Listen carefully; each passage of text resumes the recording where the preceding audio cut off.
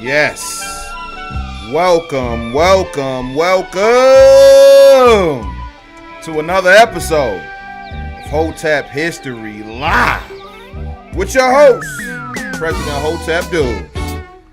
Ladies and gentlemen, it is another week here in Hotepistan. We're sitting inside of the Hotep History Library, going through the archives. And while I was searching for the story this week, I happened upon none other than heavyweight champion of the world, Mr. Jack Johnson. Now, we know that Jack Johnson is extremely famous, not only for his illustrious boxing career, but also because he was the reason behind the Mann Act.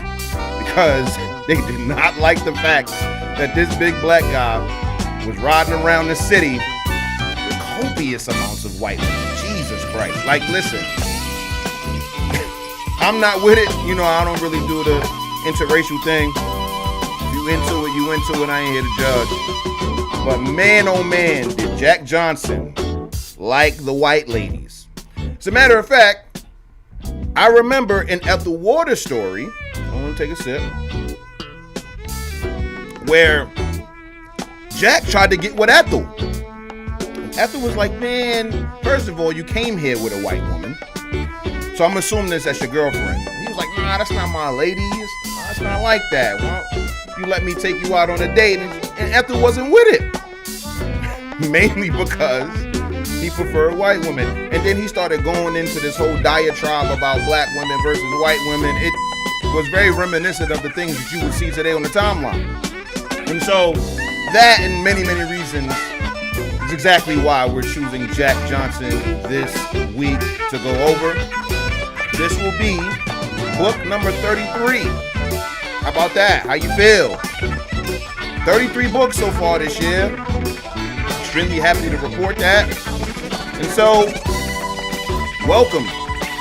Enjoy yourself. Sit back. Get you a drink or something. If you smoke, roll something up. Put me on the big screen. You already know you got to put me on. If you got the 80-inch at the crib pause, if you got, you know, the big screen in the living room, put me there. Have the family come on through. You dig? We're going to have a good time reading this book.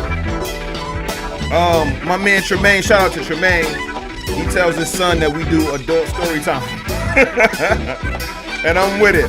Because what is history if not a compilation of stories?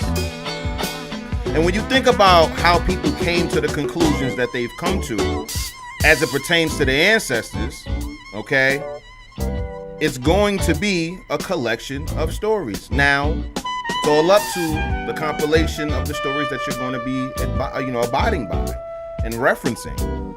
Me, personally, makes only all of the sense in the world to tap in with the people that we're talking about their lives. So yeah, if I want to know about what was going down in Black America in the 19th century, guess what? I'm going to be reading books written by Black Americans in the 19th century. It only makes sense. Why would I go out of my way to find a secondary source to be able to tell me what these people were going through? Now, again, I make this caveat all of the time, being that I am a secondary, in a lot of cases, a tertiary source, that there is value in secondary sources. You think about Hotep history, right? We're able to compile all of these different stories to form narratives and framing and all of the things that are extremely important to the person that will be getting the history. And so, as a secondary source, I am not downing them. What I am saying is that the ancestors are even more important than me. Yes, sir. They're way more important than me. Their books are way more important than my interpretations of them. Now, as fans of the show, you guys know I interpret very well. I'm able to make very succinct, logical conclusions as it pertains to the things written in the books. However, how about you read it yourself? We leave links to the books in every book that we cover on the show. You feel me? So please, by all means, don't just take my word for it. I love going back and forth with people. You know how people argue using scriptures in the Bible? I do that when it comes down to the ancestors. Me and a fellow history buff, we gonna go back and forth like, nah, it says right here okay, that Mifflin Whipstar Gibbs, he said this. Booker T. Washington said this. What say you, fellow history buff, fellow Hotep historian? You feel me? And so, when it comes down to the ancestors, please understand the importance of the primary source. There is nothing more important than the primary source. Do the knowledge, do the education on your own, and I promise you it'll stick longer in your mind. It'll be way more applicable in your life. I'm telling you right here and now, so many of the things that I've gone over on this show, not even just my personal time, has absolutely changed my life for the better. I apply what the ancestors tell me. Do I fall short sometimes? For sure. But for the most part, the things that they believe in, the things that they work towards, the things that they achieved, built, created, all of these different things, I do my best to emulate those things. It's extremely important to carry on the legacy of the people that came before you, especially when they've worked tirelessly to make sure that you are able to reap those benefits. You gotta pay it forward, man. I know that's what my OG told me, rest in peace. I remember being a kid, like 11, 12, 13 years old, and we was riding in his car, and I was just telling him, like, yo, I just want to say thank you, man. You know, you stepped into my life when you didn't have to. You raised me as your own, and you didn't have to. And he was like, yo, listen, if you truly are sincere about what you're saying to me and the appreciation that you have for me, then do the same thing for another black boy. Everything that I was able to do for you, take you on vacations, make sure your Christmases was lit, make sure that you had the school supplies for school, making sure you had the new Jordans, all that other stuff. Make sure that there's a black boy out there that you're doing that to. And I'm here to tell you, OG, I'm doing way more than that, man. And so the entire point is to make sure that you're respecting the people that came before you, man, because they didn't do it for no reason. I know it's hard dealing with this because of the portal theory. And that's the reason why whenever I get discouraged about the state of black America or what's going down, I go right to the ancestors.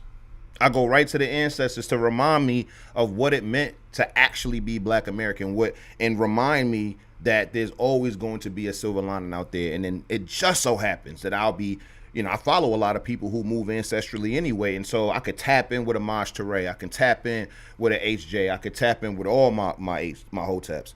But even, you know, I shout out Bees all of the time and the things that she's doing with GovTech and how she's quite literally changing the lives of countless people. I can look at my contemporaries and see the ancestors inside of the things that they're doing, and I'm extremely proud of the things that they're accomplishing in real time as we live and breathe. And so it's extremely important for you guys to understand the instructions that were left to you by the ancestors and then carry that on. But ladies and gentlemen, welcome to another episode of Hotep History Live. I am your host with the most, President Hotep Dubes, reporting live from Hotep Nation inside of Hotepistan. Listen, man, it's the 1st of June, starting a new month, starting a new week. It's really refreshing. Like I said, we're going to be going over Jack Johnson's story. This is going to be, for me, a level of, like, when we're dealing with autobiographies like the Ethel Waters and stuff like that, it's not going to be the type of prescription text that we usually would get from like a Dr. Thornton or a Booker T. Washington or something like that, where they're actually telling, hey, this is how you succeed, or this is how you should live your life, or this is how you should view these types of things. I go over these types of autobiographies not only to obviously get more intimated with the subject of the book, but also the times that they were living in. You get a lot from Ethel Waters as she tells you and describes Chester. She describes Philadelphia. She describes, you know, her environment. And those are going to be, you know, pieces of reality, pieces of history that we're able to glean from their books. And so with Jack Johnson, listen, it was about 24 books that I was mulling over. Like, it's so hard. I know I'd say this complaint every week, for real. I mean, not for the past few weeks, because I have those 3 books planned, and that is going to be a future thing that I do. But man, when you put on the spot as Hotep Dubes and trying to figure out the best book for the week, I'm telling you, it's easy to just close your eyes, point to a book, and that's just the book that we're going to read, right?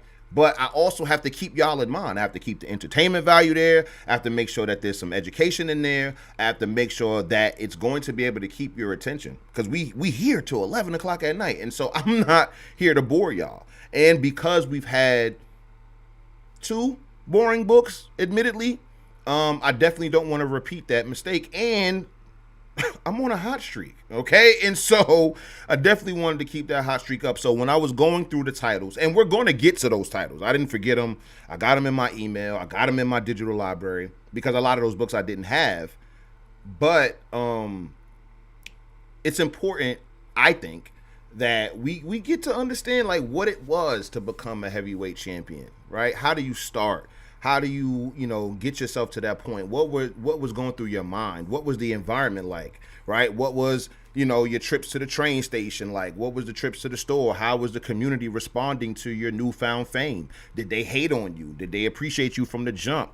Were there hurdles and obstacles that you had to go through? And it's almost certainly yes when it comes down to the ancestors. And so that is the education piece, that you'll be able to see people, because a lot of these people, they grew up poor. We're talking about ancestral Black America, right? While we did have millions and millions of dollars across Black America, it's very, very large population of poor people who had to start poor and end up rich. And so because of the rags to riches story that is Black America in general, when you start to zoom in on particular states, cities, communities, et cetera, you're going to see that. And so that is why I chose Jack Johnson. Over the next few weeks, I will, because it was like a 2-day process for me. Saturday and Sunday was me literally going through, about 28 books. And so those books are in the queue, because I was going listen, I'm going to pick the most exciting ones that out of the bunch, but they all had value. And a lot of them, a good percentage of them, were books that we could finish in the week as well. And so as somebody that's another thing that I'm keeping in mind too.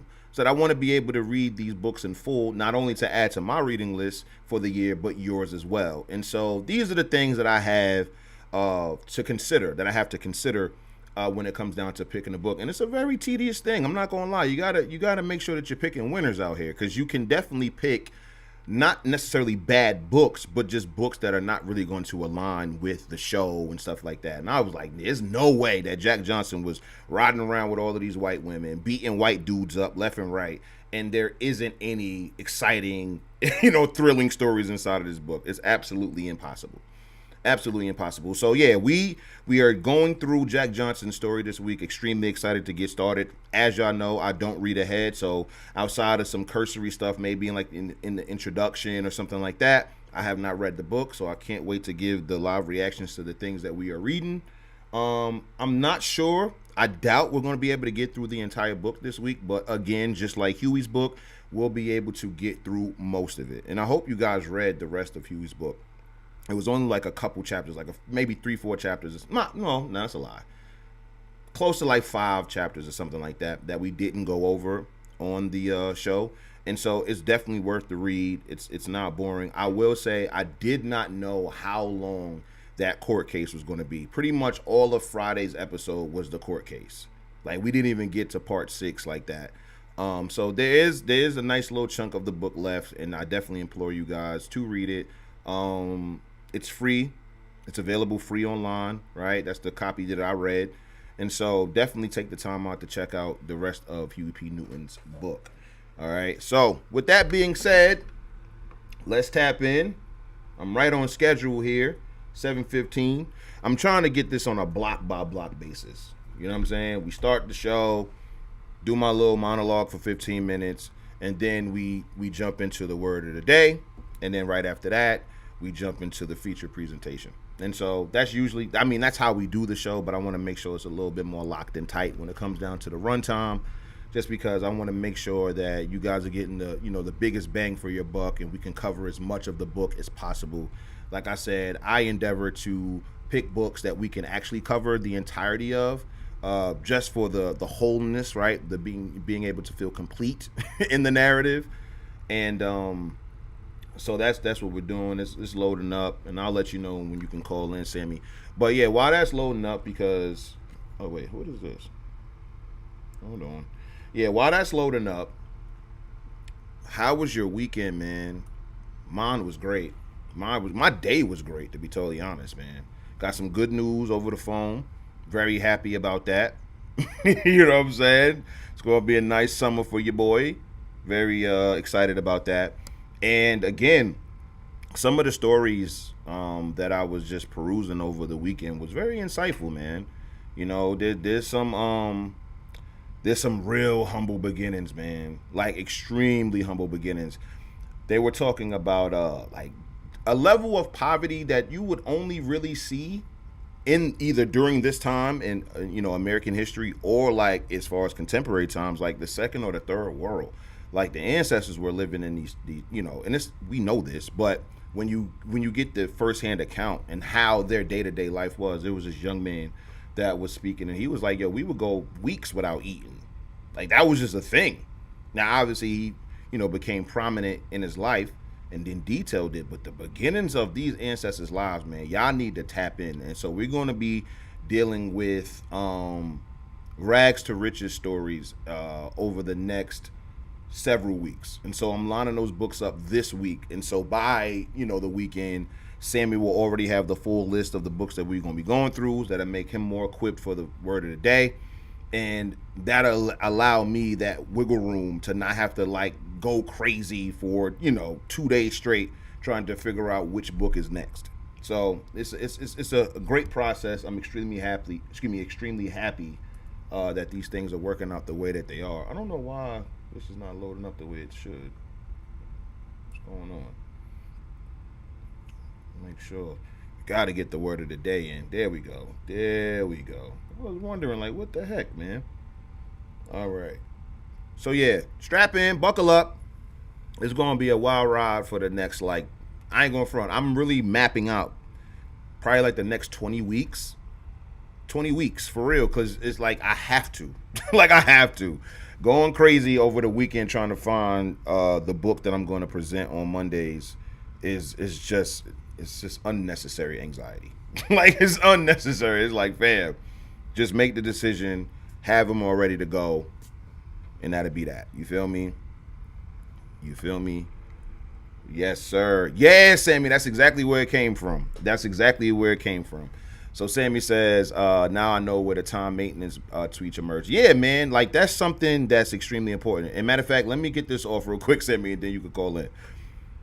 Time management. Let me read the tweet directly, because you know how we do. We do primary sources over here.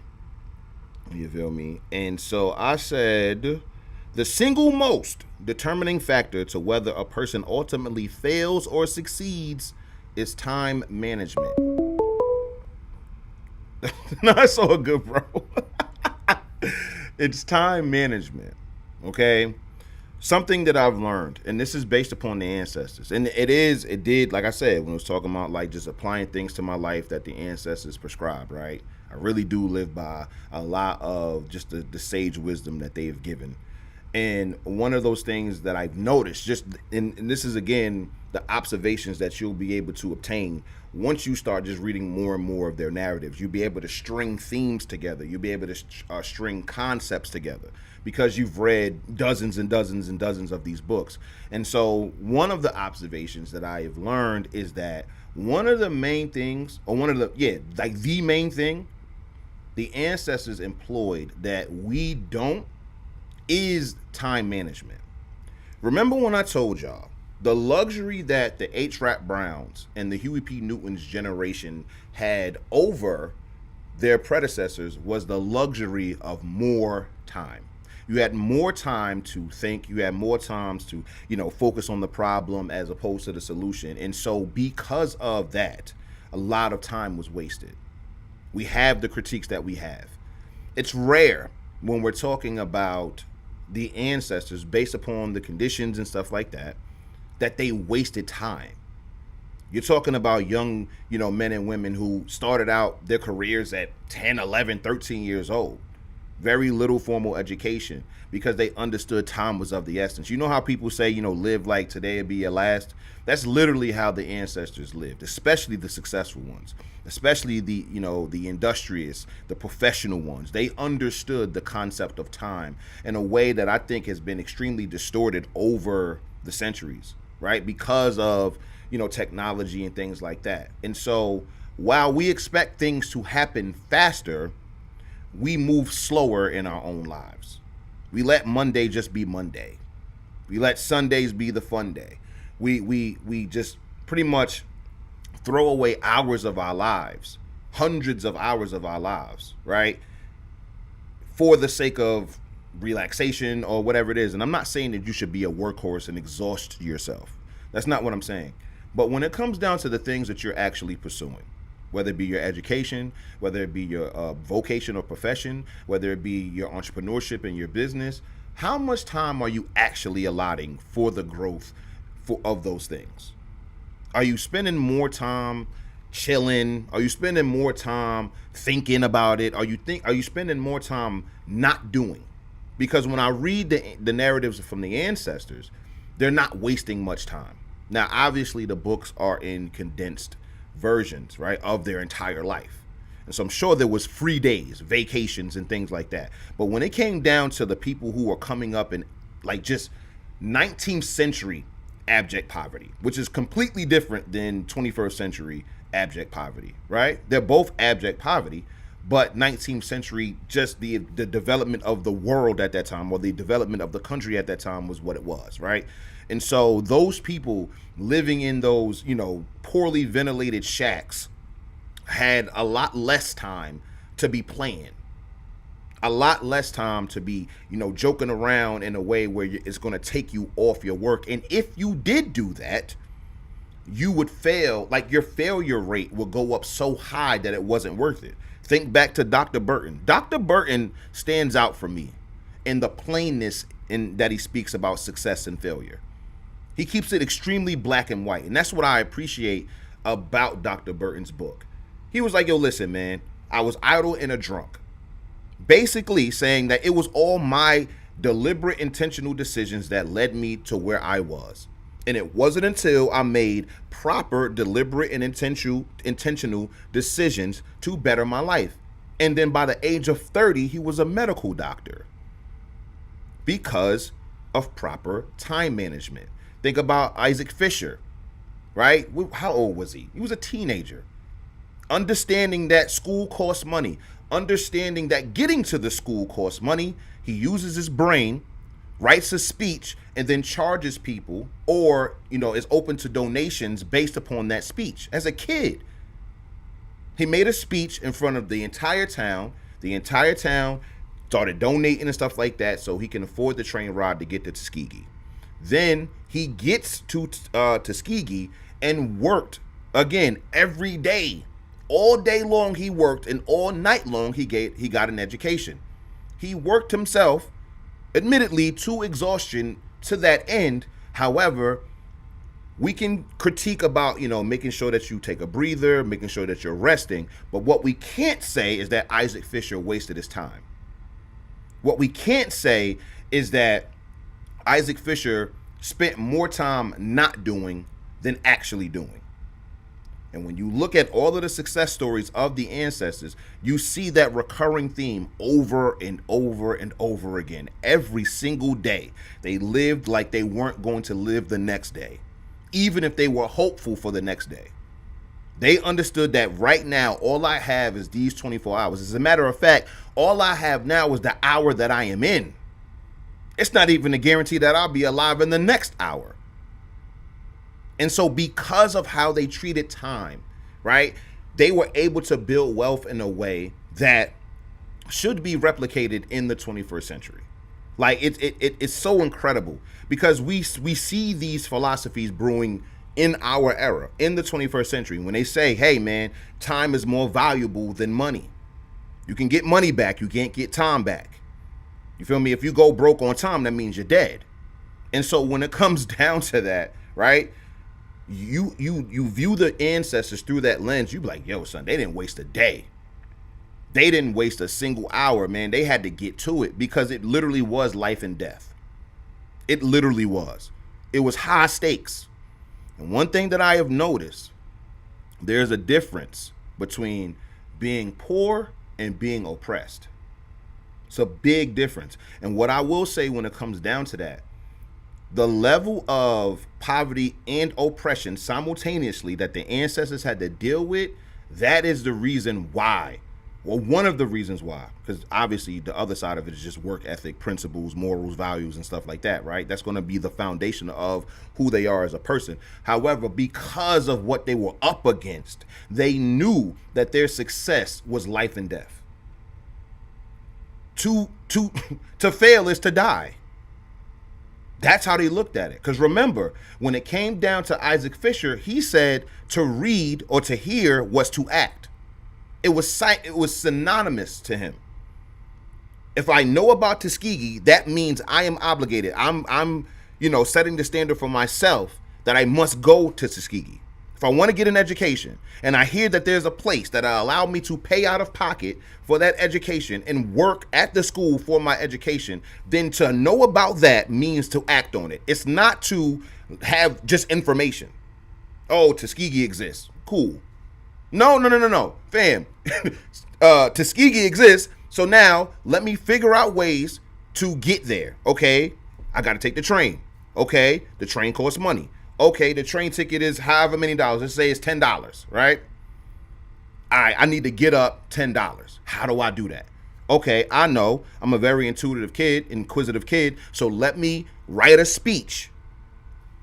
Give the speech, be able to receive the donations, and then use that money to get to Tuskegee. Then he gets there. One of the poorest students there, right? Coming from abject poverty, like I was saying. But also the levels of oppression that we're dealing with in the late 19th century, early 20th. And so based on that, okay, I'm the poorest kid here. I cannot afford to keep, to stay here the way I need. So how am I going to afford this? Okay, I got to work. Where can I work? I can work here. What can I do here? And remember, he started off in the medical department, right? Making sure all of the students were good, checking on them, Then he moved over to the printing press. Now he's working in the printing room. Then he got sick, right? Because he was working so hard. And so they told him, yo, Isaac, chill. Isaac, being extremely potent, right, and intentional about his time management, was like, nah, just move me to the farm. I don't even know why that would be the option. If you were so exhausted from the printing press, I don't know why you would go to the farm, but he did. And he worked in the farm. He did this for 3 years straight. Again, time. He understood that if I go crazy, make it happen if I lock in for these next 3 years, I will be a Tuskegee graduate and I'll be able to use my degree from Tuskegee to be able to make a life for myself. And so he worked himself as hard as he could for 3 years straight. Not taking any shorts, not taking any vacations, not doing any of those things, working all day long, going to school all night long to achieve the goal. And when you look at all of the other ancestors around him, whether they were his age, a little bit older or whatever, they did what was necessary and they used their time so wisely that it makes sense that they have mansions at the end of this. It makes sense that they have land and wealth and all of these different things. It's extremely important to understand how the ancestors conceptualized time and how they used time, because that's all you have at the end of the day. That's all you have. And so if you don't get anything from the ancestors, the work ethic, the virtues, the values, the principles, if you don't get anything else from them, get time management from them. They treated every day like it was going to be their last. They treated every day like this is another opportunity to make my life what I want it to be. They didn't slack off. They didn't. And the ones who did failed miserably. Because remember, these people will talk about their contemporaries, their peers who were failures, became drunks, vagrants, not doing anything. They talked about them. And so the ancestors used time in a way that allowed them to build as much wealth in the shortest amount of time because of how much time they were, using. And so if you look at today, man, where you got robots doing a lot of the legwork, doing a lot of the brunt of the work, use those robots to make sure you're optimizing your time. And so that's what I did. I compiled a list of all of these books that I was going to read anyway, that are already either in my library or new books that I'm acquiring, and was like, you know what? All of these books are good. So you know what? Let's make a list.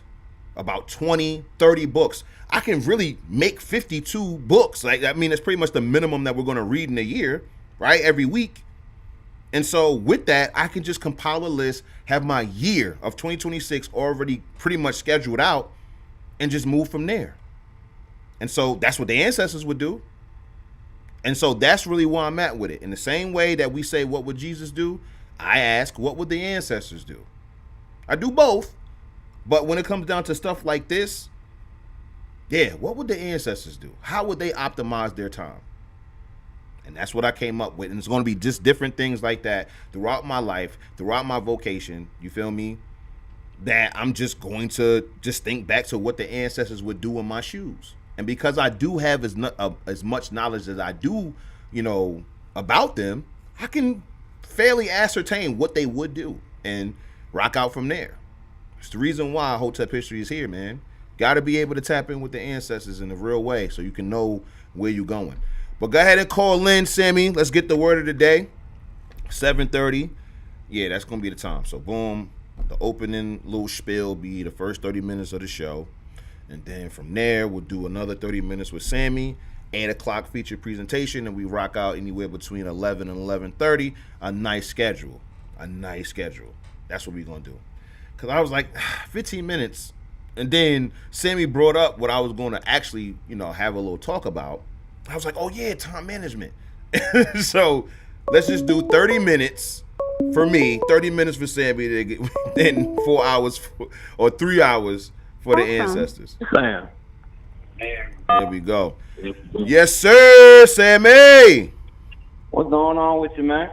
Nothing much, man. Had a great day. Some good news came through my phone. Extremely happy about that. Like I said, I've been optimizing. Me and Tremaine was doing workshops with the AI and all of that. He got me feeling like, I ain't gonna lie, he got me feeling like a computer genius over here, fam. I be feeling like I'm coding. You feel me? I feel like Malfoy, gang. So it's like, you know. What's up, man? No, that's not his name. What was Guilfoy? Oh, Guilfoyle also. Yeah, Guilfoy. Yeah, he got me feeling like him, son. How you been? Man, it was a good day, man. Finally, first day back since the hiatus, ever since the paternity leave. Hey, back to work, okay? Back to work, you know what I'm saying? And it was a lot of just combing through email for the most part, but at the same time, man, I am excited for today's word of the day. I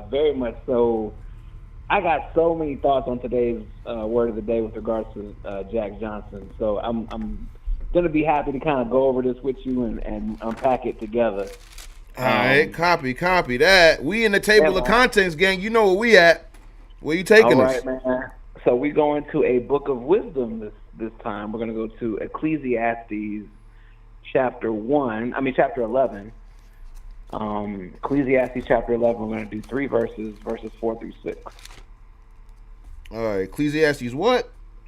11. Oh, I was 1 page away. That's what I'm talking about. All right. And it's a short little chapter. We gonna read the whole chapter? No, we're actually just gonna read 3 verses. 3 verses 4 through 6. All right, copy. So mine says, cast your bread on the waters. There you go. That's what it is. That's exactly what mine says too. And I mean, even from the title, you see that like this is about how you spend your time, how you spend your money wisely, right? Mm-hmm. How you go about investing your time and your money wisely. So as you know, the book of Ecclesiastes in general, just like Proverbs, very short, pithy type of sayings. Sometimes you might be changing from one topic to the next, from verse to verse. So you got to just keep that in mind as you're reading it, right? Copy. But occasionally you'll find like a string of 2 or 3 verses that like all are on the same topic, like discussing the same thing. So this is just a bunch of different ways that you can invest your time and your efforts, and it kind of folds into what you were talking about with time management as well. So let's go ahead and read these 3 verses, and then we'll get into the word of the day. So he who observes, verse 4, he who observes the wind will not sow. He who regards the clouds will not reap. As you do not know the way the spirit comes to the bones in the womb of a woman with child, so you do not know the work of God who makes everything. In the morning, sow your seed, and at the evening, withhold your hand, for you do not. I'm sorry. And at the evening, withhold not your hand, for you do not know which will prosper, this or that, or whether both alike will be good. Okay. So, that first verse I read, right? He who observes the wind will not sow. He who regards the clouds will not reap. As you can see there, he's basically saying like this. There's a person out there who all they do is study, and they got all the information in the world, but they never get to the bare bones of it's time to put the tire to the road, right? It's time to put my foot on the ground, get in the field, and actually do something. That's what this first verse is talking about, right? If you regard the wind, you think about it from a farmer's point of view, right? He who observes the wind, he who regards the clouds. These are the people who they're always thinking, oh, now's not the best time. Now's not the best time. Oh, maybe we should wait one more day, and they never actually end up sowing or reaping, right? And then that second verse that we got here, it says, as you do not know the way that the spirit comes to the bones and the wounds. Like, it's basically that age-old saying that you hear at like abortion clinics where like, you know, does life begin at conception or whatever like that. Like, you don't know exactly, to this day, we don't know exactly when things happen, right? When that spark exactly happens. But what we do know is that it does happen. And it's simply put, what here he's saying is that God is the one who decides when you will reap a bountiful harvest or when you won't reap a bountiful harvest, right? Right. So they're likening that to the previous verse. And then finally you get to that last one, in the morning sow your seed, and in the evening withhold not your hand. So some people, you know, maybe they decide to do whatever they do for their sowing ritual in the morning. Sometimes they do it in the evening. Sometimes they do both. God is saying, just do both. Just do both, because you never know how I decide to bless you. I might decide to bless you with your evening sowing or your morning sowing, whatever it is that you decide to do. So why not just cast your seed upon the waters of both at both times, right? So I say all that to say today's segment, which is what I called "Put the Book Down and Go Learn Something." Okay? Put the book down and go learn something. So, and this is not, and you'll find different ways to think about this. Like, for example, we just read about, you were just talking about Isaac Fisher, was it? Yeah, Isaac Fisher, yep. And how he said reading was action. Well, if you're illiterate, reading is action. You see what I'm saying? That's a fact. So this is not a contradiction to what Isaac was saying there. What's being said here though is that if you're now literate, right? You're very literate, you're very well learned. At some point you have to get out of the book and actually get in the field. You have to get in the field. So after looking at today's passage, one of the most fascinating things that we're going to learn about in this book wasn't just the fact that Jack Johnson was a boxer. It was his curiosity. Before he was a champion, before he was famous or wealthy, he was simply a restless young boy in Galveston, Texas, who became fascinated with a man named Steve Brody. Now, this particular part, this reminded me a little bit of, you know, the I Show Speed? Yeah. This reminded me simply of, this is like the precursor to I Show Speed. Word. Okay. There's this famous man who does a famous feat. I'm not gonna mess it up for us, but he does something famous, okay? And basically Jack is like, I gotta go see this guy. Okay. I gotta go see this guy. So I Show Speed, if you know kind of like his origin story, how he kind of came up. One of the things that he did was, while he was gaming, one of the games he used to love was FIFA, and he used to play Messi. Messi was the guy he loved to play. So he would say, and talk Ronaldo. Ronaldo was the guy he used to play with. So he was like, I gotta meet Ronaldo. I gotta meet Ronaldo. And he just kept saying it in every stream And before you know it, his numbers are going up stupid crazy to the point where he's making a lot of money from this. Now he can go travel to go see this guy, right? Mm-hmm. And that's what this is kind of reminding me of about what he's doing. So Steve Brody, he's a famous guy, and Jack is going to go try to see this guy.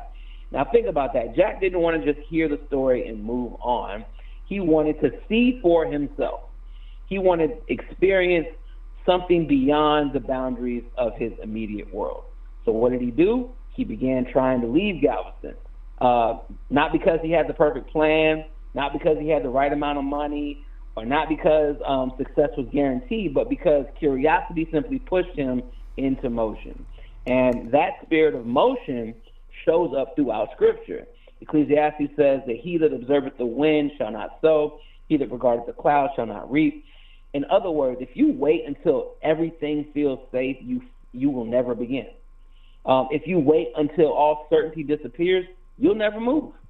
If you demand guarantees, you will never grow, right? Mm-hmm. So the writer continues, and he says, in the morning sow thy seed, and in the evening withhold not thine hand. And the reason why he's saying that is because you do not know which effort will prosper. The Bible's not teaching recklessness. It's teaching action, and it's teaching taking initiative. It's teaching that experience often becomes the classroom that God uses to educate people. And that's exactly what happened with Jack Johnson. So his wandering spirit, as a I think that's what he decided to call it in the book per se, exposed him to experiences that books alone could never provide. And eventually, through circumstances he didn't even initially seek, he ended up boxing, right? I'm not going to spoil that either, but I'm trying not to read certain details. So what's interesting is that boxing wasn't originally some carefully engineered life plan for him, right? In many ways, he stumbled into boxing. But once he got his hands on experience, something within him awakened. Curiosity became a skill became discipline, and discipline became opportunity. And that pattern still exists today. Our own story I think about my own story when I think about this, and how I got into cybersecurity for GRC, right? And I remember when I, told my wife, I'm like, look, I'm actually going to be transitioning out of nursing, and I'm going to go into cybersecurity. I just kind of been wanting to do this anyway. I love what my parents have done for me as far as them being in the medical field, but I kind of want to do my own thing. And I went that route, and within 2 years, I was so thankful that I did that. Right, like I spent a good bit of money. I remember particularly talking to the recruiter before I spent the money, and I was like, man, I got to talk to the owner, dog. I got to talk to the owner because I gotta get a guarantee that when I buy this course, that I'm gonna get what I'm looking for. Because you gotta be, you gotta make sure you copping the right course. Careful, you spend your money with these boot camps. You know what I'm saying? So I talked with the owner. He did give me assurances with regards to that, and when I was guaranteed that, man, I went forward with no certainty, no necessary full promises per se, but in taking that risk, it was that practical experience that I was given in the actual boot camp that launched me into the career that I have today, right? So, experience teaches things that theory cannot teach. So these are the lessons a classroom can introduce, but there are other lessons that only reality can teach. And you can only, you can read about swimming all day, right? But you're not going to be Michael Phelps unless you jump in that pool, right? Right. You can study business all day, but eventually you got to sell something, right? You can talk about leadership, but eventually you have to have a following in order to prove that you are a good leader, right? So you can study courage even, but eventually you have to face fear. And Jack Johnson's life demonstrates that truth. His desire to see the world pushed him beyond comfort, and his willingness to explore exposed him to opportunities. And when boxing entered his life, he gained hands-on experience necessary to discover his calling. One of the greatest mistakes young people make today is believing that they must have their entire life mapped out before beginning. I mean, they even say it today. Most people, by the time they graduate and they get their bachelor's, their actual like career that they end up in is like twice. They've already switched careers twice, 2 times before they finally land on the one that they really want to do. Mm-hmm. Right? Like it's not uncommon that right after you graduate, 10 years from now, you'll probably have switched careers 2 or 3 times. So I say all that to say, God often reveals direction while you're moving, not while you're standing still. David learned leadership while tending sheep. The disciples learned ministry while following Christ. Joseph learned administration while surviving hardship, and experience becomes part of their education. So here's the lesson. In your youth, be willing to fail. Be willing to fail fast. Be willing to take calculated risks, willing to try things, willing to learn and to move. Because sometimes the opportunity that changes your life is waiting on the other side of the action. Don't spend your entire life reading history. At some point, put the book down and go make some history. Yes, absolutely. Because while wisdom can be taught, experience must be lived. And that's what I got for you guys. Hell yeah, man. Yo, listen.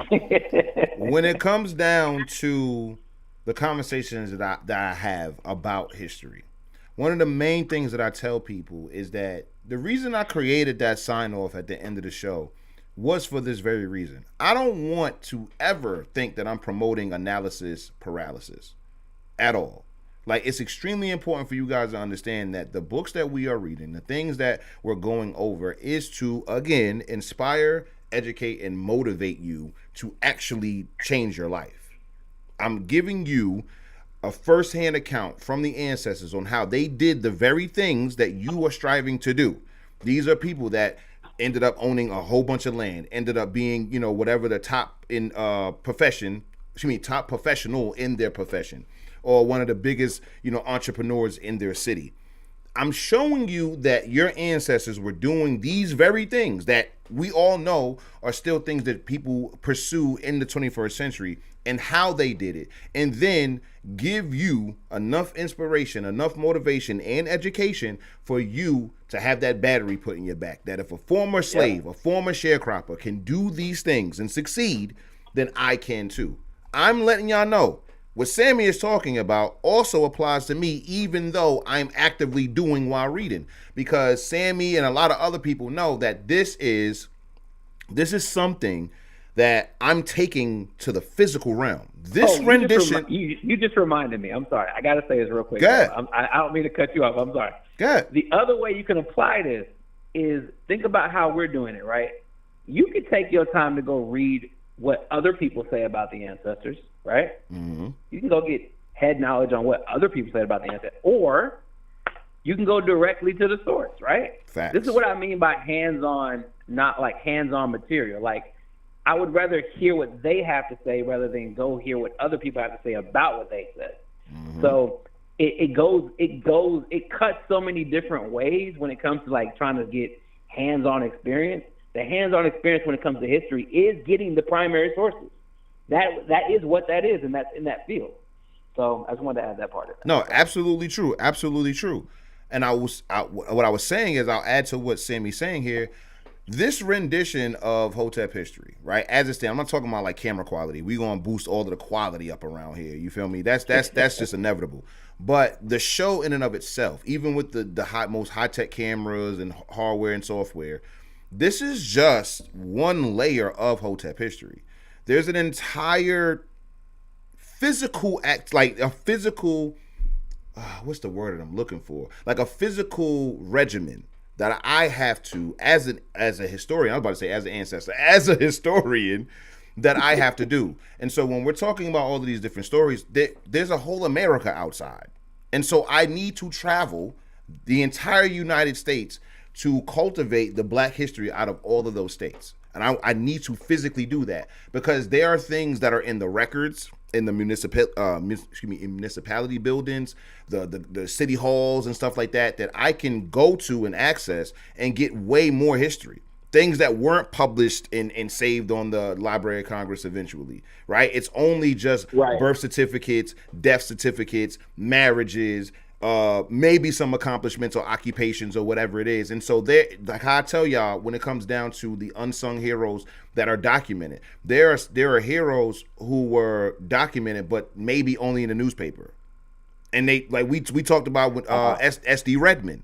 And so luckily I was able to, there's enough black newspapers online that I can access and, be able to find all of these people. But there are people in Nebraska. There are people in New York. There's people in Illinois. There's people in Florida. There's people in Texas that 200 years ago, 150 years ago, were moving and shaking in their time, right? And so I need to travel to be able to tap into that physical history. It's extremely important. So while I love the live streaming, and I will be bringing you guys along on the live stream when I do all of the traveling, right?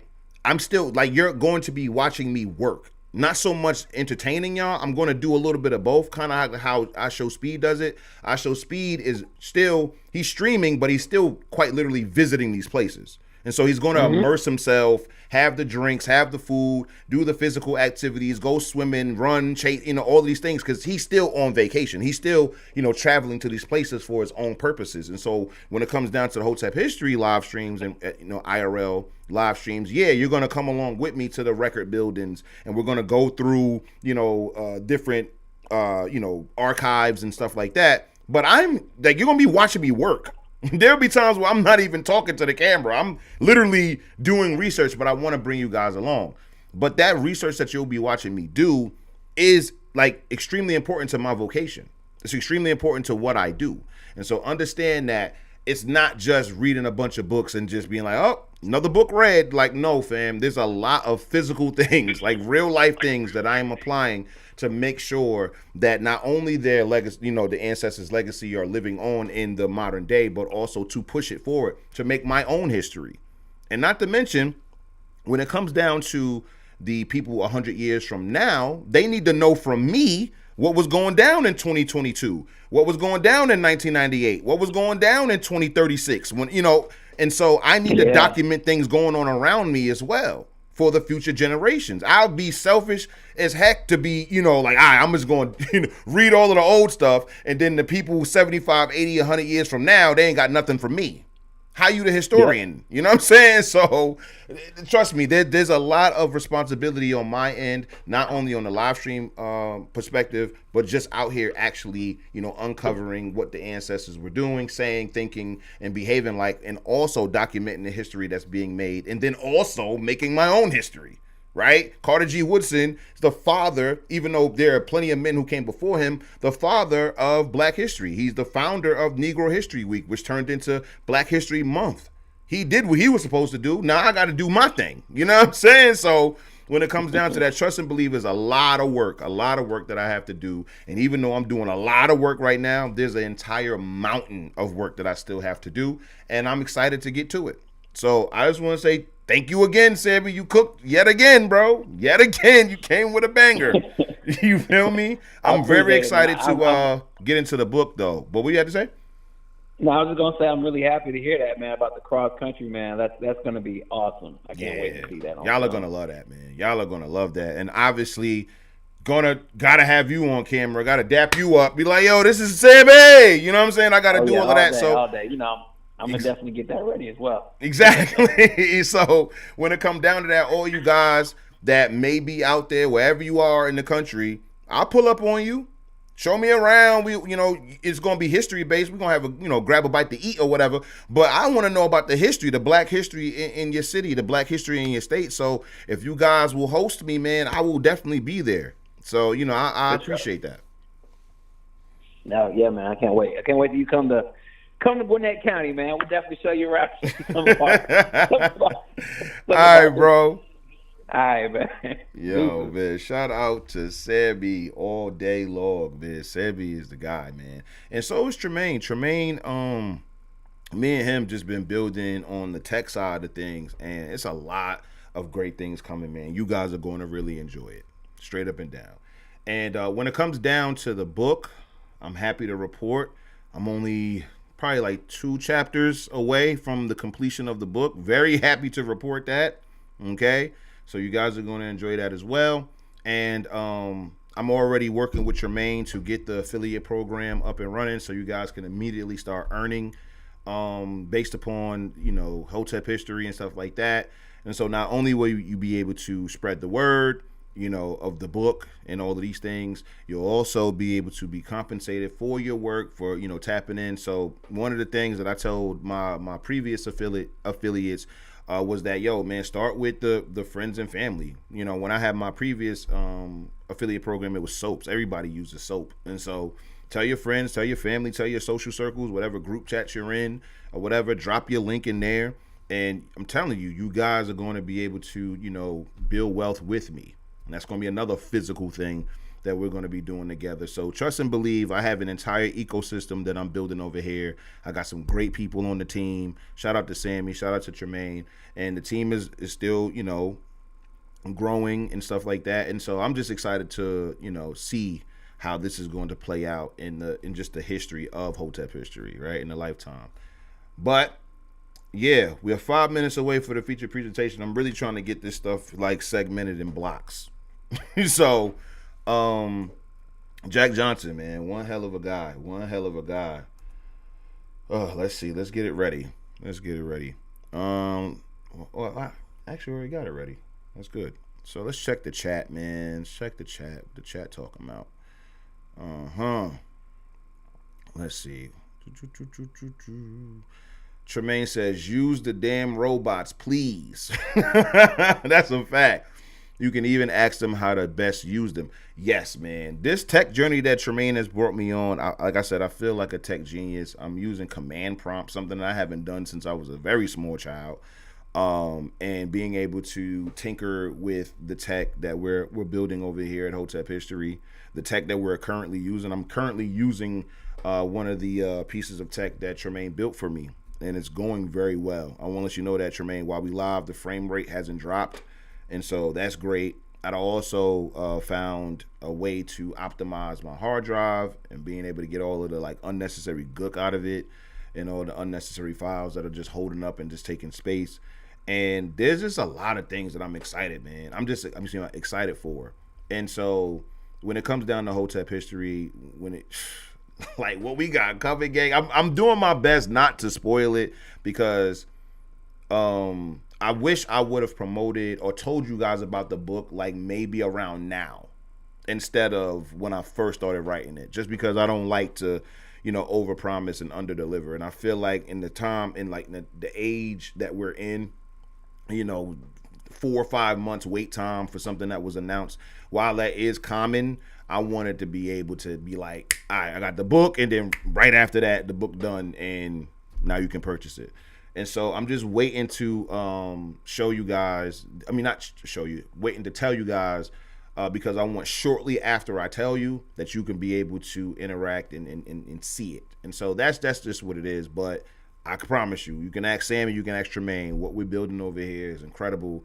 And I really do think it's going to bring immense value, not only to you, but teachers, students. It's an entire ecosystem, like I said, that I'm building here based upon Hotep history. And the ideas just keep flowing. And just like what Tremaine's saying, when it comes down to the tech, man, the tech will literally build it for you. Whatever your heart's desire, you will be able to get it done. And so that's something that Tremaine has showed me over the past month, almost a month. And so, yeah, the sky's the limit when you start, incorporating like AI for your coding and building and stuff like that. And so that's what we've been doing. We've been behind the scenes tinkering to make sure you guys have the best experience here at Hotep History. I want to make sure that this side of the internet that we've occupied is addictive, that you don't want to leave, that you want to make sure you always tapping in with the ancestors. And so that's what we're doing right now. We're creating something to where you're not even going to know how you lived without it. I'm telling you, like, it's going to be like, yo, it's going to feel so natural to you. And I'm not trying to hype it up, but I'm telling you, fam, look at the chat. Sammy says, yeah, the picture is a lot less choppy. The improvements are already showing. And so, listen, man, I don't have to front to y'all, okay? If things was going bad, I wasn't going to tell you that it was good.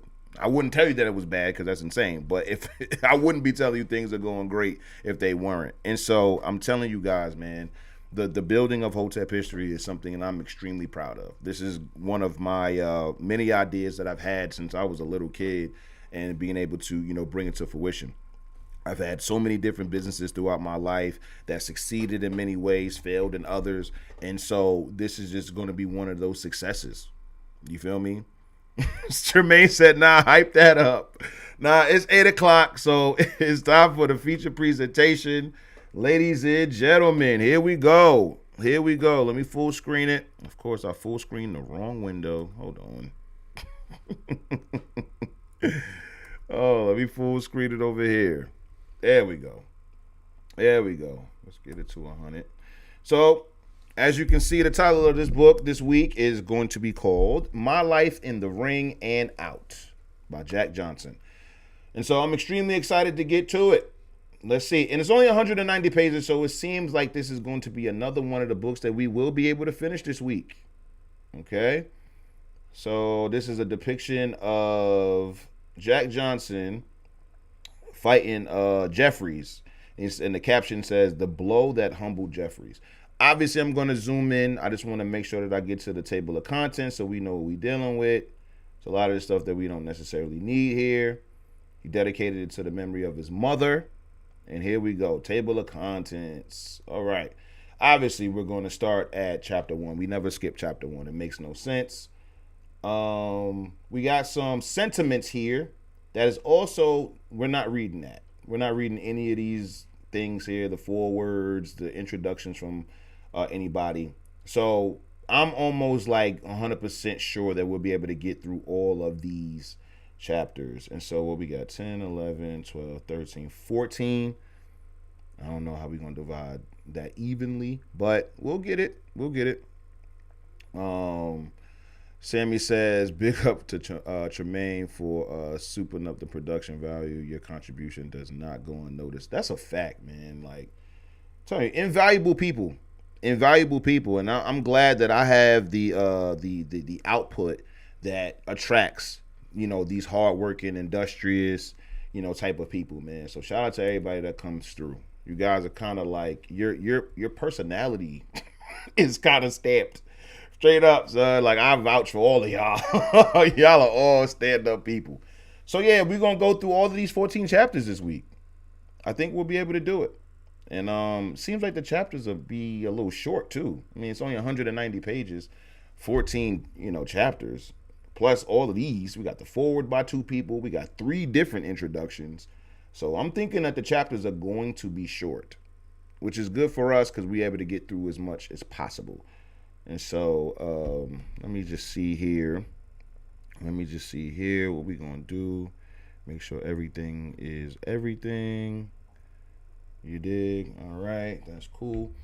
So, I mean, if it's 14 chapters, I guess we'll do like 5 chapters. You know what I'm saying? For the first 2 episodes. And then we'll finish out with, the last, 2, 3? What was it? It's 5, 10. Oh, shit. So the last 4, excuse me. And so, yeah, that's what I'm thinking. So, yeah, we'll do up to chapter 5 tonight, and then 6 through 10, and then 11 through 14. That's what I'm thinking. So let's jump to it. Let's get to it. All right. Can y'all see that? Do I have to zoom in some more? Let me know if y'all can read that, and let me know if I can if I have to zoom in some more before we start. You dig? All right, let me check, make sure everything is going good on the oh my goodness, that's another thing too. So I until they tell me about the if they can read the words well. So I had a tweet over the weekend that went, they got a little busy. How many views did it get? It got 192,000 views. So I wouldn't call that viral, but it got noticed, right? And I called these people jamming out to this very corny DJ transition. And I called them predominantly white blacks, which I think is absolutely hilarious. Like, even now that I think about it, like, that was comedic genius, okay? Very funny. And so people was calling me all types of coons and all that stuff, which, I'm used to that. That's nothing. Just rolled off my back. But this lady, 4 minutes ago, Her handle is predominantly white black. And she says, I feel seen. Oh my God. Oh my God. That is hilarious. All right. Here we go. All right. Y'all can read it. Y'all can see it. All right. Let's go. So, chapter 1. This is titled, I Take My Pen in Hand. Okay. Let's see what we got. You know what I'm saying? I ain't gonna lie, she wanted a good one, Sammy, because she was like, she just laughed it off and said, I feel seen. That's what I appreciate. You know what I'm saying? But let's go. You know, we got to start it off right. My name is familiar to a great many people, chiefly because I have held the heavyweight boxing championship of the world, and because for more than a quarter of a century I have figured prominently in the making of world ring history. On more than one occasion, I have been the central character in sensational episodes which stirred the interest and curiosity of the public. But I am not writing this history of my life, full of experiences and adventures as it is, because of these facts. On the contrary, in looking back over the years of my tumultuous career, I am astounded when I realize that there are few men in any period of the world's history who have led a more varied or intense existence than I. Amen. My life, almost from its very start, has been filled with tragedy and romance, failure and success, poverty and wealth, misery and happiness. And so, not gonna lie, I think I picked a good one this week because that's what we look for over here at Hotep History. We look for all of that. We look for the ups, the downs, you feel me, the lefts and the rights. That's what we're here for. Let's keep going. All these conflicting conditions that have crowded in upon me and plunged me into struggles with warring forces have made me somewhat of a unique character in the world of today. And the story of the life I have led may therefore not only contain some interest if told for its own sake, but may also shed some light on the life of our times. That's exactly what I said. Now, again, I know y'all are not going to believe me when I say this. I promise you, I did not. This is the very first time I read this page of this book right now. But I clearly said this in my intro that I was looking for books for all of these things. And he was like, you know what? Because Hotep is such a solid guy, and I don't know him, you know what I'm saying? He's not going to be born for almost 100 years from now, right? But I gotta put this in the first couple paragraphs of the chapter to let him know that I wrote this book specifically for him, because there's going to be a time, maybe June 1st, 2026, where he's going to want to read my book, and I need to make sure the criteria that he created is met. I ain't gonna hold you. The ancestors is like, I'm telling you, they do this stuff for me. I'm telling you, I feel special. The ancestors make me feel special every week. Every week they do something specifically for your boy. These are gifts that they give me, okay? That's why I love them so much. And so he said, I wrote this not only, for its own sake, because I can, but can shed some light about our times. And didn't I say that when it comes down to Ethel Waters, the entertainers, the athletes, the people who may not have built institutions or anything like that. But if you want to know what was going down at the time of my life, this is for you. If you want to know what my life was like, this is for you. And so he wrote this book specifically for Hotep history, man. Shout out to Jack Johnson for looking out for us. All right, let's keep going. Quick changes have come into my life on numerous occasions.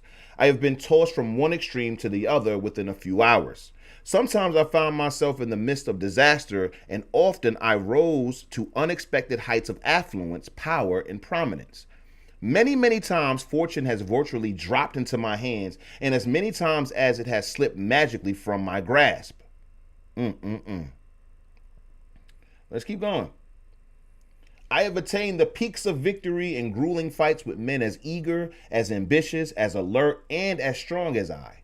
With these victories generally came great sums of money, sometimes almost more than I ever dreamed of possessing. I was surrounded by countless admiring friends, all intent on acclaiming me the greatest in my line, all eager to shout my praises, all striving for my esteem and for my bounty. By a sudden flip of fortune, I have seen these friends melt away. But there have been many who have proved staunch throughout the years, who have shared with me in my successes and victories, and who have suffered with me in the moments of failure, disappointment, and bitterness. I have known the tremendous exaltation of victory in the ring, in love, in business, and in controversies of all kind.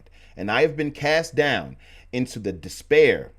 And I have been cast down into the despair that sometimes comes with failure. Oh yeah, he's about to hit us with some stuff that's going to light our lives up. I ain't going to lie. That's a fact. I have traveled in nearly every country of the world, and wherever I have gone, I have had adventures that men of my race and nation have never had. Oh yeah, we about to get stories. Oh yeah, he about to hit us. Pause. He about to hit us with some great stories. Let's keep going. I have mingled with notable people of every land. I have been with kings and queens, monarchs and rulers of nations have been my associates. In all the great gathering places of the world where the elite of every nation have met and are meeting, I have enjoyed the distinction of being a celebrity pointed out over all others. Oh, yeah. Oh, yeah. I'm getting hyped. I ain't gonna lie. He hyping this up. In my life, there have been many women, and with women, there has come great happiness and also grief and tragedy. Women have come into my life and gone out of it, leaving memories, many of which I treasure and many of which I would forget if I could. However, these women whom I have known and loved have been salient factors in my life. They have been the inspiration that urged me to strive for the uppermost places. They have been the cause of situations which turned the eyes of the world upon me, some merely gleaming with morbidness, others flashing condemnation and hate. Oh, man. And then he got the gift of gab. Oh, yeah, this is going to be great. I picked another one. I'm going to call it now. You feel me? Sammy says, I just thought about it, but it's fitting that we start June, Strong Dad June with Jack Johnson. Come on, listen. Look how things are aligning, Sammy. You know what? That's what we're going to do. All June, we doing physical exertion. So we doing athletes only. We doing physical feats only. You feel me? Yeah, that's what strong. We gonna do Hotep history. X Strong Dad June. That's how we giving it up. You feel me? Shout out to my brother Strong Dad, man, and Strong Dad June.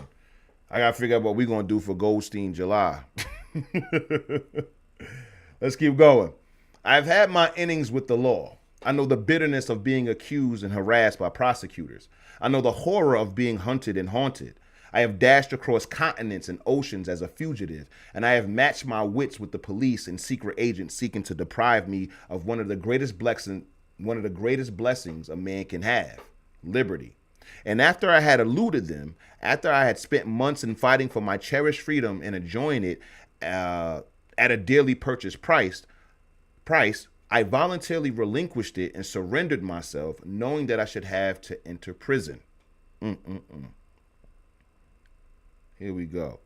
Sammy says it sounds like another Johnson we know. Which one? Is it George? Probably George. You talking about George Johnson? Gotta be George Johnson.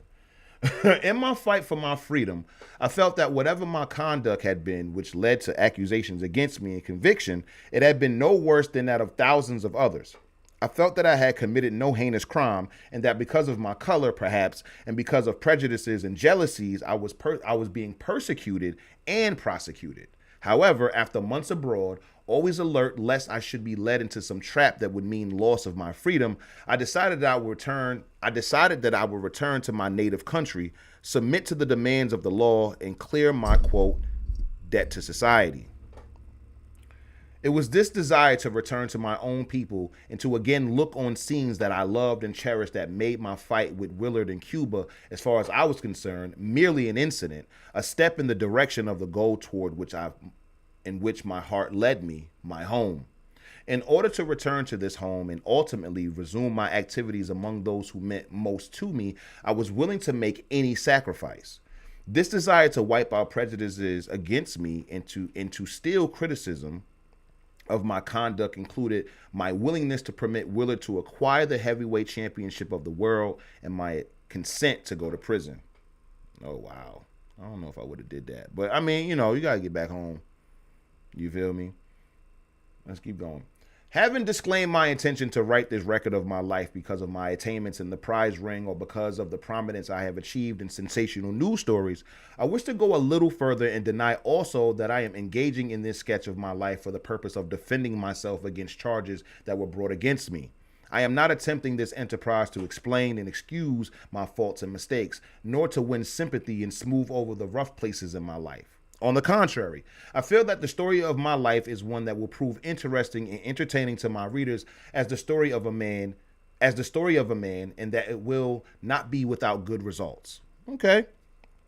I'm not pointing out any morals, yet when one suffers the inevitable consequences that ensue when the wrong course is chosen or mistakes are made, and frankly admits and describes these mistakes and their results, surely it will prove of some benefit if it aids others to avoid similar mistakes and the attending unhappiness and disappointments. And so again, going back to what I was saying, why we read autobiographies of people that may not have been like the biggest businessmen, or they were just really in entertainment and sports, because their lives themselves can be lessons. You can get an education. It's no different than talking to your OG or talking to people. They're not the most famous people or the most wealthiest people, but their life's journey, the things that they went through, in the decades before you were born, will be able to help you, right, and guide you through your own life. And like he's saying, you can use my story as a way to avoid similar mistakes, so you don't have to make the same mistakes that I have, right?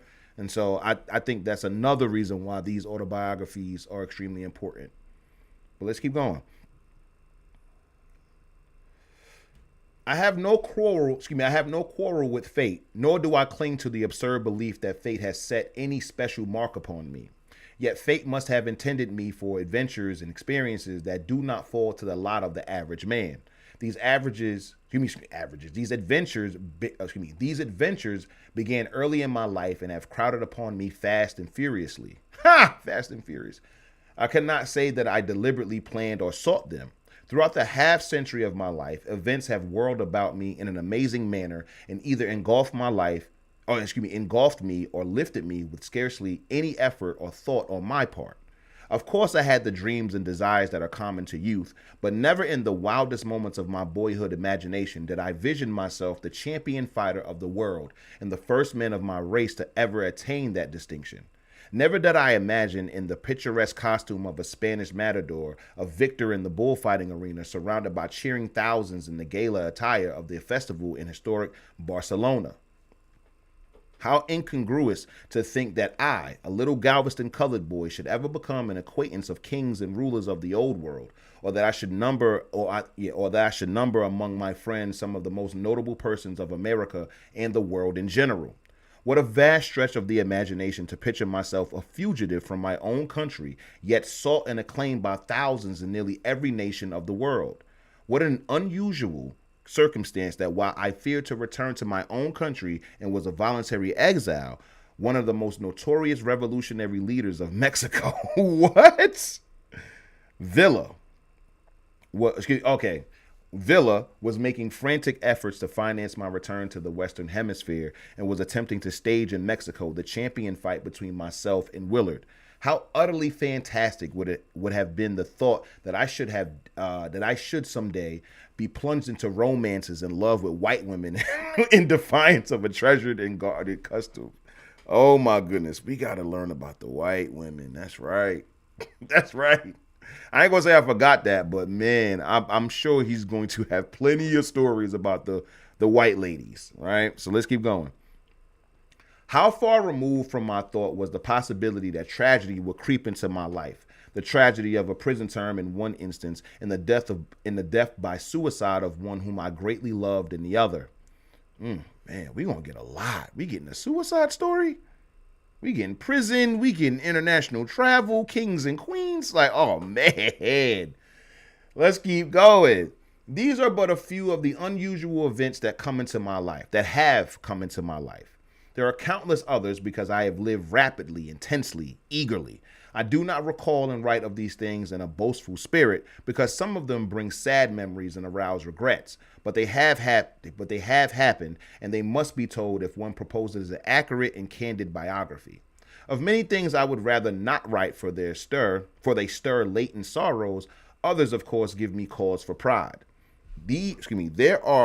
There are pleasant topics, too, of which I wish to write, because happily, my life has not been altogether filled with seriousness and tragedy.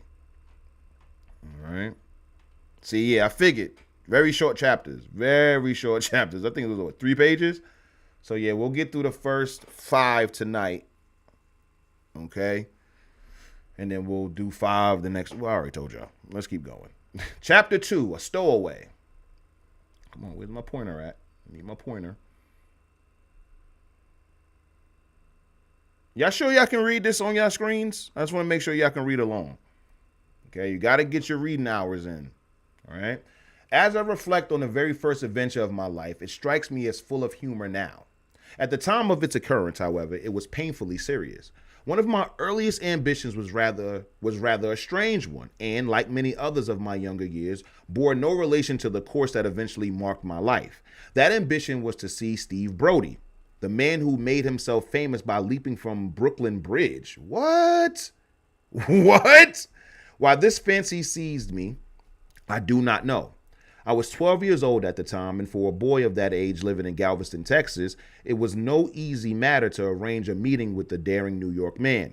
And so Galveston, as you guys know, is the home of the Texas Juneteenth, right? That's the one that we celebrate federally now. But we all know that there's emancipation days all throughout the country. You had one in New York, you had another one in Georgia. You know, there's all around the country. But he's from that same town, that same city. Let's keep going. From the Texas town to New York was a long way, especially for a youngster without funds. And as I recall it, neither my father nor other relatives were sufficiently interested in my whim to finance a trip to New York. This did not discourage me. I had determined to see Brody and made several ineffectual attempts to depart from Galveston. All right, let's keep going. I spent more than a week trying to find a train out of the railroad yards. There were strings of boxcars at my disposal, and many times, seeing a train of cars moving in the direction which I believed would take me to New York, I hid myself in one of them and settled down for my long journey. When the cars were being shunted by the yards, I thrilled with the thought that I was speeding toward the home of Brody. Our road would seem many hours in this way, and when I imagined that Galveston was far behind me and ventured to peep from my hiding place, I usually found that I merely had been riding about the yards. And when I supposed that probably I was nearing some northern city, I was only at some familiar street crossing. Oh my goodness. Yo, if you ever taken a train through Virginia, that's how it feels. I'm not gonna lie. I've rode the train from North Carolina to New York, North Carolina to Philly, and I'm telling you, that Virginia style, you feel like you in Virginia forever, bro. You are in Virginia forever. So I'm gonna have to assume it's the same for Texas. Texas is way bigger than Virginia, and so yeah, I can see that. But let's keep going. Uncounted times I was driven from the cars by railroad men, and some of them were not very gentle in the manner in which they urged my departure from side door Pullmans. Many of them used their feet in speeding me on my way, and I nursed numerous bruises and sore spots. These failures to find my way out of the railroad yards and the painful contact with the heavy shoes of switch crew members did not lessen my desire to make the acquaintance of Brody. And so he was just on a train that was just riding through Texas. That was it. They were just they were just staying local. I continued to haunt the railroad yards and to study other methods of reaching New York. Finally, I succeeded in stealing aboard a steamship which I believe was bound for New York. Instead, its destination was southward. Oh my God. At Key West, however, my journey was rudely interrupted when I was put off the boat. Son is now in Florida. Oh my goodness. Even further away from New York. I was penniless, friendless, and hungry. It was necessary for me to earn some money, so I became a sponge fisherman and incidentally the prey of sharks which infested the waters in which we carried our search for sponges. Almost daily, our small boats were attacked by the sharks. Oh my God, we got shark attacks, fam. We got shark attacks. Oh yeah, we lit this week, fellas. I ain't gonna lie, we lit. All right, almost daily our small boats were attacked by the sharks, which was a terrifying experience for me. And one evening, when alone in a sailboat, a monster shark, 23 feet long, attacked me. Oh my God. All I had with which to defend myself was a sponge nest, and with these I put up a frantic battle, the outcome of which seemed overwhelmingly in the shark's favor. And as the combat went on, I became convinced that Steve Brody was going to be denied the pleasure of a visit from me. I like how he worded that. By some miracle, I managed to escape the jaws of the monster until companions came to my rescue and killed my enemy. But not until after my boat had been almost capsized several times. Wow. What do we have here? Oh, and we got depictions, gang. Oh, yeah. This book got it all. 12 years old. 12 years old, son. That's so crazy, son. Imagine being 12. 2002, I was 12. I couldn't imagine fighting a shark, fam. I mean, I'm pretty sure I would have whooped him because it's me. But I never thought about that. You feel me? Nah, son. This is fire. Let's keep going. This has a caption. Bound for Steve Brody. Okay. Let's keep going. That's hilarious. All right. Safe from the shark. Let me scroll. Safe from the shark, I resumed my plans to visit Brody, and after several weeks as a sponge fisherman, I found an opportunity to stow myself away on a boat going to New York. My presence aboard was soon discovered, and I was delegated to assist one of the cooks, my occupation being that of a potato peeler. I whittled many mouths of potato peelings, probably in a manner of not sufficiently artistic to please the cook, for he treated me cruelly and lost no opportunity to inflict severe bodily punishment upon me, in addition to the arduous work of peeling potatoes. One day he beat me unmercifully, and I ran from the hold of the vessel, stinging with his blows, so frightened that I threatened to leap overboard. In this foolish attempt, I was stopped by passengers on the boat who, learning of the cruelties to which I had been subjected, made up a purse for me, which enabled me to pay my fare to New York. Other kindnesses were showered upon me by the passengers, and I finally reached New York in a fairly prosperous and sound condition. Okay, shout out to that. See, I would have beat the shark up, and then I would have beat the cook up, because ain't none of that happening. At 12, come on now. But to the desire to see Brody had been added another determination, and that was to find the cook who had abused me and wreak vengeance upon. Yo, listen, I already knew it, Jack. Listen, I ain't had no doubts. I knew that. Yeah, I knew that. But the desire to see Brody had been added.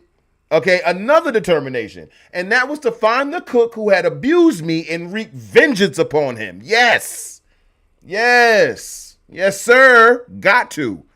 I promised myself that I would seek him out when my physical growth warranted it and give him a sound thrashing. And for 20 years, I went about with that plan in mind, always looking for the cook. Eventually, my anger faded, and as more important business engaged my attention, the smarting of the injury. I'm sorry, y'all. Let's read that correctly. Eventually, my anger faded, and as more important business engaged my attention, the smarting of the injuries he had inflicted on me was forgotten. See, I wouldn't have forgot, Jack. Nah, Jack. What? Now I'm a boxer. Nah. I'm on your body, son. Straight up. Let's keep going. But I have never quite given up the hope of someday meeting my taskmaster of the ship's hold. Yeah, for sure. What now? Huh, Cook? What now? Well, let's keep going. Once I was in New York, however, I lost no time in hunting up Steve Brody. I began by asking the first person who would listen to me after I had landed. To this stranger, I addressed my eager inquiry. Where is Steve Brody? I asked excitedly. He did not know, so I went about firing the question at all who would pause long enough to hear me. I did not so much as provide myself with food or shelter. So determined was I to pursue the quest of Brody, or for Brody. And it was successful, more successful than I had ever anticipated, for I found at least 25 Steve Brodys. Yeah, because I ain't gonna lie, fam. Like, I get it. It's similar to the Isaac Fisher thing where it's like, yo, I really want to go to Tuskegee, but it's one Tuskegee in Alabama, right? There's mad Steve Brodys. And I get that he's famous to you and probably to a lot of New Yorkers. But when you get to New York, fam, everybody is Steve Brody. Like, as far as like the population size and all of that, I was over here thinking like, yo, is he legit gonna meet the or the Steve Brody, right? Or is it just going to be like he's going to realize that, oh, I'm in New York and there's mad people out here and it's almost impossible to just find this person? Let me see. Those to whom I addressed my inquiries, many of them at least, were so interested that they often replied, "That's him. That's him right over there," pointing out some man loitering on the corner or perhaps dashing along the street in a carriage. I took their reply seriously and on every occasion made daring attempts to make the acquaintance of the man who had been pointed out to me as my hero and idol. More than once, I endangered my life by darting across streets unmindful of the threatening traffic, only to find my man had disappeared, or, if I found him, to be met with an angry scowl and a sharp rebuff. "No, I am not Steve Brody. Get along with you," I was threatened. On two or three occasions, those I addressed admitted they were Steve Brody, which lent me a temporary thrill and a momentary feeling of satisfaction that my life's ambition had been realized. But on each occasion, I learned, to my bitter disappointment, that I had been the victim of practical jokers. Oh, man. Yeah, that's us. That's New Yorkers. We gonna troll you. We definitely gonna troll you. Like, yeah, nah, I'm Steve Brody. Come here, young blood. Steve Brodies were beginning to fill my life. I met them at every turn. They went by me in long processions. I dreamed of them when I slept, and day after day I met new Steve Brodies. The disappointments, though, only served to sharpen my determination. I went about hungry and footsore searching for Steve Brody. So important to me was this self-created mission that I had made no effort to obtain employment. That I was out of funds did not matter. I ate and slept where and when I could and continued the search. It had one outstanding result. It led to my acquaintance with the B. DeBreed and box-coated Chuck O'Connor, one of New York's most picturesque characters, dubbed, quote, the mayor of the Bowery, the ruler of the toughs and down and outs, the acquaintance and friend of many notable people in a political power of considerable magnitude during his reign. O'Connor of the Bowery was first greatly amused at my search for Brody. He heard the story of my travels with obvious amusement, but he was sincerely interested in me and became one of my best friends. He took me in hand, saw that I was clothed, fed, and sheltered, and then sponsored an introduction to the real Steve Brody, who too became a very good friend. With these newfound friends, I found a new entrance into life and spent many happy, if not prosperous, days in New York, during which time I met many historic Bowery personages, became more or less absorbed by Bowery life, and enjoyed the small measure of distinction as, quote, the boy who ran away from Galveston to see Steve Brody. From New York, I went to Boston and worked in the stables of society folk in the Back Bay district. It was here that I experienced a mild tragedy, and my career as a worldly young man was temporarily interrupted when a horse which I was exercising fell with me. Oh my goodness. My right leg was broken, and I went to a hospital where I remained for many weeks. When I had sufficiently recovered, friends provided me with funds, and I returned to Galveston. That's what's up, man. Like at 12, 13 years old, being able to move and shake amongst like actual adults in New York City, fam. Actually impressive that he was able to maneuver that way. And that injury is very similar to the jockey that we were covering when we were doing the episode about horse jockeys, where he fell with the horse and broke his leg. But let's keep going.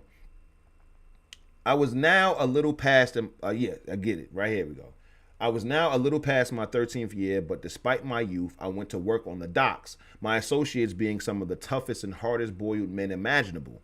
To them, fighting was one of the important functions of existence. They fought upon every occasion and on any pretext. They shot craps and indulged in other forms of gambling with almost as much ardor as they fought. It was up to me to hold my own with them, and I entered into their lives and occupations with as much energy as any of them. 13 years old. 13 years old.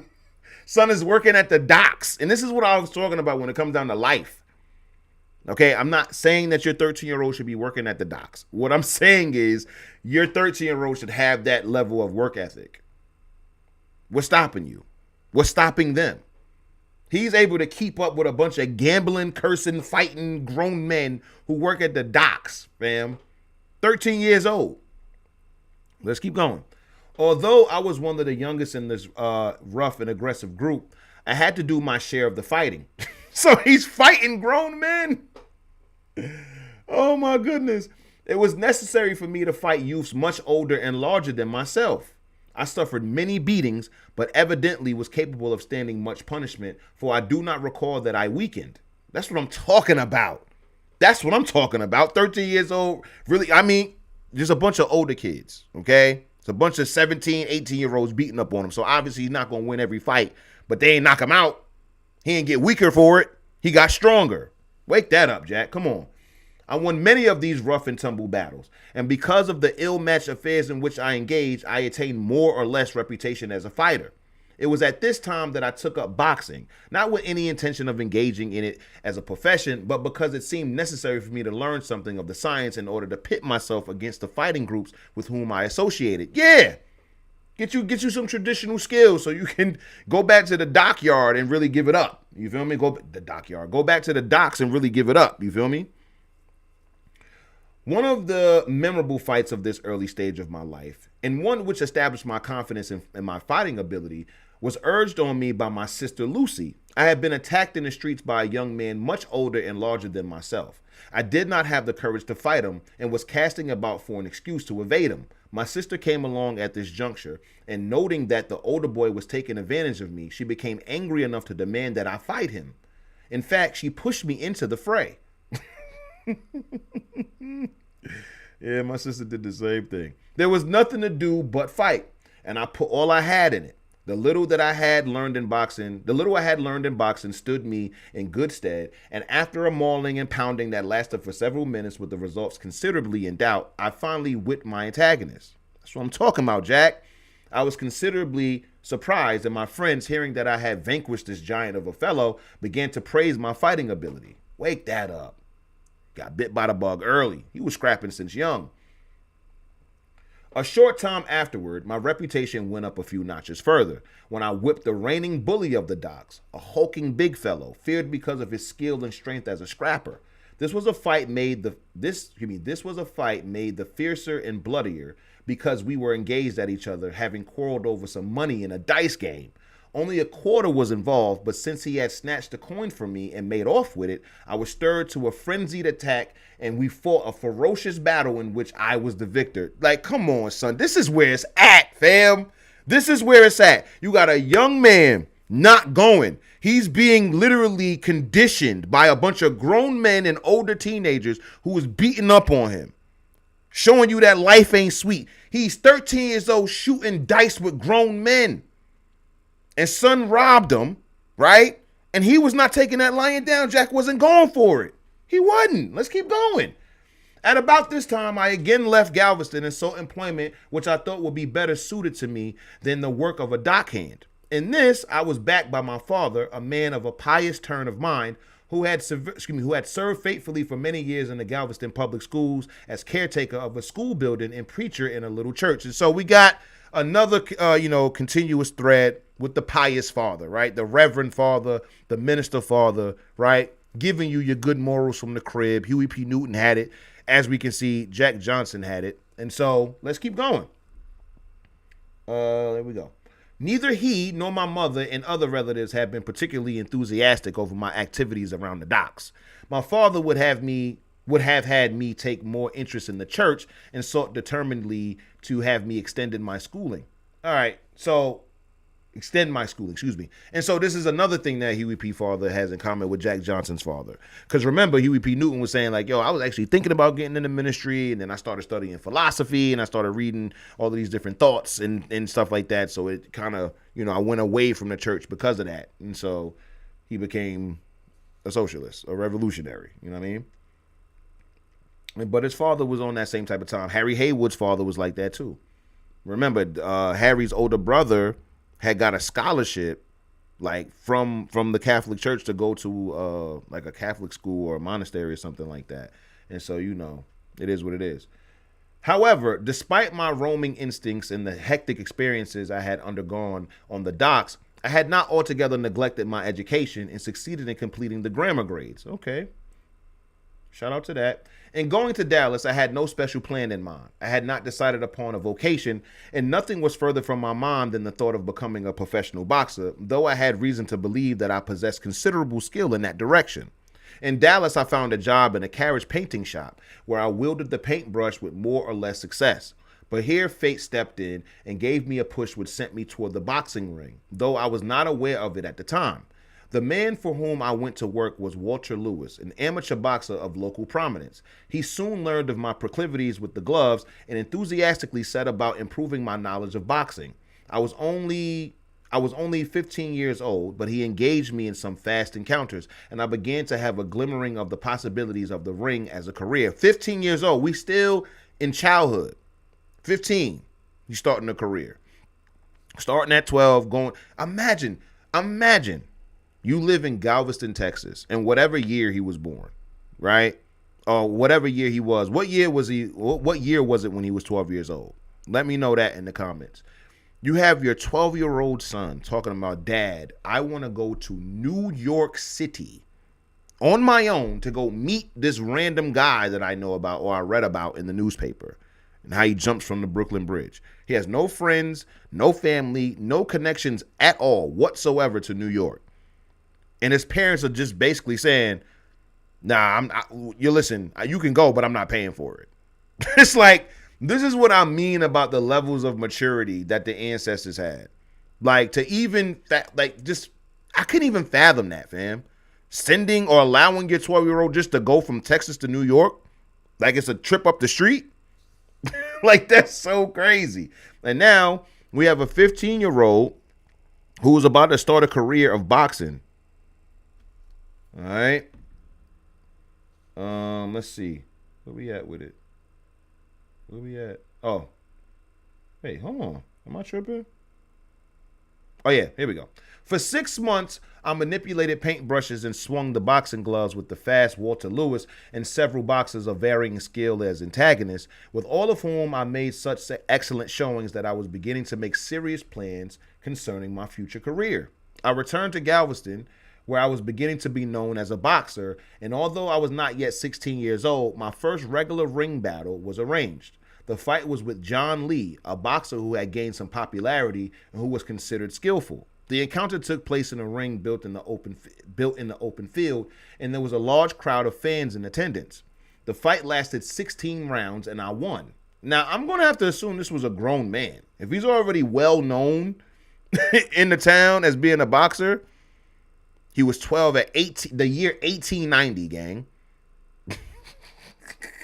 It's 1890. It's 1890. And you letting your 12-year-old just travel on the train randomly. He didn't even know how to get there. He ain't had no money to get there. They just let him go. Yo, that's crazy. All right. So he won his first fight. Okay. Let's see. Boom, boom, boom. After this, I was matched in several events. In fact, was meeting all who were picked by both friends and enemies.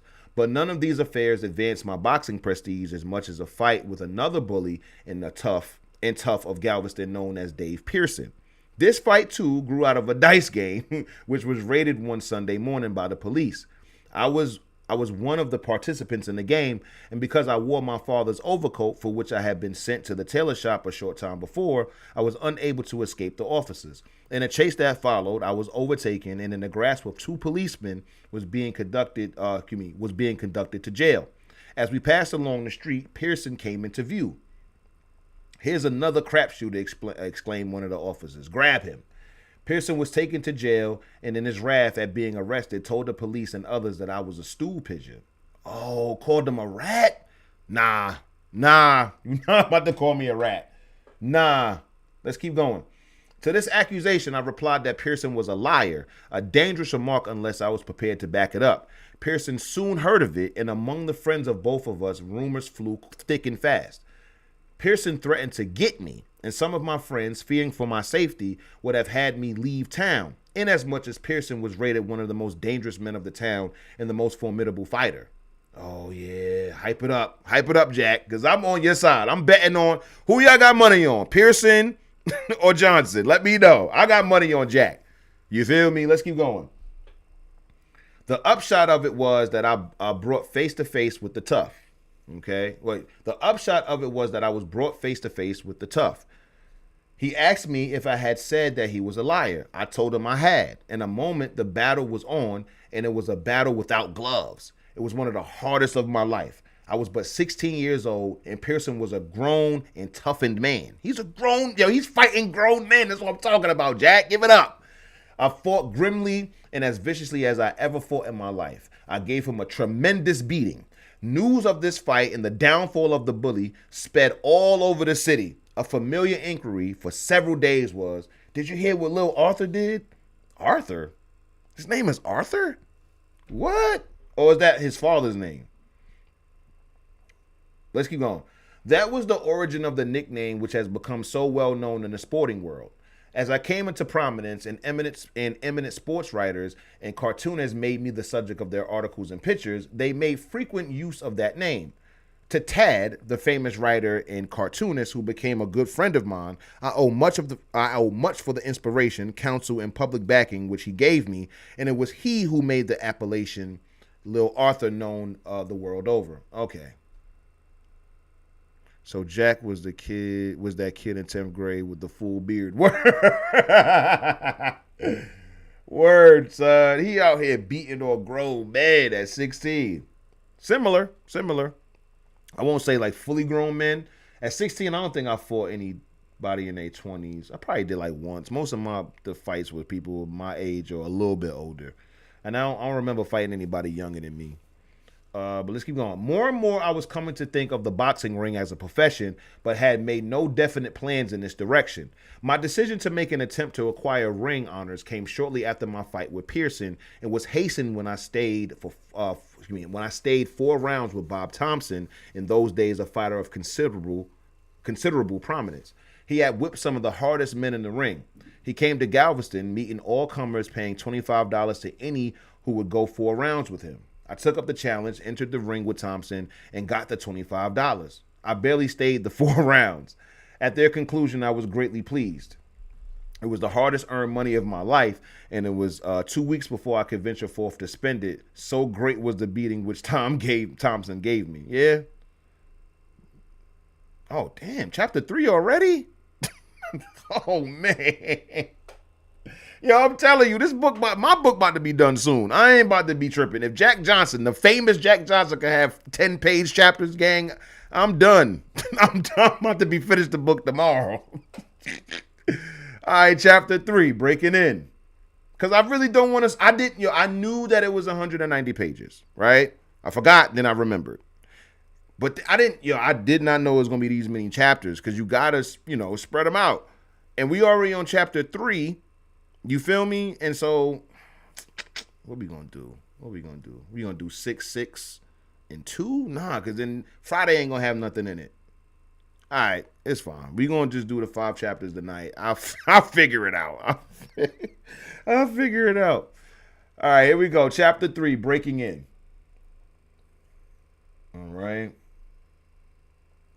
After my fight with Thompson, opportunities for ring activities were few for me in Galveston. Working on the docks, although I was a shipping clerk, had no inducement for me, and I began to look about for something better. I decided to leave Galveston, but had no particular destination in mind. I adopted a simple course and got on freight train one night as it pulled out of the Galveston yards. I had cast myself wholly into the lap of fate. Although I did not know where the train was bound for, I was not greatly worried over the matter. I did not know where I was going, but I was on my way. Now, this is extremely interesting to me, and I always thought about it. I don't know if y'all did as a kid, and you're driving on the highway with your parents or whatever, and you see those box cars, and the doors on the box cars may be slit open, and you start thinking about the vagabonds. You start thinking about the people who just ride the trains for miles and miles and miles, and just going from city to city, just nomadic.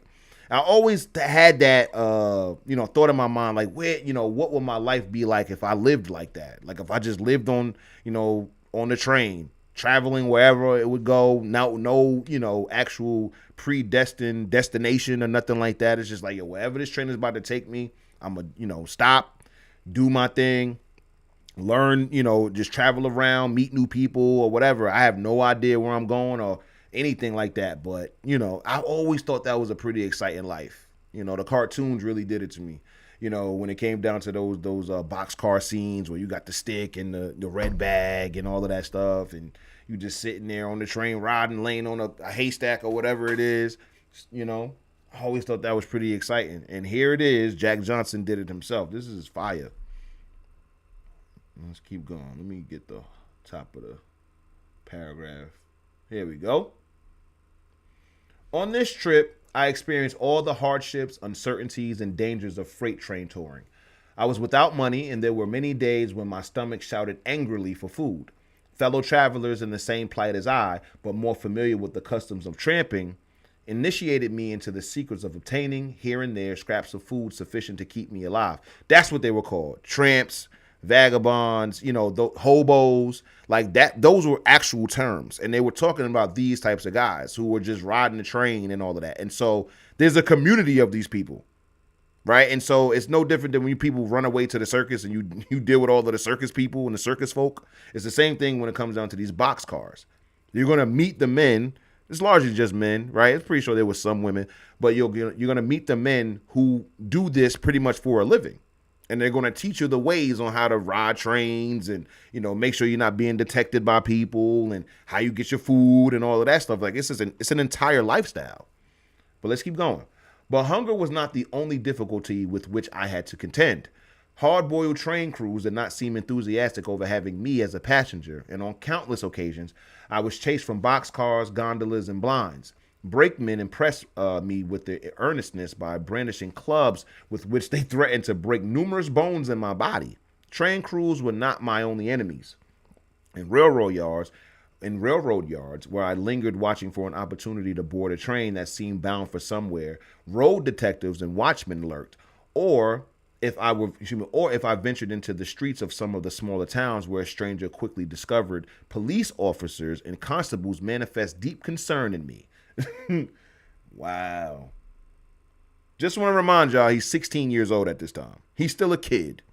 Okay? In fact, they were generally so deeply interested that they often insisted that I remain as a guest of their town. On these occasions, I was introduced to the town judge, who pried into my personal affairs and asked me embarrassing questions. Usually after my meeting with the judge, I was instructed to hasten out of town, which was just exactly what I wished to do, and what I was trying to do when the police interfered. Sometimes I was detained, quarters being assigned me in the town jail. Eventually, after trying out the facilities of several slow, fast, and indifferent freight trains, after I had learned the nooks and crannies of many railroad yards and formed the acquaintance of hordes of train crew members, I reached Springfield, Illinois. This city, although made famous by Abraham Lincoln, meant no more to me than any other. I had no particular reason for stopping in Springfield, further than I was compelled to do so because of the erratic schedules of the trains upon which I rode. However, while making a temporary stop in Springfield, I learned that an athletic club of this city was staging a boxing show and that the club was in search of fighters to enter a battle royal. I volunteered for the fray and entered the ring more or less fatigued from my arduous travels and the here we go with them words again, with the R's and the L's, irregularity of my meals. Oh my goodness. There were 4 men in the fight besides myself. I was hungry. My great ambition as the fight began was to eat, and I feared that if I did not win the fight, I might not have an opportunity to eat. My appetite was my second and backer, and I certainly fought, and I won. I knocked out each of my 4 opponents, which seemed to convince the spectators that I was a fighter of no mean ability. It so happened that the boxing show, of which the Battle Royal was a part, was conducted under the direction of Johnny Connors, who, it will be remembered, was prominent in the boxing activities of that period and who has been one of the most loyal friends I have ever had. Johnny was sufficiently impressed with me to take me under his wing, and shortly after the Springfield affair, he brought me to Chicago. I knew Chicago was going to come up. We haven't heard Chicago in a little bit, so I knew Chicago was due. And I knew just off the strength, even if we didn't have that with the track record of Hotep history in Chicago, Springfield is going to be mentioned. Chicago is going to be mentioned right after Springfield. It only makes sense. Let's keep going. It was my first visit to the city, which was to be the scene of so many escapades of my life, where I was to experience my greatest joys and sorrows and to have some of my greatest triumphs. 3 days after my arrival in the Windy City, Connors arranged a match for me with a fighter known as Klondike, who had attained much success in the ring and who at that time was a popular ring performer in Chicago. In this fight, I was beaten, although half the rounds were mine. Okay, so he fought valiantly, even though he lost. And when it comes down to boxing, I mean, fighting in general, but when it comes down to boxing, bro, you're going to take L's, right? I think Mayweather's the only undefeated fighter, right? Y'all can correct me if I'm wrong. But I know he's undefeated. I know that for sure. Let's see. The showing I made was sufficient to hold the interest of fight fans and to win many friends and backers for me. The Klondike match netted me a considerable sum of money, a considerable sum for those days, and probably more than I ever had before in my life. The money, however, was soon exhausted because I undertook to play the races at Springfield, a new form of thrill and amusement for me. Oh my goodness, he was playing the ponies. Immediately got into gambling. I mean, I ain't gonna say immediately, because he was shooting dice back home. So he was already gambling. I was not clever in picking winners, and the proceeds of my first Chicago fight did me little good. I was now 17. So again, just a kid. Until this time, my plans for becoming a professional boxer had been more or less vague. The battle royal at Springfield and my encounter with Klondike served to decide me and my course, and I definitely selected the ring as my goal, and for the first time began training in real earnest and with men more skillful and clever than I had ever met in my life. Excuse me, how did I add that? Ever met before. There were several of these in Chicago at that time, and among those who, as I recall it, took the most sincere interest in me and my ambitions were Dan Creedon and Tommy Tracy. I made sufficient progress in Chicago to encourage me to undertake a trip to New York, where I hope to meet some of the more notable boxers of the country. On my way to New York, I stopped at Pittsburgh, where a series of fights was being held at the stockyards. I found that as new as I was in the game, I was not altogether unknown in the steel town, and it was not difficult for me to obtain a match, though the man with whom the match was made was so large and so formidable looking as a fighter that I had much doubt concerning my chances with him. Oh, man. So that's dope. Your name ringing bells in other cities because of how good of a fighter you are. That's fire. Let's keep going.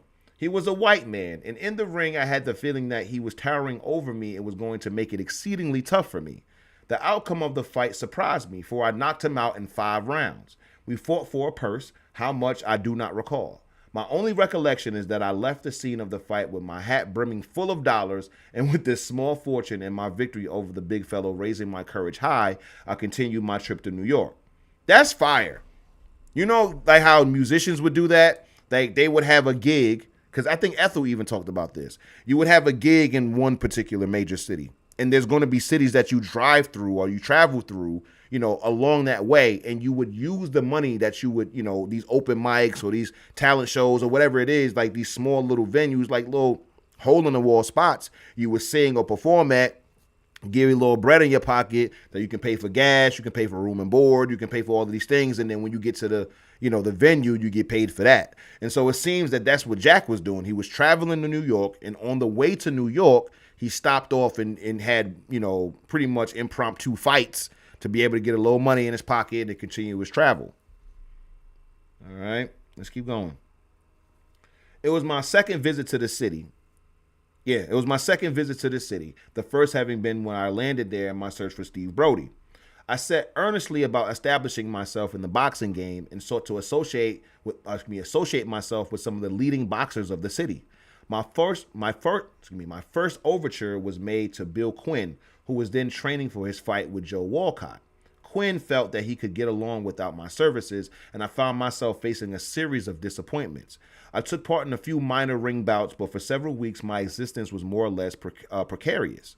I renewed acquaintances which I had made on my former visit, and many of these attempted to aid me in my endeavors to form contacts with boxers and fight managers. Many, it appeared, doubted my abilities, and it was difficult to obtain financial backing. Yeah, man, you popping out in the Midwest, okay? You're not popping in New York like that. So you gotta prove yourself to New York. Let's go. I proposed to meet several boxers, but for one reason or another, I failed to make any matches of consequence. After the Quinn Walcott fight, my chances brightened up a bit, and I found a place in the camp of Walcott, who had beaten Quinn. With Walcott, I went to Boston, where I served with him as a sparring partner for 2 months. All the while, though, I was casting about for a match which would help me along to the goal, which was beginning to take form in my calculations, though I was not yet even secretly aspiring to the great championship. He's very slow to be like he's eager and then also like kind of standoffish for his dreams. He's like, yo, I wasn't really thinking about it, but this did push me in that direction.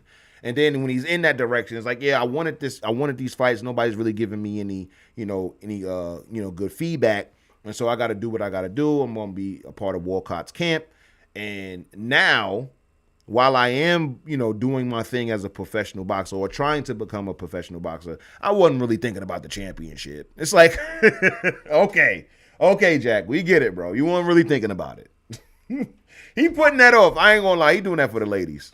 He doing that for the ladies in the book. Like, yo, listen, I wasn't even thinking about becoming a champion for real. I wasn't even thinking about becoming a boxer. They just, it was my calling. The game chose me. I ain't choose the game. You feel me? Sebi says, so Jack was that kid. Oh, yeah, I already read that. My fault. Let's keep going, man. While in Boston, I succeeded in arranging a match for myself with Harry Tuttle, afterward prominently identified with the Detroit baseball team. For this match, I went to Bridgeport, Connecticut, shout out to Rasheem, to train, but the fight never came off because of Tuttle's failure to appear, as a result of which I was awarded the forfeit. Okay, I mean, hey, a win's a win, I guess.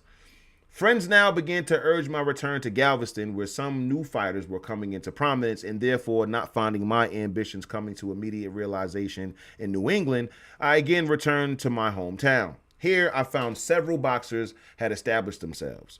There was none among them who gained more than local reputation, as I recall it, but some of them were skillful, and I took part in numerous fights, none of which added particularly to my reputation as a fighter. Nor did I profit greatly financially, but I was learning much about boxing and obtained excellent training, which was to stand me in good stead in the future events, which called for all of the skill and experience I could muster. After a year or so in Galveston, during which time I had defeated all of the boxers of consequence, I was invited to visit Hot Springs, Arkansas, where for 6 months I engaged in several ring events, most of which I won. But like my Galveston fights, they netted me little in the way of prestige or money. So he's pretty much just going through and fighting these like mom and pop fighters. Like they got some local names, but he's bigger than the city. Because remember, they're asking him to come back to Galveston. It's like, yo, there's some people, names starting to ring bells in the city. You should come back, let them know who you are, what it is, and all of that. Then he gets back, and it's like, yo, fam, everybody that's like supposed to be like the badass out here, I'm beating them up. And so then let me see what Arkansas talking about. And so he was out there for 6 months and started beating those dudes up. But it's like, fam, I'm winning. Like my win record is going up, mad W's, but it's not really helping me as far as my career as a boxer. Boxing, I'm beating them up, but boxer, I'm not really getting where I need to get. All right. Let's keep going. I returned to Galveston in 1896. So now, here we go. We got some adulthood here. I had reached my 20th year and had so many fights that I had lost all track of the number, though there were none of much interest to the public, except perhaps my fight with Klondike in Chicago. As I was only a little more than 17 at that time, however, it is probable that Chicago had forgotten all about me. Because of my youth, neither Boston nor New York had taken me seriously. Although in Boston, I had managed to rouse the contempt of some of the Irish gangs of that city, who were still ardent friends of John L. Sullivan, who 4 years previously had lost the championship to Jim Corbett. I was an admirer of Corbett, and having expressed my opinion to him within the hearing of his Irish fans, of the Irish fans, I found it necessary to defend myself occasionally against their attacks, and once at least, because of my friendship for a gentle Jim, I suffered a severe beating. Man, oh man. It's expected in the life of a boxer, all of these different like street scraps and non-sanctioned fights and all of that stuff. So yeah, I see this. Let's keep going. Soon after my return from Hot Springs, I fought Howard Poller, who was attracting considerable attention in the South, and having beaten him, was matched to fight Jim Scanlan of Pittsburgh, for which fight I did real earnest training. I got the decision over Scanlan in Klondike. I got the decision over Scanlan, and then Klondike came along in 1901, and then I went into the ring with him for the second time, the first having been in Chicago, where he defeated me. Our second meeting was different. The decision went to me. By this time, Galveston was taking considerable notice of me, and there was much activity in arranging matches. After the goal with Klondike, I met Jack Lawler and defeated him, and soon thereafter, I took on Joe Choinsky, who was attracting national attention and who, though he had gained no championships, had fought some hard men. Pause. The fight resulted disastrously for both of us. I lost the fight in 3 rounds because it was stopped by the police. Both Choinsky and I were arrested and held in prison for 3 weeks, charged with violation of the Texas anti-boxing law in force at that time. There was an anti-boxing law? Oh my God. Texas always got these antiquated repressive laws, bro. Like, come on, Texas. As neither of us was successful in obtaining bonds pending what appeared to be an effort to determine how far the law might go in punishing us, we remained in jail. Finally, it was decided to liberate us, and soon after, a special session of the state legislature passed a new law making prize fighting a felony. Oh my God, yo. Bureaucracy every time. Every time it's the bureaucracy. But let's keep going. After this event, Galveston held no great charm for me, and I again set out for new fields. My quest took me to Memphis, where for the second time within a year, I met and beat Klondike. Jeez, he keep beating up on Klondike. It was the third appearance we had made in the ring. In the same year, I met and defeated Josh Mills. This fight also taking place at Memphis. After that, the Tennessee city offered me little, though I remained there several months and then concluded to try my luck in the West. And I ain't gonna hold you. It seems to me that Jack is already the champion for real. Now, outside of the New Yorkers who wasn't really giving him a fair shake or whatever when it comes down to formidable opponents, he was even still winning out there. But everywhere he's going, right, even if he loses here and there, he's winning most of these fights. He's a young man. He's 18 years old, 20 years old, or whatever it is, and he's cooking these dudes. And so, as far as I'm concerned, he's the champion. Who is beating him? Like, these men that he's fighting are, for lack of from all intents and purposes, are pretty good. They're prominent boxers, and he's whooping them. And it seems like nobody is giving him his just due. Like, what is he supposed to do? He's winning the fights. This is bugging me out. He's traveling all through the South, all through the West, all through the Midwest, beating people up, and it's like, yeah, no, it's whatever. It's like, what do I have to do? What exactly is a boxer supposed to do other than win the fights he's in? To gain, prominence, gain some prestige and more money. What the hell? Let's keep going. Denver was my first important stopping place, and here I came in contact with some notable fighters. Okay. I joined a motley crew of scrappers who were training at Ryan Sand Creek House. Among them being Tom Sharkley, one of the ring's greatest fighters, though he never held a championship. A year or so before, he had fought a great battle with Jim Jeffries, a 22-round contest at Coney Island, which was one of the longest and hardest in which Jeffries had participated. Also, at Ryan's rendezvous was young Corbett, who a little later acquired the featherweight world championship by whipping the terrible Terry McGovern at Hartford, Connecticut. Let's keep going. Denver at the time was staging some fast fights in the old Coliseum, but there were no boxers in the heavyweight class available for these events, and I had no opportunity to demonstrate my abilities in the mountain town. Things were going slowly for Sharkley also, so he conceived a plan to organize a big boxing show, which was to take to the road giving exhibitions in fistic science, in which also would meet all comers in any division of fighting weights. Included in the personnel of this organization, besides Sharkley, were men who had attained more than passing prominence in the ring or who were destined later to attract world attention. Among them were young Corbett, Spider Kelly, Abe Attell, New York Jack O'Brien, who was then lightweight champion of the world, Philadelphia Tommy Ryan, George Dixon, and myself. Okay. The finances of the organization being low, we selected a nearby scene for our exploits, the place being Cripple Creek, Colorado. Then one of the world's greatest mining camps where miners and prospectors, sportsmen, gamblers, and adventurers of all kinds were gathered, and where Wild West scenes were being enacted daily. Oh, so he's still on the Wild West. They're still on the Wild West, where, you got your cowboys, you got your Indians, you got your outlaws, you got your sheriffs, you got your saloons and all this other stuff. And so this is the perfect arena for that type of stuff. These are rough and tumble guys, right? And so taking on all comers, whoever want to fight us, we'll fight you. And then also we have, a good show, right? We have a great exhibition here. So let's keep going. We were accorded a rather warm welcome in the Gold Town, and our initial exhibitions were well attended, and the box office receipts were satisfactory for a few days. We entertained one aspirant for the heavyweight boxing championship in the person of Mexican Pete, who was creating somewhat of a furor in the West because he had beaten Sharkley. He took advantage of our offer to meet all comers, and I was next delegated to meet him. We put on one of the best fights the mining camp had ever seen if hard fighting is counted for anything. It lasted 20 rounds and resulted in my knocking out the aspirant. Cooked him. Cooked him. It was in Cripple Creek that my first real trouble descended upon me. The morning after my fight with Mexican Pete, a dispute arose between my first wife and myself, and she left me going to Denver. Dad, he didn't even mention him getting married. He was just married. Who did you marry, Jack? Your first wife. Okay.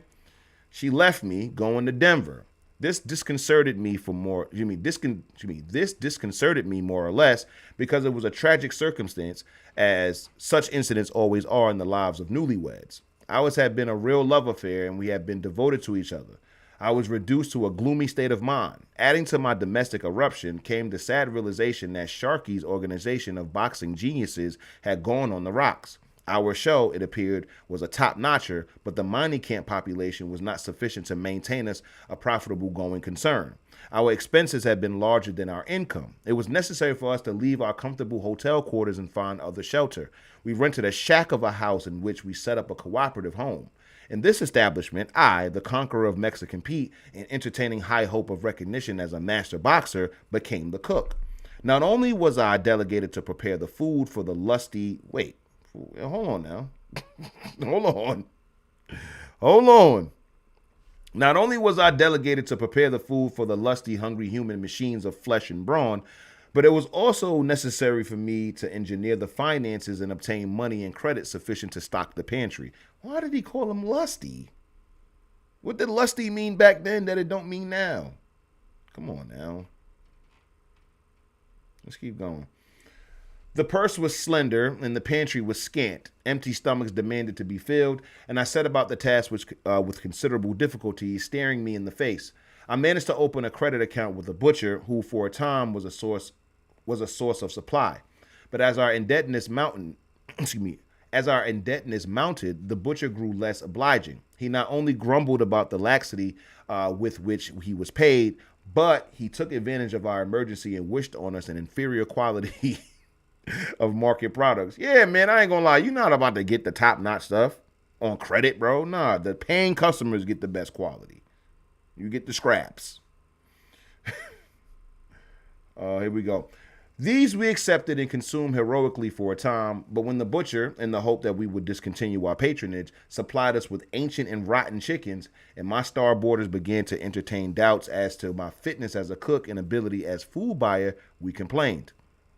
However, we did not cease to deal with the butcher, for he was the only one with whom our credit was good, and it was good with him principally because he feared to deny a bunch of fighters rather than because of faith in our financial soundness. Yeah, I ain't gonna lie, fam. You got 10 boxers coming up to you being like, yo, hey, man, listen, we need some chicken, we need some beef, we need some pork, we need all of these, different meats or whatever, pause, and we ain't got no money, and, we'll pay you, just give us some credit. And you got a bunch of just rough and tumble dudes ready to beat you up, asking you for free stuff. And it's like, all right, young fellas, just make sure you pay me back. You feel me? And they like, yeah, whatever, Butch. So it is what it is when it comes down to that. He was shook. Eventually, the boys, one by one, financed themselves and left the camp. I returned to Denver where I was reunited with my wife, and hope and happiness again returned. Okay, so they got back together. We left Denver shortly afterward and went to Los Angeles where I met young Corbett, who, having defeated Kid Broad in Denver in May 1902, was preparing for his fight with Terry McGovern, which took place in San Francisco in March 1903. I busied myself around Corbett's camp and gave the fighter such help and advice as my own experience and knowledge afforded.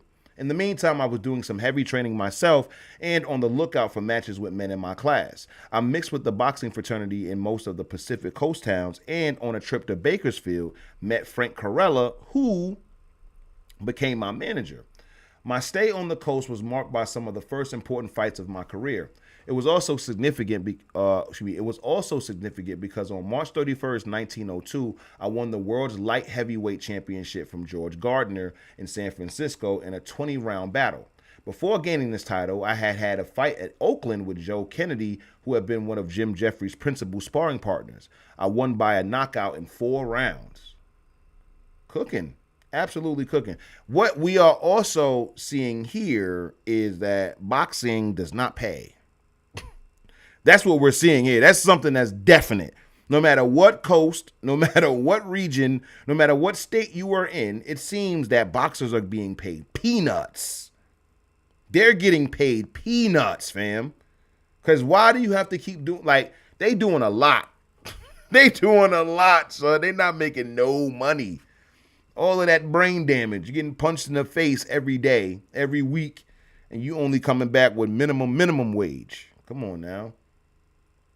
In the same year, I also had fought and defeated Jack Jeffries, brother of Jim, in a 5-round go at Los Angeles. I had 2 severe fights with Hank Griffin, who held a decision over Jeffries when the latter failed to live up to an agreement to knock him out.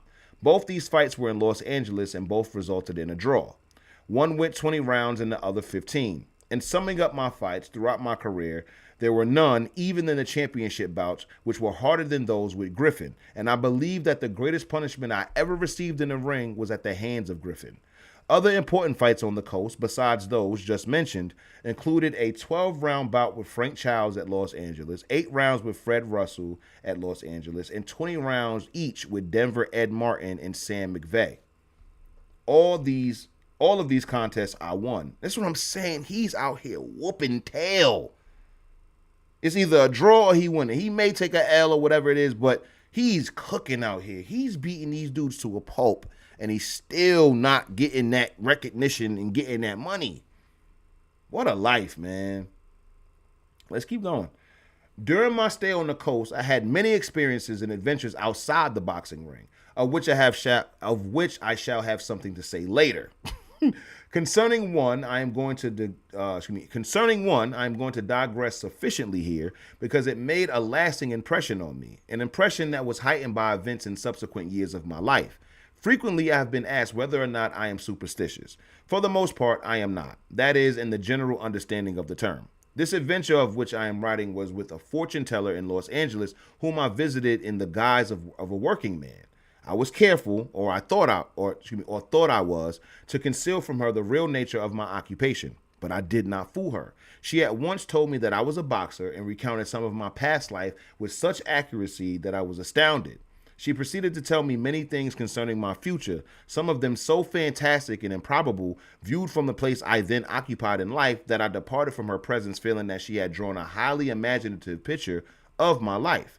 She predicted that I would be the heavyweight boxing champion. She told me of my forthcoming marriages and of various affairs that I was destined to have with women. She told me almost in detail of the adventures and travels that were to mark my later life, of my conflicts with the law, of the accident which nearly cost my life in Spain when an automobile turned over with me, of my sickness which nearly ended in my death, of my return to America and the events of the following years. I did not give serious attention to her predictions at the time, but within a few years, things began to happen that set me thinking and caused me to watch my step.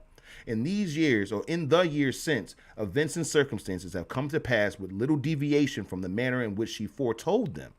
Oh, what? That's crazy. That's crazy. That's absolutely fascinating. I ain't gonna hold you. If this lady was able to literally tell your fortune and literally talk about what your life was gonna be like, and it actually happened that way, it's either one, she was dead, like she could literally see in the future, or two, it was kind of like a self-fulfilling prophecy where like you remembered these things, and so when it happens, it's like, oh, it's like that feeling of deja vu. It could be one of those, one of those two. Let's keep going though. Where did I go? Oh, I still do not make an admission of being superstitious, but as the record stands, the Los Angeles fortune teller still looms conspicuously in my memory, and there are few developments in my life that do not in some way echo that incidental visit many years ago when I stood on the threshold of a life that was to be one of the most picturesque in American history. After my fights with Martin and McVeigh early in 1903, I left the coast for Boston and in April won a 10-round fight with Sandy Ferguson in the Hub. In May, I knocked out Joe Butler in 3 rounds in Philadelphia, and in July, in the same city, fought again with Ferguson, the meetings going 6 rounds to a no decision. In the fall of the same year, I returned to California, and in October won my second 20-round go with McVeigh. So he's fighting the same dudes over and over again. That's another thing that's happening. Let's keep going. Ferguson also had ventured into the Pacific Coast fight territory, and on December 11th, I fought him for the 3rd time and won in 20 rounds. And I'm going to have to assume that most of these men are white. You know what I mean? So he beating up white dudes all throughout the late 19th century. Now we in the early 20th century. But let's keep going. As far as my boxing activities were concerned in 1904, the year was rather a dull one. While I traveled over the United States considerably and appeared in many minor engagements from Philadelphia to Los Angeles, I only had 4 bouts of much significance. One was with Black Bill, a 6-round no-decision event in Quaker City in February. In April, I fought Sam McVeigh for the 3rd time, the contest taking place in San Francisco and going 20 rounds to a knockout in my favor. In June, I won a 6-round bout with Frank Childs in Chicago, the meeting being the second one between him and me. And in October, I met Denver Ed Martin for the 2nd time in Los Angeles and disposed of him in the 2nd round. Like, dog, son, like, he just beating these same dudes up. Just at different months of the year, son. Let's keep going. I guess the pool of boxers was very small. One of the busiest boxing years of my life was that of 1905. In all, I had 13 contests of considerable importance, inasmuch as they convinced boxing authorities and boxers that I was a factor that must be reckoned with in boxing history. In March in San Francisco, I fought Marvin Hart, who later claimed the heavyweight championship on the retirement of Jeffries.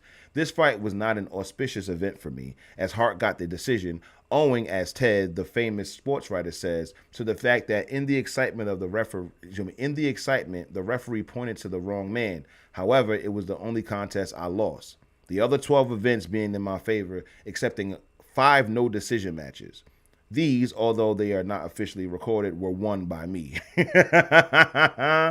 Yo, he lost 1 time, son. Do you know how dangerous you gotta be? You know what it is that he was fighting grown men since he was 12. That's his advantage. He was fighting grown men since he was a child. And so now that he's a grown man, right? Young man, and the way he trains and all this other stuff and how serious he takes boxing, these dudes don't really be a match for him. You got some no decisions, you got the 1 L, but for the most part, he just boo-bopping these dudes all year long. It's very clear. During this year, Philadelphia was the principal scene of my activities. Though I did much traveling. In all, 10 fights were staged in the Sleepy City with me as one of the principal contenders. Was Philly called the Sleepy City? I have never heard that. I have never heard Philadelphia be called that. But let's keep going. The first was with Jim Jeffords, whom I knocked out in 4 rounds. I won a 4-round affair with Black Bill, with whom I had previously had a no-decision bout. I knocked out Walter Johnson in 3 rounds and went 6 rounds to a no-decision with Joe Jeanette. I knocked out Morris Harris in 3 rounds, had another no-decision session with Black Bill, a similar 6-round venture with Jack Monroe, the Montana miner, who had gained distinction by knocking down Jim Jeffries. Jim Jeffries, for him to be the champion, was getting beat up by a lot of guys. But let's keep going. And also a no decision bout with Joe Grimm. At Chelsea, I fought and won again from Sandy Ferguson. At Baltimore, I knocked out young Peter Jackson in 12 rounds and concluded the year with a second no-decision match with Jeanette. In 1906, Jeanette and I mixed our fists in skill no less than 4 times.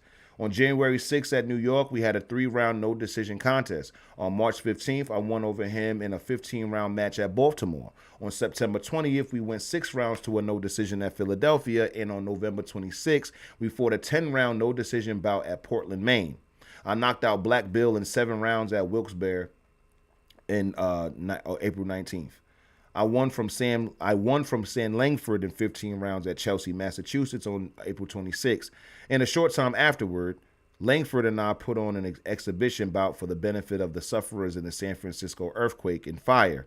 I had a 1-round affair with Charlie Hagee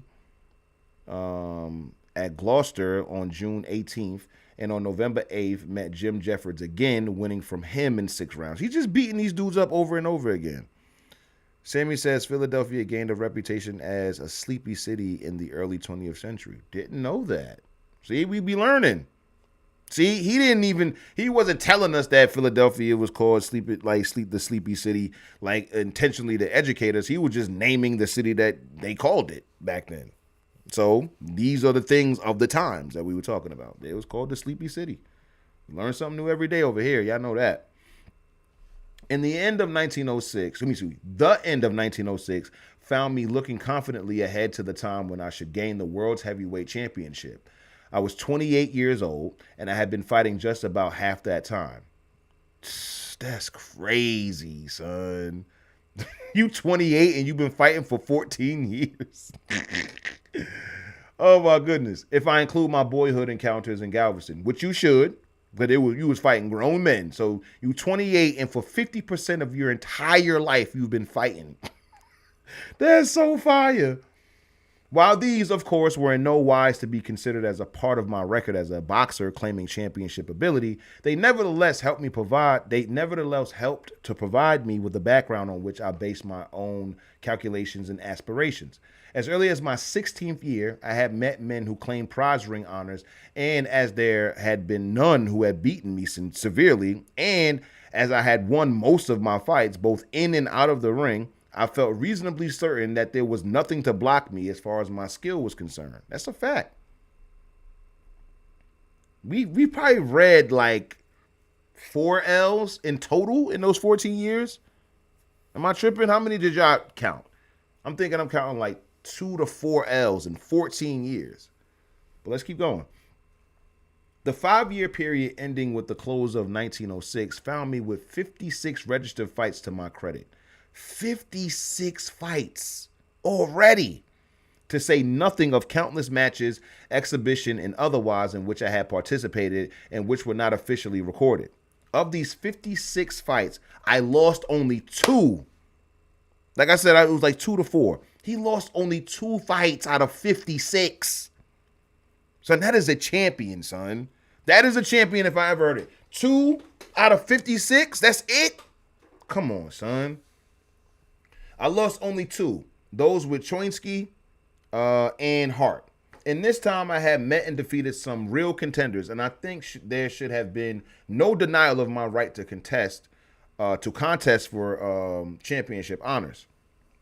While sporting writers and boxing authorities still continue to question my claim to higher ring honors, it certainly was not because my record as a boxer was in any wise questionable. That's a fact. You can't deny that. You can't deny that. Sammy says, ain't that Mayweather whole record? Yeah, I think Mayweather only got like 40-something fights. So he's definitely smoking Mayweather's record for sure. I had demonstrated my strength, speed, and skill, but still faced many obstacles, the principal one of which was the customary prejudice because of my race. Had it not been for these prejudices, which I shall not discuss here, I think I would have been instrumental in making an entirely different history of boxing in the United States and the world from that which has been recorded. With the beginning of 1907, I had attained a success that I believe entitled me to propose myself as an aspirant for the championship. Tommy Burns held the coveted honor, and I began to direct my attention toward him. It was 2 years before I got to him and proved my abilities by winning the championship. Come on, man. A winner. Like, the way he's telling these stories, he's given up different fights where it was like, yo, it was a long fight. Dude had hands. You dig what I'm saying? But for the most part, he's talking about these fights in one sentence. Like, yeah, I fought Jim and beat him in 3 rounds. I fought John. I beat him in 6. Like, he's just running through them. Like, just beating them up and getting to the next body, son. This is crazy. Those 2 years were arduous ones. I struggled diligently in backing up my contentions, and I fought in many hard ring events. I took on every potential contender between myself and the championship. I virtually had to mow my way to Burns. Like, that's what I'm saying. He just like, woof, woof. They're just getting these dudes out the way. I want to fight Tommy Burns, gang. Like, come on. I made offer after offer. I proposed all sorts of inducements and made every possible concession. Most of the sport authorities of the world, I believe, recognized my claims and my ability. Even King Edward of England was disgusted with Burns' tactics and called him a Yankee bluffer, and went so far as to suggest that unless Burns met me on a fairer basis than he at first proposed, the fight between us, which at one time was talked of as a project to be staged in England, should be prevented. Yo. The King of England chimed in. Yo, do you know how scary you gotta look for the King of England to be like, yo, fam, fight Jack Johnson. Stop acting like you don't see him. It remind me of that skit that Desi Banks did when they on the back porch and one of the dudes is trying to fight Desi, and Desi trying to act like he don't hear him. He's like, yo, what's up, son? Like, come in the grass. Like, come on, let's fight. I want to box. I want to fight right now. And Desi just like rapping to himself, looking like eyes, whatever. Like, dude is violating Desi and telling him like, come on, let's fight. Come on. And Desi being like, talk to your man, bruh. Talk to your man. That's what Tommy Burns, he ducking Jack. He ducking Jack. Come on, son. Let's keep going. I am leaping considerably ahead of my story, however, if I am to follow a chronological order. There were, as I have intimated, several hard fights intervening. There were 2 trips abroad, one to Australia in 1907 and another to England in 1908. And this is what I'm saying, son, listen, this dude is traveling the world and beating people up. When we say world champ, we mean it. like he going crazy. He beating people up on other continents. All right. Both these trips were memorable ones.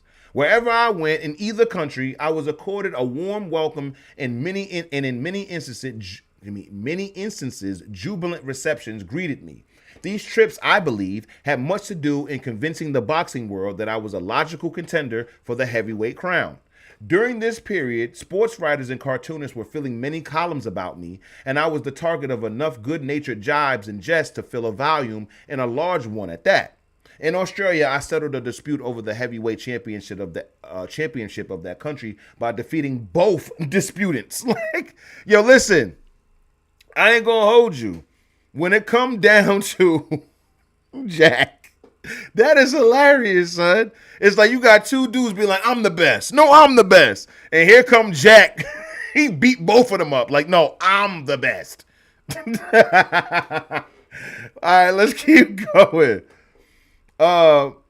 They were Peter Felix, a colored fighter, and Bill Lang. And so now I'm definitely going to assume all of the other fighters were white, like the professional ones, because he would say if they were black or not. And so Peter Felix, he was black or colored at the very least. I don't know what that means in this context because it's in Australia. I don't, was he Aborigine? I don't know, but let's keep going. I knocked out both of them. Felix at Sydney, New South Wales, in February 19th in 1 round, and Lang at Melbourne, finishing him in 9 rounds. I remained in Australia several months, during which time I made many friends who, with thousands of others, were to welcome me back in December of 1908 when I defeated Burns. So he fought Tommy Burns in Australia. Fire. Sammy says there were some sluggers back in the day. Word. That's so crazy. Let's keep going. One event in Melbourne, which brought me $15,000. Oh, we haven't had an adjusted for inflation in some weeks because we were dealing with a bunch of commies. We were dealing with a bunch of socialists, so they ain't really too much care about money. But we finally got some money here. $15,000 in 1908, Sammy. What's that? We ain't get an adjusted for inflation in a minute. $15,000 in 1908.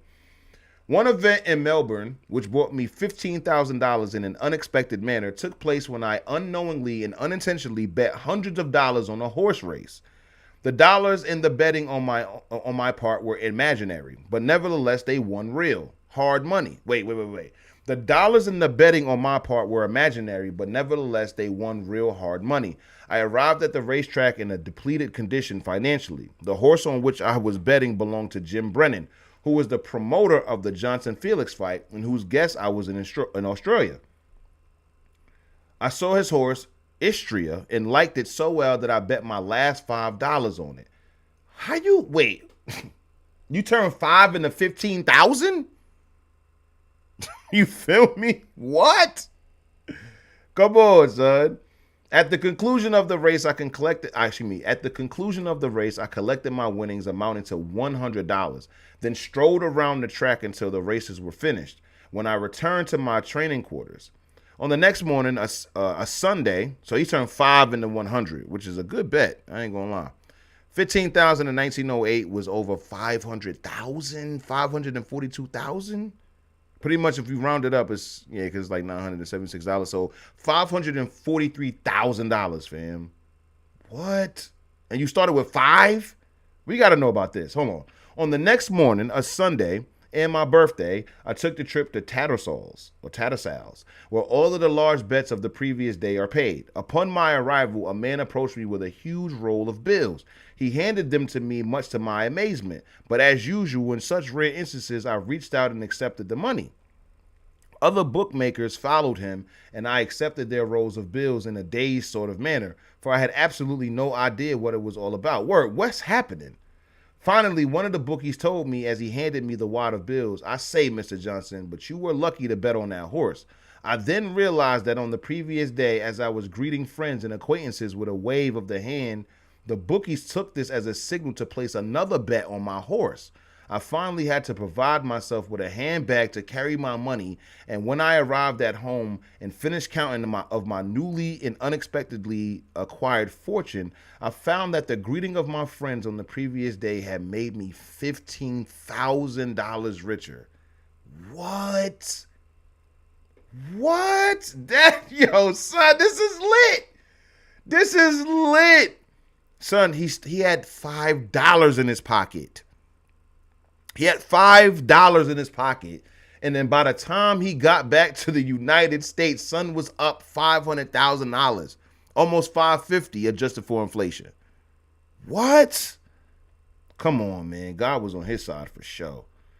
Nothing could have been more opportune, for I had been in a predicament for several days wondering how I was to finance my trip back to the United States. If the long shot had not won, well, it still makes me sweat to think about it.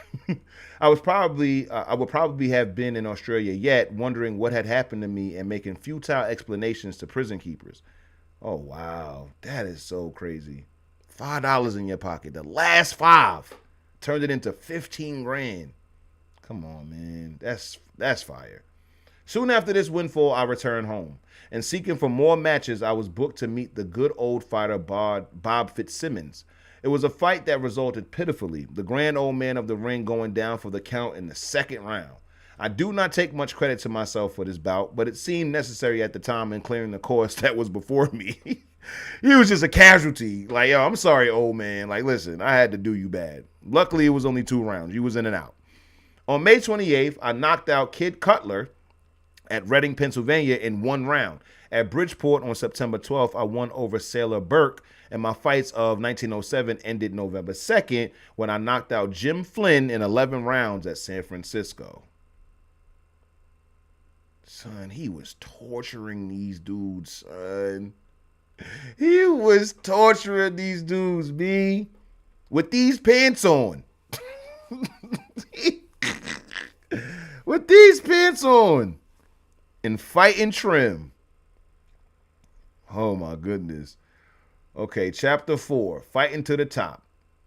In the early part of 1908, I devoted to negotiations for matches in which I could prove my skill and win sufficient prestige in a position to be in a position to demand a go with Burns for the championship. But since there were not many available fighters in my class at the time, I engaged in several minor ring events and continued to keep myself in condition for the big opportunity which I knew must come.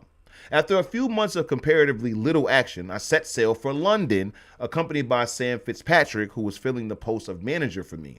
While I met a few of the English fighters and filled impromptu music hall engagements, the principal purpose of the trip to England was to arrange a match with Burns for the championship, which, for a time, promised to take place in England.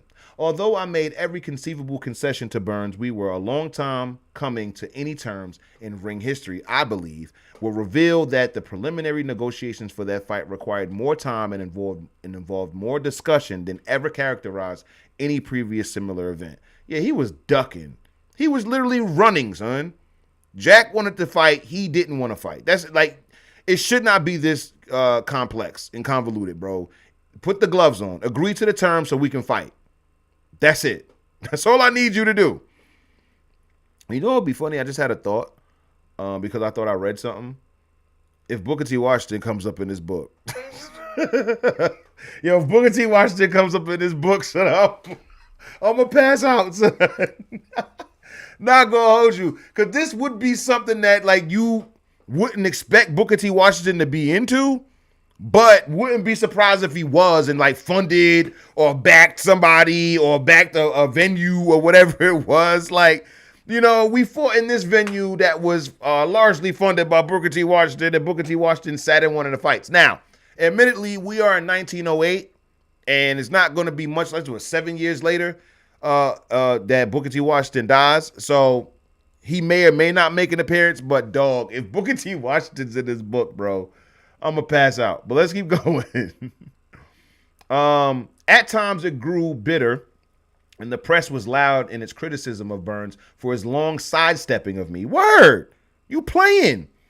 In June of 1908, while the bickering was on, I met Al McNamara, a British contender. The contest took place at Plymouth, and I won in 4 rounds. Like, yo, you see what I mean? It's like one-sentence fights. Yo, it happened, and in 4 rounds, I was out of there. In and out. Like, he's treating these fights like store runs. Like, I just got to run to the store real quick, beat dude up, and then I'll be back. You feel me? Like, he can make it back for dinner. Like, people be like, yo, don't wait up. He's like, I'll be right back. I just got to go to work real quick. It shouldn't take more than a couple of hours. Not even. It shouldn't take more than an hour. That's with the commute back and the fight included. I shouldn't be going but an hour. I'll be right back. I just got to beat this white dude up. That's how his life sounds when it comes down to his boxing career, son. Let's see. Let me check the chat. Sammy says, crazy. I'm surprised they've never featured Jack Johnson as locked character on Fight Night.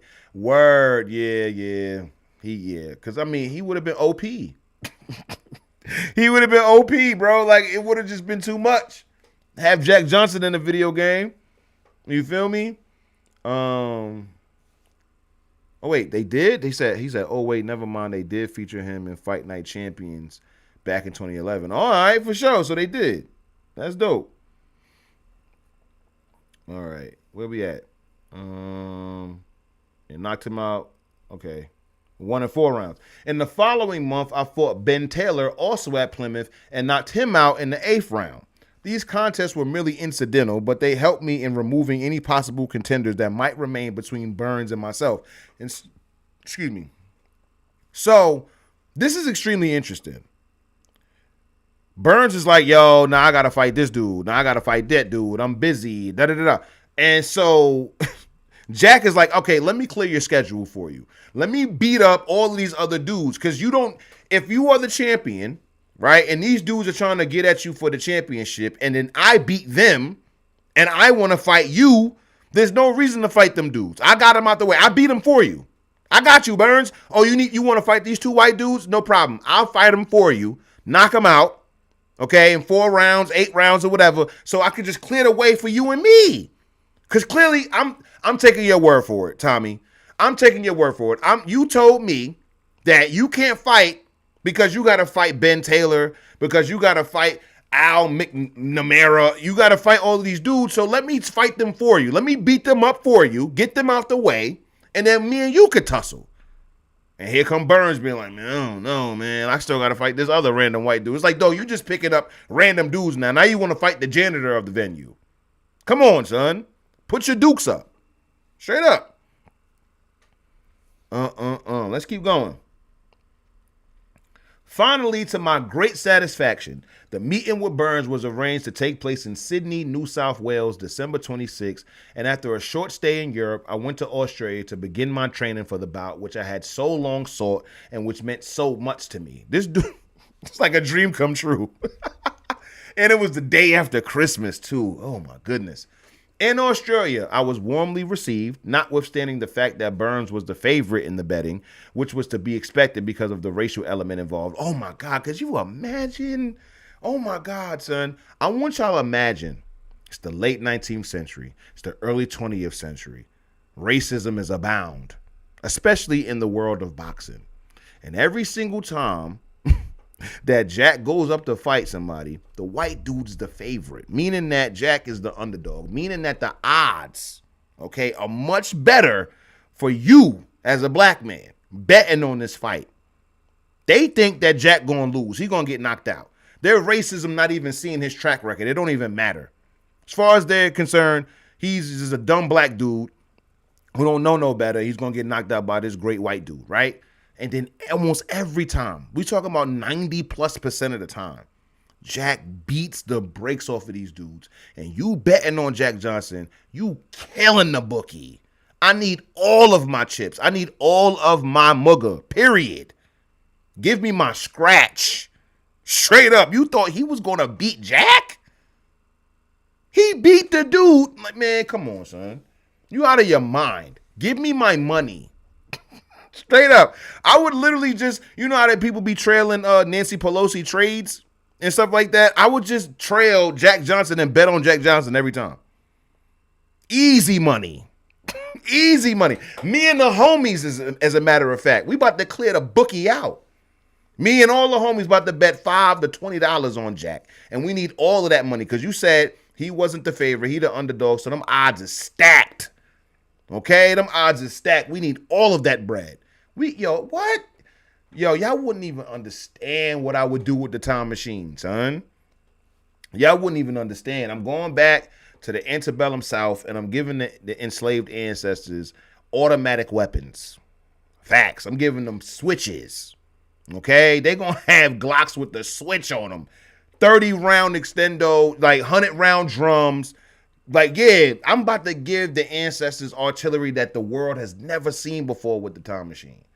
I'm telling you, they're going to end slavery overnight. Overnight, slavery going to be over. No need for the Civil War. We got it. No need for the North and South to go to war over this stuff. We got it. We handled it. We got Dracos with 50-round drums on it, gang. It's a wrap. They didn't even know what hit them. They thought it was magic. Straight up, son. All right, let's keep going. So yeah. My first visit. Wait, where we go? Racial out, yeah. On my first visit to the country, I had made many friends, and these came hurrying to renew acquaintance with me. I found that I had new admirers also, and the utmost kindness was shown to me on every hand. There were, of course, some outbreaks of bitterness, and there was much criticism of both Burns and myself. But whatever hostility was shown toward me came from the sources of no great importance, principally those of narrow and bigoted opinions. You see how he's looking at races, and honestly, it's going to be an element where it's like, I'm fighting y'all toughest white boys. These are the toughest white boys y'all got, and I'm beating them to a pulp. And so you calling me a nigga or whatever it is, or referring to me as a nigga or whatever, means little to me, because you know what I could do to you. It's kind of like them out of shape white dudes that be like heckling the athletes on the floor, right, at the NBA games. It's like, dog, you know I could beat you into a pulp, but you sitting there. And so you know what, man, it's whatever. Like, whatever, man. Say whatever you got to say. And so he's saying, like, yo, for the most part, I was getting mad love. And then you had some people that were, like, narrow-minded and racist, but it's like, whatever. Because they know not to talk. Like, they know not to touch me. You feel me? Sammy says, betting on Jack via Polymarket. Word. Another concession I made in this fight was that McIntosh, Burns' manager, should act as referee. Wow. They was trying to fix it from the go. Yo, I'm telling you, this is such a metaphor, yo, for them not wanting to compete with us, yo. White people don't be wanting to compete with black people, son, unless one arm is tied up, you know, behind our backs, or they have some type of handicap to where they can win. That's what I've noticed throughout history, yo. They don't want to compete earnestly. They always got to have some type of weird leg up to ensure their win. Why would I agree to your manager being the referee of our fight, fam? What? Like, come on, man. But he agreed to it. He agreed to it. Let's keep going. Burns had insisted on naming the referee, and I was determined that he should not, but rather than cause disagreement or any room for doubt, I assented to McIntosh, Burns' manager and promoter of the fight. So sure was I there would be no dispute over the nature of my fighting and the results. This was the first time in the history of the ring that one of the contestants' managers had also served as the referee. And so while it is janky on y'all part, it serves two purposes. One, you can't say I cheated when I beat you to a pulp.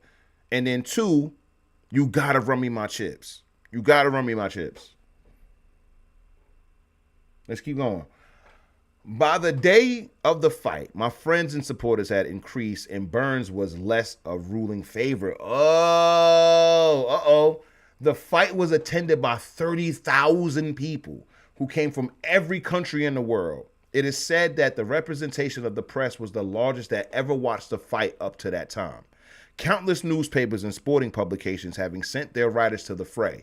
We fought for a purse of $35,000, and of this amount, I only got $5,000. What? Wait. We fought for a purse of $35,000, and of this amount, I got only $5,000. Those being the unequal financial terms which I had accepted in order to bring the fight about. He wanted to beat this dude so bad that he accepted the worst terms I have ever heard, son. What? He gets most of the purse, whether he wins or lose, and he gets to have his manager as the referee. Do you not know how laser focused Jack was on winning this fight? He didn't care about nothing. He didn't care about anything other than being able to beat Tommy Burns up because he would then be the world champion. I would have negotiated better terms than that, right? But I guess he was looking at it like, yo, I don't want him to back out and be like, well, I would have fought you if you would have just took 5,000, you know? So I guess he was like, I don't want to give him no excuses. So, all right, you can take the 30, I'll take the 5. But geez, Jack, that was one hell of a pay cut. Let's keep going. I was scheduled to go 20 rounds, but the fight was stopped by the police in the 14th round. So obviously it wasn't in my favor. That's crazy. The police stopped the fight? He was beating them that bad? I was declared the world's champion heavyweight boxer. That's what I'm talking about, Jack. The fight was one of the easiest of the more important fights of my career. Yeah, talk heavy, Jack. It's like, yo, son, they tried to fix the fight. You feel me? He got the bigger bag for the fight, all of that. So I ain't going to hold you for all of that. It's one of the easiest fights of my entire career. Of all of the important fights of my career, this one was easy peasy, lemon squeezy. Nothing to it. I had attained my life's ambition. I know it. I mean, you the heavyweight champ.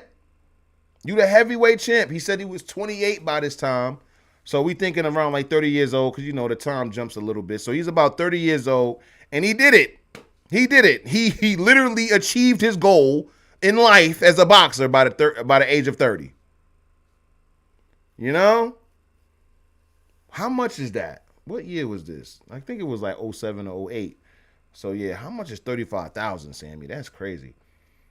Let's keep going. I had attained my life's ambition.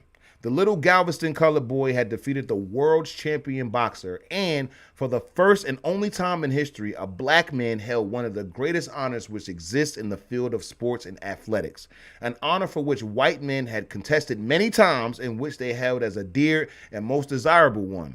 Naturally, I felt a high sense of exaltation. I was supremely glad I was supremely glad I had attained the championship, but I kept this feeling to myself. I did not gloat over the fact that a white man had fallen. My satisfaction was only in the fact that one man had conquered another and that I had been the conqueror. Amen. It is what it is. To me, it was not a racial triumph, but there were those who were to take this view of the situation, and almost immediately a great hue and cry went up because a colored man was holding the championship. Yeah, yo, listen, I ain't gonna hold you, Jack. You don't have to look at it like that. Okay, I ain't gonna hold you.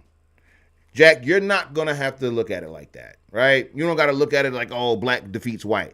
But as your fan, as the spectator, as the people watching the fight, as the people that's from the neighborhood who's black, oh, yeah, it's like, oh, yeah, that black man beat that white man. Yeah, for sure. Yeah, I'm going to work and I'm trolling my white co-workers. You kidding me? What? Hey, y'all heard that about that fight that happened in Australia? You heard about your boy Tommy Burns? I'm going in the office the next day being like, damn, what happened to your boy Tommy? Y'all told me he was, the greatest white fighter in the world. You feel me? My man beat him in 14 rounds. They didn't even go to full 20. The police had to stop the fight. What happened to your guy? I thought he was like that. But it's clear to me that he wasn't like that. Because my man Jack Johnson beat the brakes off of him, son. Cooked him in 14 rounds. Cooked him. The police had to stop the fight. Don't talk to me about no Tommy Burns, bro. Don't ever bring his name up again. He's cooked.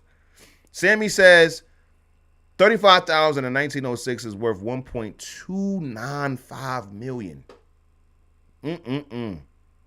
Almost $1.3 million. That's crazy. All right. The hunt for a white hope began, not only with great earnestness and intensity, but anyway, let's keep going. Intenseness, but with ill-conceived bitterness. They were sick. Son. This black man did it. Because remember, Tommy Burns, son, we got to slow down for a second. We got to slow down just for a second, fam. He beat the brakes off of this man, right? But that was after, okay? That was after months and months, maybe even years of Tommy ducking the smoke. Tommy Burns ducked the smoke from Jack Johnson for at least a year, fam. Given every excuse in the book possible as to why he could not fight Jack. Oh, I got this going on. I got to fight this dude. I got to do that. Jack, in response, he was so hyped to fight Tommy Burns, was like, yo, dog, I'll fight all of the dudes that you want to fight before me. I'll fight them. So there's no even need for you to fight them. Jack Johnson leaves, I don't know, dozens of white men in his wake just to get to Tommy Burns. Then he finally gets to Tommy Burns and proceeds to boo, bop, bing, bop, bam, son. 14 rounds. The police had to stop the fight. Let's not forget, the referee was Tommy Burns' manager. Let's not forget, Jack Johnson, out of the $35,000 purse for the fight, only took $5,000. It was all about the win for him. He didn't care about nothing else other than that championship belt, other than that championship. Real deal winner, real deal athlete. Okay, we wouldn't see anything like this until Kobe. This is how persistent he was, gang.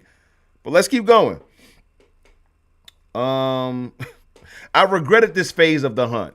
Many times there was manifested by those from whom we should expect better things an unsportsmanlike attitude that I regretted then and always shall. That they should wish to find a contender for the crown was natural, and I lost no time in announcing my readiness to meet any who might wish to strive for the honors I had attained.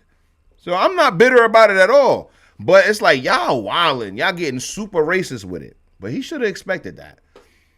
There were many possibilities in the field. Burns, my late defeated antagonist, soon after our meeting set forth to comb Europe and other sections of the world for someone whom he might send against me in an effort to win back what he had lost. You know how scary that is? And so instead of hitting me up for the rematch, you're going to try to find another white dude in Europe who can fight me, potentially beat me, and then you can fight him and get your belt back. You soft. That's soft. Just fight me again. You see how many times Jack fought those other guys. Fought him 3-4 times in 1 year. I'm pretty sure Jack had no problem with a rematch. But now you combing Europe. You going through a whole nother continent. Trying to find a fighter to fight me so he can beat me and then you can beat him and get the belt back. You are scary. Lily-livered. Come on, man. Let's keep going. Where we at? And after the win back. Yeah. Everywhere the search went on. That's crazy. Christopher says, all right, Hotep, they gonna run your ass up out that break room. Listen, man, I gotta do what I gotta do. I gotta hold it down. Mr. X said, you mad? Let's keep going.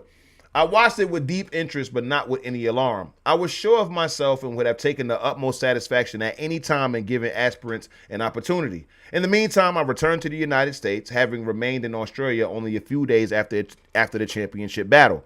I was accorded the utmost consideration wherever I went, and much pressure was put forth to induce me to remain longer.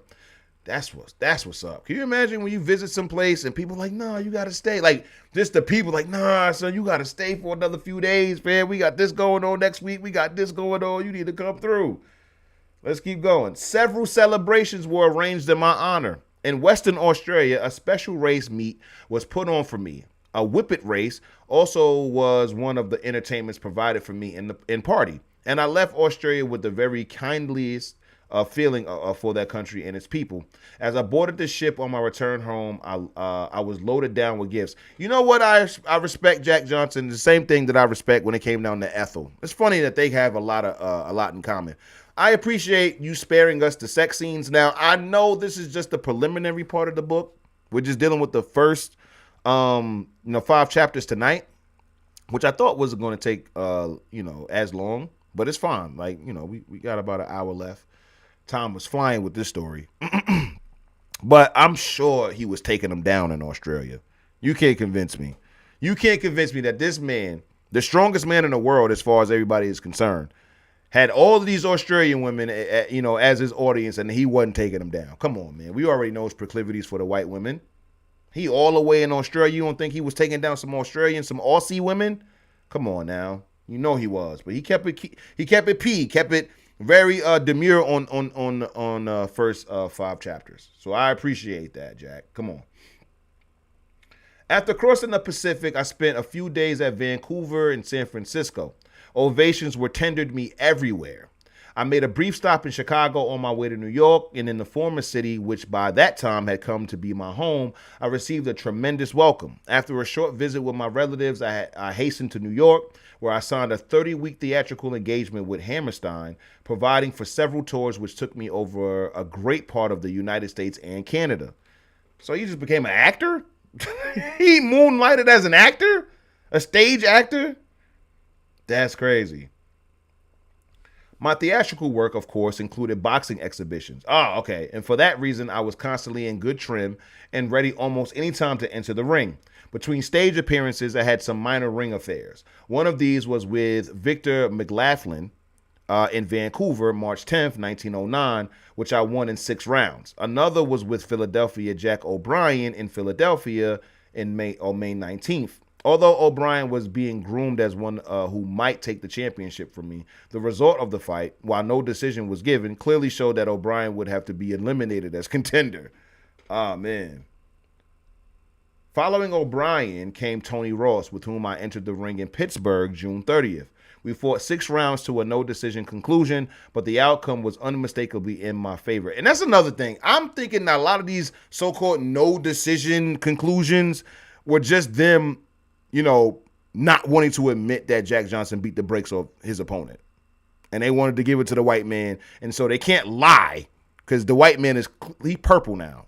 He boo-bopped. So you can't say that man won. But we can say, or they can say, oh, we can't come up with a decision. We can't tell you who won. We can't tell you who lost. It's like, come on, fam. Yes, you can. Stop lying. Stop lying. But anyway, let's keep going. About this time, the Giant fighter, Al Kaufman, appeared on the horizon, and in him were placed the hopes of those so eager to have a white man again wear the championship belt. After considerable negotiations, articles between Kaufman and myself were signed, and the fight took place in San Francisco, September 9th. All right, who y'all got money on? Before we read ahead, who y'all got money on? You already know who I'm betting on. Let's keep going. It went 10 rounds. Officially, no decision was rendered, but I had so much the best of it throughout that Kaufman was removed from the list of eligibles without any dispute. Yeah, got him out of here. Got him out of here. Y'all can keep doing these no decisions. We see this man's face. We see it. We know that Jack Johnson won. So whatever. Keep doing these no decisions all y'all want. But y'all going to do what y'all need to do as a profession, which means you're going to take him off the list of eligibles. Straight up. One more hope remained. Stanley Ketchel, who, it was firmly believed by some, would whip me. We fought at Colma, California, October 16th, 1909, and I knocked him out in 12 rounds. Yo, son, I did not know. I knew that Jack Johnson was the heavyweight champ. I knew that Jack Johnson, beat up with Jim Jeffries. I did not know that Jack Johnson was beating up all of these dudes, fam. And as far as this time in his career, we have yet to hear about anybody who gave him any type of competition for real. At all. The best we can say about these other fighters is that they were able to stay alive long enough to go to the umpteenth round. That was it. Every other part, you didn't hear Jack Johnson being like, yeah, I had to take a couple days off to heal up. I had to go get some medical attention. None of that. It's like, yo, he's in there, one arm tied behind his back, beating up this white dude in a few minutes and going home to have dinner, bro. It's literally like clocking in at work and doing data entry. Like, he talks about these fights as if it's like the easiest thing in the world, son. But let's keep going. Almost showed the moonroof, gang. Come on now. Let's keep going. After this fight, I returned to Chicago and bought a home for my mother and her family. I spent the holidays with my relatives, and after Christmas, returned to New York, where I was booked for more theatrical engagements. With the downfall of Kaufman and Ketchel, all immediately available contestants for the championship were disposed of. Oh my goodness, son. Nobody. The demand for a white champion was growing louder every day, and many promoters were diligently searching for someone to pit against me. Jim Jeffries, once champion, one of the hugest and hardest fighters America ever produced, had retired.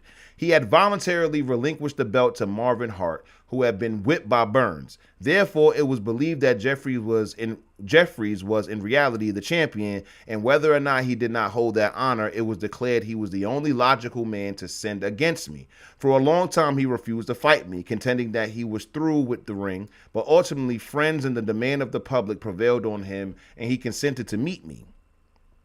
Wow. Tex Rickard and Jack Gleason, like Jackie Gleason? Like honeymooners? Jackie Gleason? I don't know. It's probably not him. Tex Rickard and Jack Gleason got together and arranged to promote the fight, offering a purse of $101,000. Articles for the encounter were signed between us in Hoboken, in Hoboken, February 1st, 1910. Immediately upon signing of the articles, Jeffries took advantage of the publicity with which the forthcoming fight occasioned and made several profitable theatrical engagements. He was now termed the undefeated champion, notwithstanding my fight with Burns gave me the recognized official title. And so, come on, son, that's hate. That's hate. But it's whatever. You know, people are free to hate. Let's keep going. This fight attracted more attention than the Burns encounter. There was a strong belief that Jeffries, having never actually been whipped, would regain the title. There was much bitterness preceding the fight, and every effort was brought to bear to strengthen Jeffries with the public as well as to condition him for the bout. They doing a lot. They doing a lot. Great White Hope. Now we know how this fight ends. He beat the bricks off of Jeffries. Because I know Jeffries was like the Great White Hope and all of that stuff. And, you know, he cooked them. So, spoiler alert. Sorry. You should have known that. For some time, I continued my theatrical. Yo, you know what's so funny? I was just thinking, what if he, like, dad gives, he gets his entire boxing career out the way, and then he just going to tell us all of the. Because, I mean, the title of the book is In and Out the Ring, right? And so it's like, it seems like the first 5 chapters are about his boxing career, and then the rest of the book is just about his life, which would be super dope. That'll be dope. I like that. Let's keep going. For some time, I continued my theatrical engagements, and on May 15th, after another visit with Chicago friends and relatives, I gathered my party and went to San Francisco, where it originally was planned that the fight was to be held. After I arrived on the scene preparatory for my training, the California governor decided that he would not permit the fight. Thus interrupted, Rickard and Gleason sought another location, and after considerable delay, selected Reno, Nevada, setting the date for July 4th, 1910. When the day of the big fight arrived, I was in the best condition of my career. Oh my God. He's in the best shape of his life. I had trained conscientiously and meant to do my very best. It was likewise announced that Jeffries' condition was perfect. The ring was built in the outdoors in the center of a natural amphitheater. It probably was the most picturesque fight scene ever staged in the history of boxing.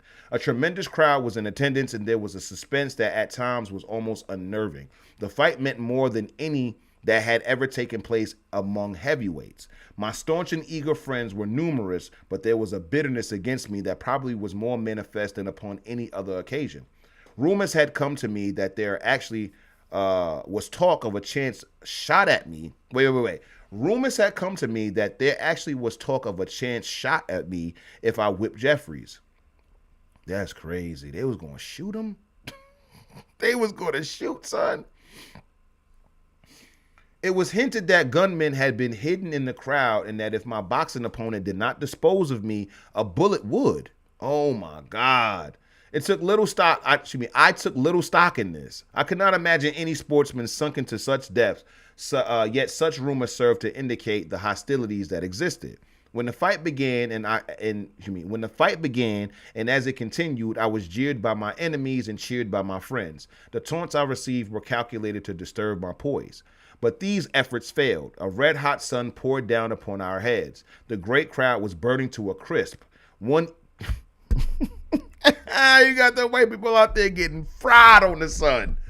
One can easily imagine what grueling it was for us battling in the ring. However, despite the sun and the jeering mob and the occasional thought that there might be a gunman somewhere in the vast array of humanity, I do not recall that I was greatly disturbed. Quote, the golden smile for which I have become famous, I am told, never deserted me, and there was no reason why it should have. Jeffries at no time made the going very difficult for me, and in the 15th round, I knocked him out. See, that's the only time we have gotten like, yo, this guy was actually a formidable opponent. And he was the former champion. Undefeated, by the way. Until Jack Johnson, of course. Right? And so he knocked him out in 15 rounds. Let's keep going. Whatever possible doubt may have existed and did exist as to my claim to the championship was wiped out. I had again demonstrated the material of which I was made and had conclusively vanquished one of the world's greatest boxers. In the gathering of spectators who saw the encounter was another huge group of newspaper writers and photographers, and roundabout us telegraph instruments clicked off a description of the fight blow by blow. I recall that occasionally I took time during the exchange of these blows to suggest to telegraph operators what to tell their newspapers. He was in the ring telling them like, yo, make sure you get this. Oh my God. Let's keep going. Notwithstanding the long years I had been boxing and the numerous fights I had been engaged in, the Jeffries fight brought me the only real money I had ever made out of my profession, comparing the purses of those days. I got 60% of the purse, or about $60,000. A bonus of $10,000 was given me, and the picture rights netted me another $50,000, or about $120,000 in all. Sammy! What year was this? What year did he fight Jeffries? Look that up first. Look that year up first. And then give me what the adjusted for inflation for $120 is. I know that's millions. I know if 35,000 was 1.3 million, then I know 120,000 got to be, 5, 6? After this fight, I believe that the bitterness which had actuated some of those interested in boxing had subsided. Some of my greatest enemies were silenced, and many who had been almost venomous toward me grew a little bit more restrained. Yeah, talk to me nice. That's what he's saying. He's saying after I beat the brakes off of Jeffries, all of the would-be dudes that thought they was going to whoop me, they fell back, and all of the people that was talking that hot, okay, got cool. They started to relax a little bit. They started to talk to me nice, because we're not going for that. I beat your great white hope. None of you guys can beat me. 0% of y'all can whoop me. Period. None could deny that I had fought persistently and conscientiously. I had won all I had attained by sheer hard training, fighting, and confidence in myself. Back of that confidence was the faith of my friends and the belief in me of my mother, who, when told of both my victories, that in Australia and in Reno, expressed no surprise. She said she knew that I would win. Sound like my mama. Sound just like my mama. I knew he would win. Shout out to good moms, man. Jack was flashing them gold teeth. Word. More theatrical contracts and long tours over the United States and Canada followed the Reno fight. And with these engagements completed, I determined to take a rest, which took the form of a trip to Europe. With me on this trip went Bob Armstrong, Kid Cutler, my wife, formerly Etta Duryea, I don't know how to pronounce that, my nephew Gus Rhodes, and my chauffeur. While I intended that this trip should be for nothing but rest and pleasure, I found that my popularity in Paris and London had increased to such an extent that there were insistent demands for my public appearances, and much against my will, I appeared in several music halls and theaters in both capitals and boxing demonstrations. They fought in 1910. $120,000 in 1910 is worth $4.2 million. Oh my goodness. Big bag. While I was in London on this occasion, the coronation of King George V was in progress. London was jammed with the throngs that had come from all over the United Kingdom and nearly every country in the world. Despite the fact that the king and his coronation were the center of attention, when my car traveled along London streets and it was announced that I was in sight, the attention of the crowds were turned upon me. Yes, sir. Yes, sir. Yeah. Yo, King George, I know you doing your thing over there. You being like coronated or whatever it is. Shout out to you and your success. However, Jack Johnson's in town. I don't know if you heard of Jack Johnson, but Jack Johnson is the guy, okay?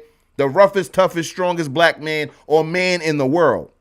And so imagine they got all of the cameras, okay? They got all of the cameras on the coronation and all of that. And then they get wind that Jack Johnson is coming down the street and they all turn their cameras over. And it's like, yo, that's Jack Johnson. Yes, sir. That's what I'm talking about. Homegrown too, Galveston, Texas. That's America. If you ain't know. Let's keep going. And as long as I was in view, the coronation ceremonies were forgotten while crowds milled and struggled for a glance at me. Imagine mogging the King of England. Imagine mogging the King of England like this, son. completely overshadowing the King of England, fam. Okay? That's supposed to be the most important person in the country in this moment. And this black boxer from Galveston, Texas, pulled up on vacation. He didn't even come there on no business. He came there to chill. Jack Johnson chilling in London was more important than the coronation of King George V, fam. Come on, man. How could you not be inspired by the ancestors, bro? It is impossible. It is impossible not to be. Come on, son. Come on. Let's keep going. My visits in France and the United Kingdom were attended by an expression of public interest that almost overwhelmed me. I was the guest of honor at many celebrations indoor and out. A strong movement to arrange a fight for me in England was started, and Bombardier Wells was tentatively selected as my opponent. He was willing enough to meet me, showing an admirable gameness, but it eventually was decided that he would in no wise be a match for me, and negotiations for the fight were called off. Oh my God. He's talking heavy, son. Shortly after this, my party and myself set sail for home, arriving in the early part of January 1911. We returned to Chicago, where I appeared in a series of theatrical engagements and other minor affairs. The field seemed to be entirely devoid of any contestants in the heavyweight division. The cry for a white hope had subsided somewhat, though the hunt for such an antagonist had never ceased. Finding myself without ring opponents, I decided to open a cabaret and began completing my plans for the venture. As they proceeded, Jack Curley suggested a contest with Jim Flynn, whom I had met in 1907 in San Francisco and knocked out in 11 rounds. Flynn was a fighter of more than average ability. In my previous fight with him, I had recognized his high-class boxing talent.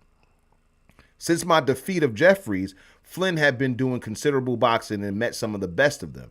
I felt that a contest between him and myself would prove an attractive one, and furthermore, if he had championship timber in him, I, for one, was eager to find it out as any. The fight was arranged to take place in Las Vegas, New Mexico. I've never heard of Las Vegas, New Mexico in my life. Las Vegas, New Mexico, July 4th, 1912. Pending the fight and my training necessary for the event, I turned the plans for my cabaret over to others and again signed more theatrical contracts which kept me on tours up until the time for me to go into training. I established my camp at Las Vegas, having in my party as sparring partners and other assistants Calvin Repress? Is that what that is? Repress? I think it's Calvin Repress, Watson Burns, Monty Cutler, and George Debray. During my training period, Harry Wills appeared on the scene seeking a place as sparring partner.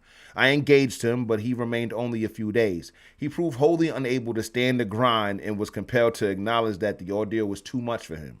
He returned to New Orleans. The Flynn fight proved an easy victory for me, and it also was the last I was to have on American soil for many years. Wow. Son was really, he's technically undefeated. He only had 2 L's. At this point, he had 50, almost 60 fights. You feel me? Come on. After the fight, I returned to Chicago in readiness to open my Cabaret de Champion. During my absence at Las Vegas, its equipment, decorations, and furnishings had been in competent hands, and shortly after I arrived, the opening took place. It was one of the most spectacular affairs ever held in Chicago, and I doubt if a similar event has ever taken place anywhere in the world. Friends came from all over the world to take part in the launching of the enterprise, and when the initial opening of the doors took place, thousands of people struggled to gain entrance, and for hours afterward were lined up from many blocks awaiting an opportunity to get within. Oh my God, could you imagine that? Do you know how lit your party gotta be, fam? Do you know how lit your party has to be to where thousands of people are waiting for hours to get in, even after it's at capacity? Fam, he was really him. Really him. In the furnishing and decoration of the cabaret, I had spared no expense nor effort. Having traveled extensively, I had gained a comprehensive idea of decorative effects. I had viewed some of the most notable amusement centers of the world, both as to the exterior and interior arrangements. I also had collected many fine works of art, curios, and novelties. These I used in providing the attractive features for which my cabaret gained considerable distinction. In addition, I had engaged artists and decorators of undisputed talents whose ideas, combined with my own, resulted in an array of artistic creations which put to shame many similar establishments in both Europe and America, establishments which have attained worldwide prominence. In the art collection were paintings of myself and wife by a portrait artist who was rated as one of America's best. Other paintings were of my father and mother. I displayed a few real Rembrandts, which I had obtained in Europe. He had real Rembrandts in the club. Come on, son. He had Rembrandts just casually hanging in the club. Adorning the walls were original paintings representing biblical and sacred history scenes. Okay, history buff. Okay, wake it up. Another painting was of Cleopatra, Hotep. These were only a few of the art subjects which adorned the walls of the Cabaret des Champions. There were numerous others in all, the collection having represented a small fortune. Come on, son. He buying expensive art. He going crazy. Other furnishings of the cabaret were on a similar plan. Only the very best of material had gone into the equipment. The bar tables and other pieces of furniture were of solid mahogany. Much of the woodwork, besides being of first-class material, had been further improved by carving and polishing. The appearance of the interior was neither gaudy nor vulgar. I had stricken to make it distinctive and attractive, but also had combined with it real beauty and dignity. Another feature, and one which aroused much comment and for which my cabaret was well known, was the silver cuspidors decorated in gold. What is a cuspidor? Can y'all tell me that? I'm pretty sure it's clearly some type of furnishing. The opening night, as I have said, brought thousands, and it goes without saying that the occasion was a memorable one in Chicago. I have to look up this party. I know the archives got news stories about this. The celebration was one which will long be remembered. The receipts that night were enormous. Money flowed plentifully, and everyone enjoyed himself to the fullest extent. Throughout the entire existence of the cabaret, it was successful financially and otherwise, and I sought at all times to conduct it not only in accordance with the law, but with as good taste and as strictly as a business of that kind can be conducted. Naturally, it attracted classes of people desiring lively times. All sorts of patrons came within its doors, and there were those, of course, who would have caused difficulties wherever they went. Some of these frequently came to the Cabaret des Champions.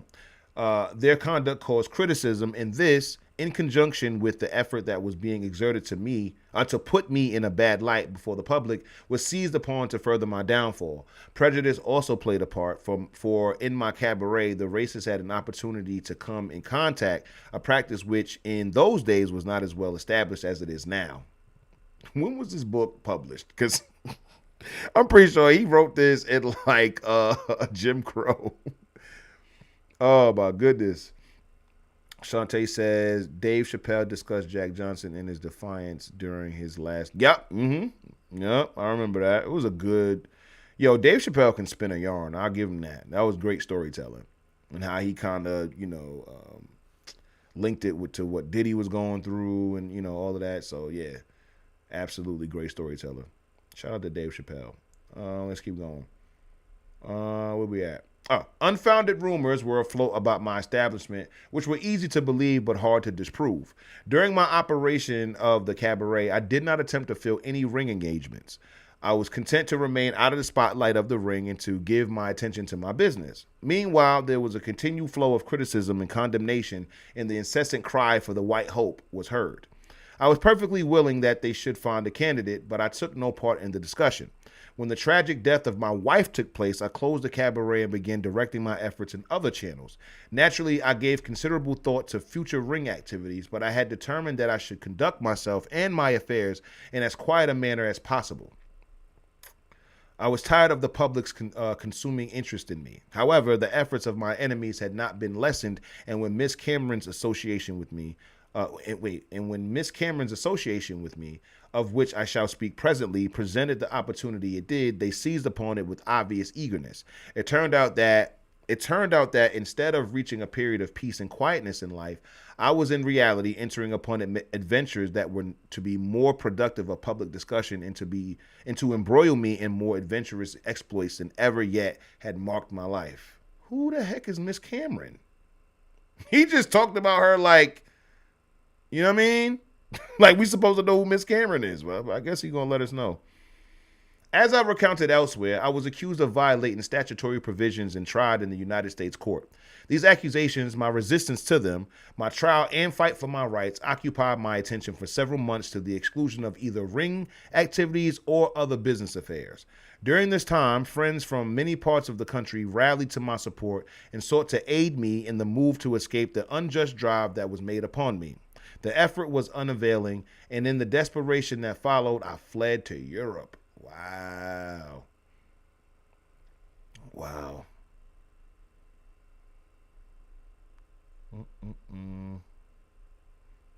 All right, so yeah, making great time. 5th chapter at 10:30. Yep. We about to hear about the ladies. All right, chapter 5, romances and regrets. Strap in. There have been countless women in my life. I hear that. They have participated in my triumphs and suffered with me in my moments of disappointment. They have inspired me to attainment and they have balked me.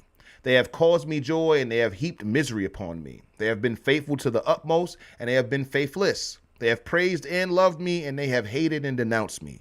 They have, always a woman has swayed me. Sometimes many have demanded my attention at the same moment. Okay. It wasn't on you, it was on them. They demanded your attention. It wasn't on me. I feel that. Wake it up. Despite the rather devious and uncertain path I followed as a youth, my mother's splendid influence and love was never forgotten by me. I always loved her with the deepest affection. She would, of course, have had why am I stopping? She would, of course, have had me select a different course in life from the one I did. But when that course was once selected and she realized that I was determined to follow it because I believed it would lead to the success I desired, she stood back of me. She never wavered. She urged me to do my best. When others failed me, she was my staunchest supporter. If others doubted me, her faith grew the firmer. A good many reasons have been given as to why I attained a high place in the boxing world, but too little credit has been given to Tiny Johnson, my mother. Aww, her name is Tiny.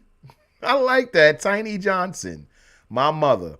It was she of whom I was thinking when I fled from Chicago to escape a prison term, and she had and had she not expressed the wish that, All right, hold on. Let me read that again. It was she of whom I was thinking when I fled from Chicago to escape a prison term, and had she not expressed the wish that, I don't know. Anyway, I should die rather than to become hemmed in by the stone and steel of prison walls and gates. It is probable that I would never have taken the desperate measures which I did. Okay. It was she of whom I thought when I wandered as an exile in foreign lands, and the longing to see her determined me to toss my freedom and my laurels as a boxer aside, if necessary, to return to my native land. But she died before I could negotiate the return, while I was in distant lands, helpless to reach her, one of her last wishes was that she might see me. Oh, damn. That's sad, man. That's sad. Whew, rest in peace, Tiny Johnson, man. That's got to be rough. Oh, all right, let's keep going. That was tragedy, too. and a cause of heartache that has never left me. I can imagine, bro. You can't. How do you even like? You get over it, but that happened, gang. Like you can't. That's it. Let's keep going. I have 3 sisters, Lucy, Janie, and Fanny, and 1 brother, Henry. They have never figured publicly or prominently in my life. Lucy, I must thank for propelling me into a useful fistic encounter and making me fight when I was on the point of fleeing. Perhaps if I had never entered that particular fight, I would not have learned that I really possess fighting ability. It certainly instilled within me a courage that I never had previously experienced. I might say, therefore, that Lucy's determination on that occasion and the encouragement my mother gave me in the after years were 2 very strong factors in pushing me to success. As I approached manhood, it was the wish of my parents that I should marry, and in order to fulfill their desires, they went so far as to select the woman who I was. Oh, wait a minute. Hold on. As I approached manhood, it was the wish of my parents that I should marry. And in order to fulfill their desires, they went so far as to select the woman who was to become my wife. She was a young colored girl of excellent qualities, but I had already been smitten by the charms of another, a Galveston native whom I had long known. She was Mary Austin, and we were married in 1898 when I was 20 years old. Soon afterward, I went to Denver and she accompanied me. My fortune in those days was somewhat lean, but we were devoted to each other and we were very happy. It seemed that nothing would ever creep in to spoil our happiness, but it did. It started with a dispute. Hold on, it's about to get crazy. It started with a dispute of minor origin in Cripple Creek, which caused her to leave me. Soon after, however, we were reconciled, and together we went to the coast. But an invisible something gnawed at us, which finally resulted in our permanent separation, which took place in Denver in 1901. Mary was a splendid woman, and I recall my life with her as one of the happy periods of my existence. On my return from the coast following my fights with Kennedy, Jack Jeffries, and others, which I have recounted, and during my several ring engagements in Philadelphia, 2 other girls came into my life. They were Etta Reynolds and Clara Kerr. Both were colored girls, and during my stay in Philadelphia, I enjoyed their companionship and concluded them in my affairs as sources of great happiness. With Clara Kerr, I became greatly infatuated. A deep attachment grew up between us, which was to continue our association for a long time. When I returned to Chicago, she came with me, and after a brief stay, during which I had some minor ring engagements, we went to California. My boxing engagements on this West Coast trip were more successful financially and otherwise, and I was able to set up a splendidly furnished suite of rooms where we lived gaily and happily. But this happiness was to have a maddening interruption. There had come to the coast a horse trainer with the Cornelius Vanderbilt string. His name was William Bryant, and I had known him in the early days of my New England life. I hailed him as an old and intimate friend and invited him to share our home. Oh, she cheated? She cheated with William? Let me not jump ahead. For a time, the arrangement was a mutually satisfactory one. But suddenly, just when I was congratulating myself on my success, taking the utmost pleasure in our home and being grateful for the presence of Clara in my life, she and Bryant ran away. Oh, ho, ho, what a whore. What a whore. We about to get the understanding, fellas. We about to get the understanding. Okay, Clara was the first. She was the first one. Okay. Let's keep going. Shantae says, I wonder if his parents were boule due to their matchmaking schemes. You know what? I'm going to say no because they were poor. They were very poor people. He didn't even have it. Yeah, they didn't have any money. So I doubt they were boule. But I will say that arranged marriages is not just the for the boule. I've seen lower income families in just the books that I've read have arranged marriages and stuff like that. And so, oh man, let's keep going. So Clara broke his heart first.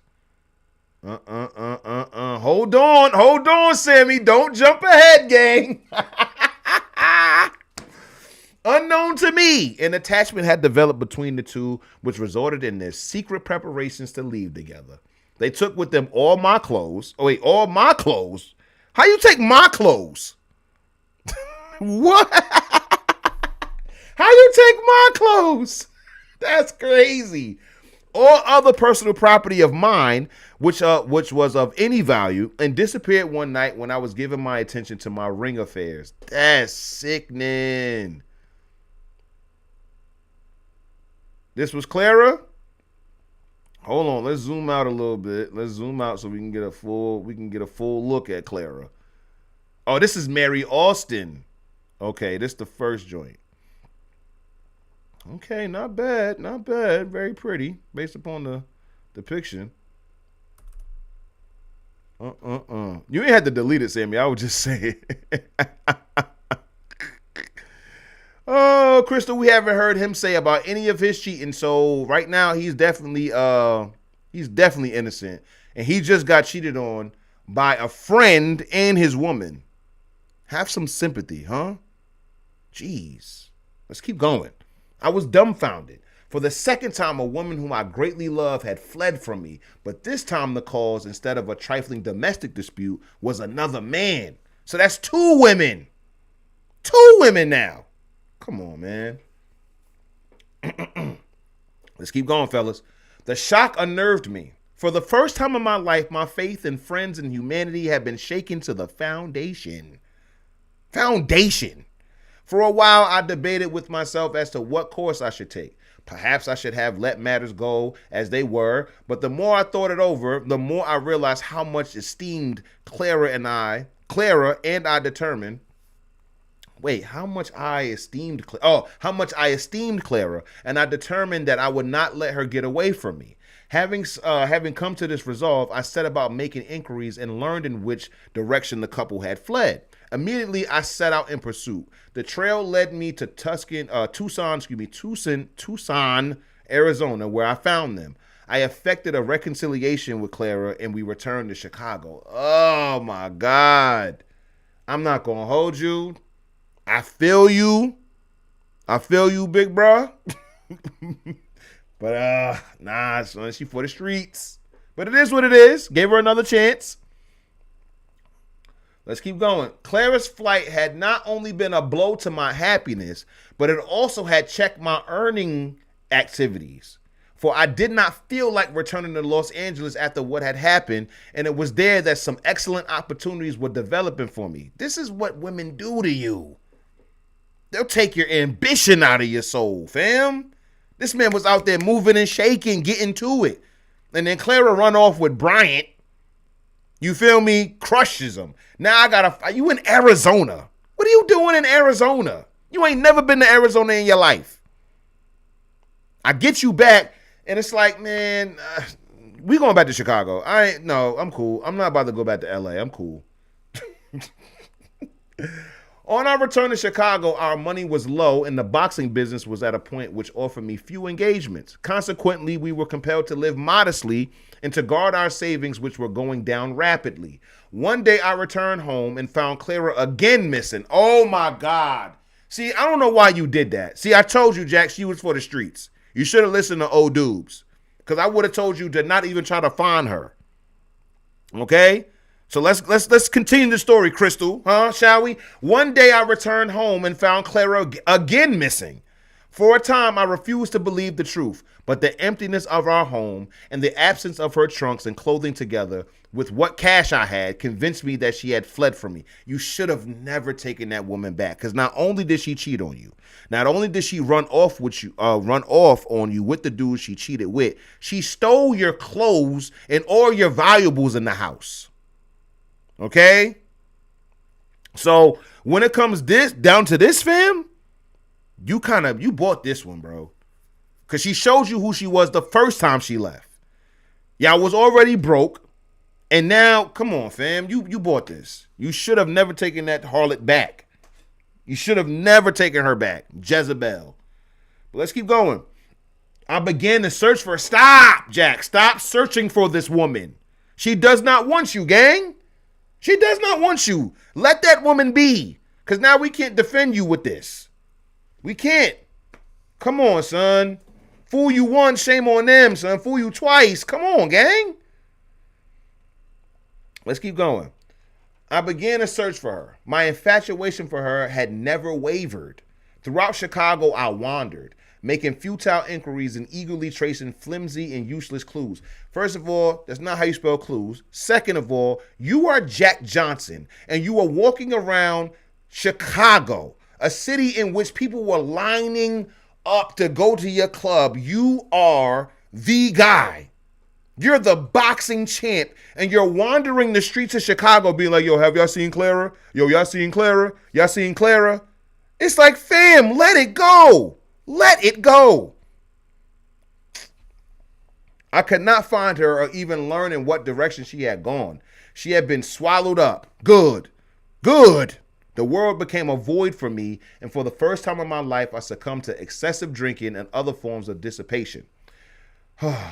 I feel that. I mean, heartbreak is heartbreak. You feel me? But I could not forget her, and never for a moment did I cease to search for her.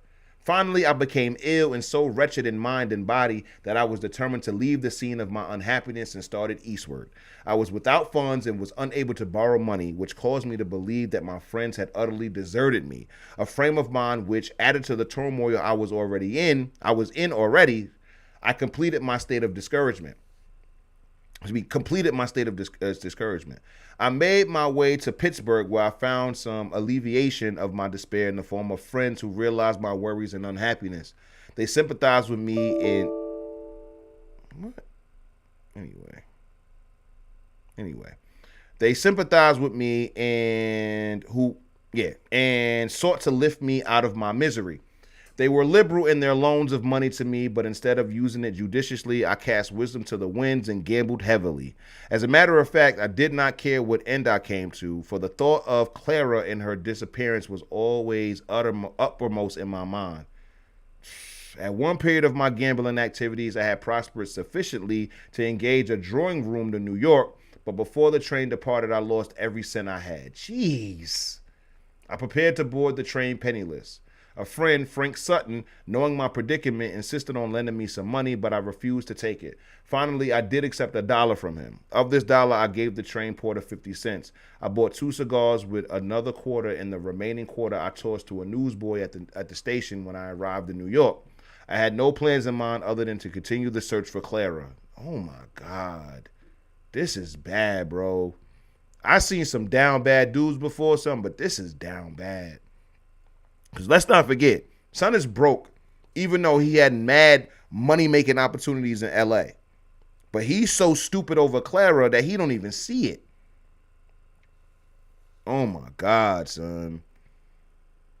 I ain't gonna hold you, Crystal. I don't know. Like, we know about Jack Johnson and these white women, but I don't think he was, like, rocking with the white women at this time. He's only been talking about black women up until this point. But I don't know. But let's keep going. Somehow, I had a vague idea or hope that she might be in New York and that I would be fortunate enough to find her. I went to a boarding house kept by a woman with whom I was well acquainted and who, with other friends in the city, were liberal in helping me financially and otherwise to get on my feet. As I said, I had no plans, but automatically I came in contact with the boxing and ring contenders and promoters. Fate was kind to me, and hardly without any efforts on my part, matches were thrown my way in which I was not only successful in proving my boxing abilities, but from which I netted more than $20,000 in less than a month. Nice. You know what Big Book says, you always got to have a trade in your back pocket. And so you being able to just pop up, do pop-up boxing exhibitions and all of that, you feel me, and make 20 grand in less than a month, in a few weeks, you feel me, that's a nice little bag to pick up. You dig? A few months previously, this success would have elated me, but my love for Clara persisted, and with it, the desire to find her. Whenever opportunity offered, I searched in the high and low places of New York for her, but without success. Eventually, I gave up the quest and settled down grimly to training and boxing. Other interests and other women helped to heal the wound Clara had caused, but she had not gone altogether out of my life. Several years afterward, when I was happily married again, I was shocked to read in the paper one morning that Clara had been arrested, charged with the murder of her brother. From the paper, I learned she was in prison at Toms River in New Jersey and that she was alone and friendless. I counseled with my wife, who was familiar with Clara's presence in my life, and together we went to the New Jersey prison. Oh my God, bro. Like, come on. I ain't gonna hold you, son. That's kind of, I mean, I get it. That's like your first, like real deep love and all of that. You feel me? But son, you asked your wife, yo, son, you know how it was with me and Clara and all of that. You feel me? And I gotta go see her. And the wife understood this, and they went to the prison together. We found Clara disconsolate in the prison cell. My wife went into the cell with her and did her best to cheer her up. In the meantime, I hunted up the district attorney with whom I discussed Clara's case. I employed lawyers for her and provided her with other funds and aid. Why? She was acquitted of the murder charge, and shortly afterward, I helped her to acquire a small hotel, which she has conducted successfully since. Nah, no way, bro. This woman robbed you twice, left you twice. Gonna have to assume she cheated on you several times, and you still you got her out of prison. You help her beat the murder charge, and then you invest in her and build her a business, a hotel no less. Not gonna hold you, Jack. I ain't never heard of nothing like this. This is crazy, bro. I'm not gonna lie to you. Like, when it comes down to putting up the woman that did you dirty like this, why, bro? It ain't that much love in the world. It ain't. There's not that much love in the world. But let's keep going. The next woman who came into my life was Hattie McClay, a New York Irish girl. I think this is gonna be the first white woman.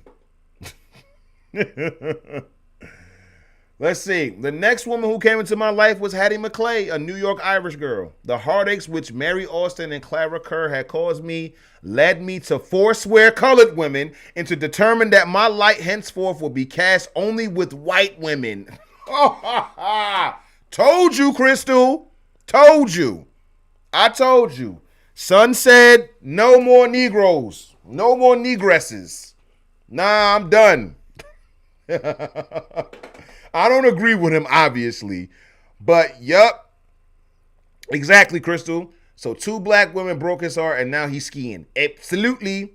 Absolutely. That's exactly what happened. Only with white women. That's crazy. He swore off black women. He swore off black women. This is crazy. And now he got a Hattie McClay. So I'm going to have to assume his second wife was white? I don't know. What happened to the second wife?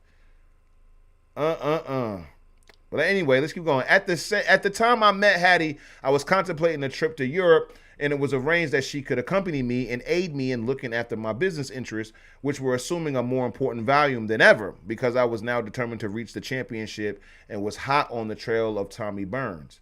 This trip to Europe was financed by Hattie's father, and not by Sam Fitzpatrick, as most people were led to suppose. Fitzpatrick, while nominally my manager, did not invest much cash on the project, and as far as his connection with me was concerned, merely carried out such plans as I made or directed. Hattie was a splendid pal. A splendid pal. She had good business judgment. She understood me, and our association for many months was a happy and prosperous one. She was destined to be with me on the occasions of some of my greatest triumphs in the ring, and to take part in many important and interesting events in my life. She accompanied me around the world on a trip that included every nation of consequence in several lesser countries and remote islands. She was in Sydney with me when I wrested the championship from Burns. Our separation took place in Chicago and resulted from disputes that arose between us over her constant beer drinking. She was a drunk. I mean, she was Irish. I mean, it is what it is. Stereotypes be stereotyping. I remonstrated many times with her because of her penchant of beer, her penchant for beer, which she drank to such excess as to cause me much embarrassment. So you got this drunk Irish woman. He just don't know how to pick women. That's clear. He does not know how to pick women. Now you went from cheating black women to a drunk Irish woman, bro. Jeez. In order to escape my detection when I sought to prevent her from obtaining beer, she smuggled the beverage into the house whenever opportunity offered, and I frequently found her much the worse for her indulgence and was mystified concerning the manner in which she obtained it. The secret was solved to some extent when one day I found numerous empty bottles hidden under her mattress, which attracted my attention because of the bulging appearance. What? She was hiding beer bottles under the bed and not disposing of them? That's crazy. The secret was solved to some extent when one day I found numerous empty bottles hidden under her mattress, which attracted my attention because of the bulging appearance of the bed. When my investigation revealed the presence of the many bottles, a final dispute took place and we separated. Yeah. Get rid of her, please. Uh-oh. We about to just get a whole Rolodex of white women. Let's see. About this time, Belle Schreiber, a Milwaukee girl of German descent, attracted my attention and we became very good friends. It was she who was to appear later in my affairs as a factor involving me in legal difficulties and who was to be an instrument in convicting me of charges which brought a prison sentence and my subsequent flight. So she's the woman that he was speeding up and downtown with. You feel me? That caused the Mann Act and all of that. This German girl. However, Belle and I were happy together for a considerable length of time. She accompanied me to San Francisco when I went to fight Stanley Ketchel. This occasion was an embarrassing and disturbing one for me because Hattie McClay also had gone to San Francisco. She had taken quarters in the same hotel and was intent on effecting a reconciliation with me. So now you got Hattie in the hotel. You got, what's her name, Belle in the hotel. And now you got Hattie beating down the door like, yo, we need to get back together. And you know she drunk. So she her whole demeanor is outlandish. She don't have no coof, no reserves about her or nothing. She drunk in the middle of the hotel talking about, Jack, take me back, Jack. What a life. What a life. Oh, my goodness. Okay. Let's keep going. It's almost 11. She had taken quarters in the same hotel and was intent on effecting a reconciliation with me. She watched the door of my room and sought many times to waylay me in the corridors. Naturally, there was a state of warfare between Hattie and Belle, which threatened to break out into open and disastrous hostilities any moment. You think, Jack? You think that two of your chicks in the same hotel will cause some issue? Absolutely, gang. Yeah, it's looking bad out here. Well, while I supposed to be complacently training for the Ketchel fight, I was in reality in a state of turmoil and constantly was racking my wits to prevent an outbreak between the two women and to avoid a scene between myself and Hattie. To avert this latter undesirable situation, I was compelled to resort to many subterfuges. I slipped in and out of the hotel in a manner that would have aroused newspaper reporters to much excited speculation and would have provided many columns of gossip for the public's amusement had they known of my maneuvers. My most successful method of leaving and entering my room was by means of a rope which I let down from a window when I was leaving and which on my return was lowered to me when I signaled. Oh my God. Wouldn't it?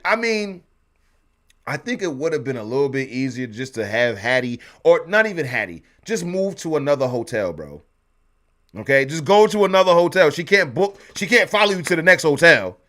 Just go to another hotel with your wife, bro. You climbing out of windows with rope and all of that like you escaping from prison. Like, you don't got to do all of that. You don't have to do all of that.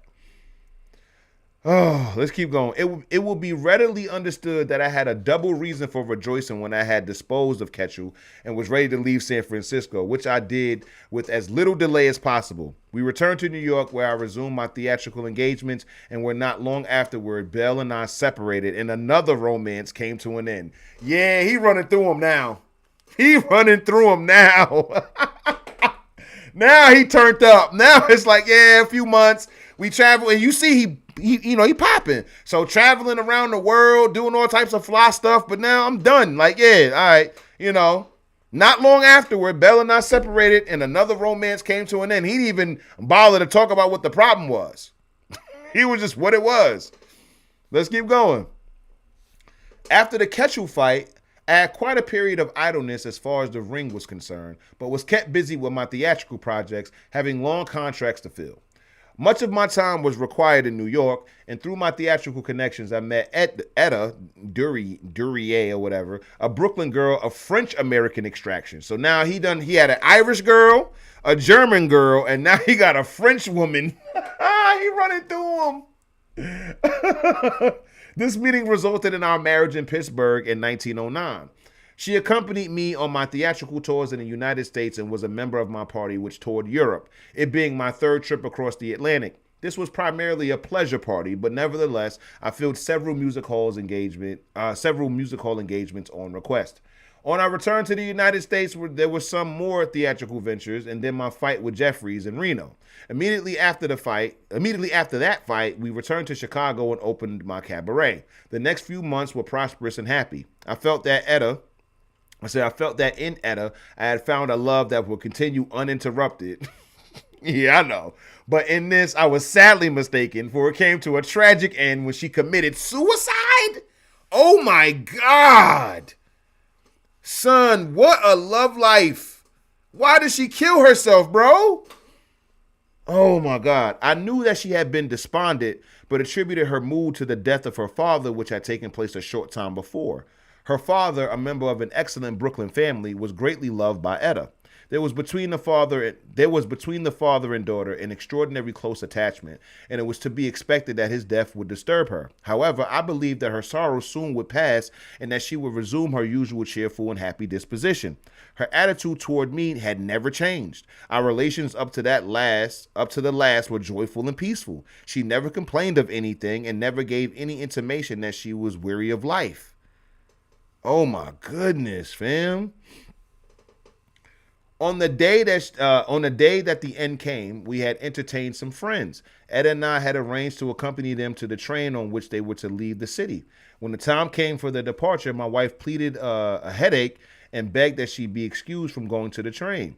Her condition did not alarm me nor excite my suspicion. She said goodbye to our friends and cheerfully promised to meet them later.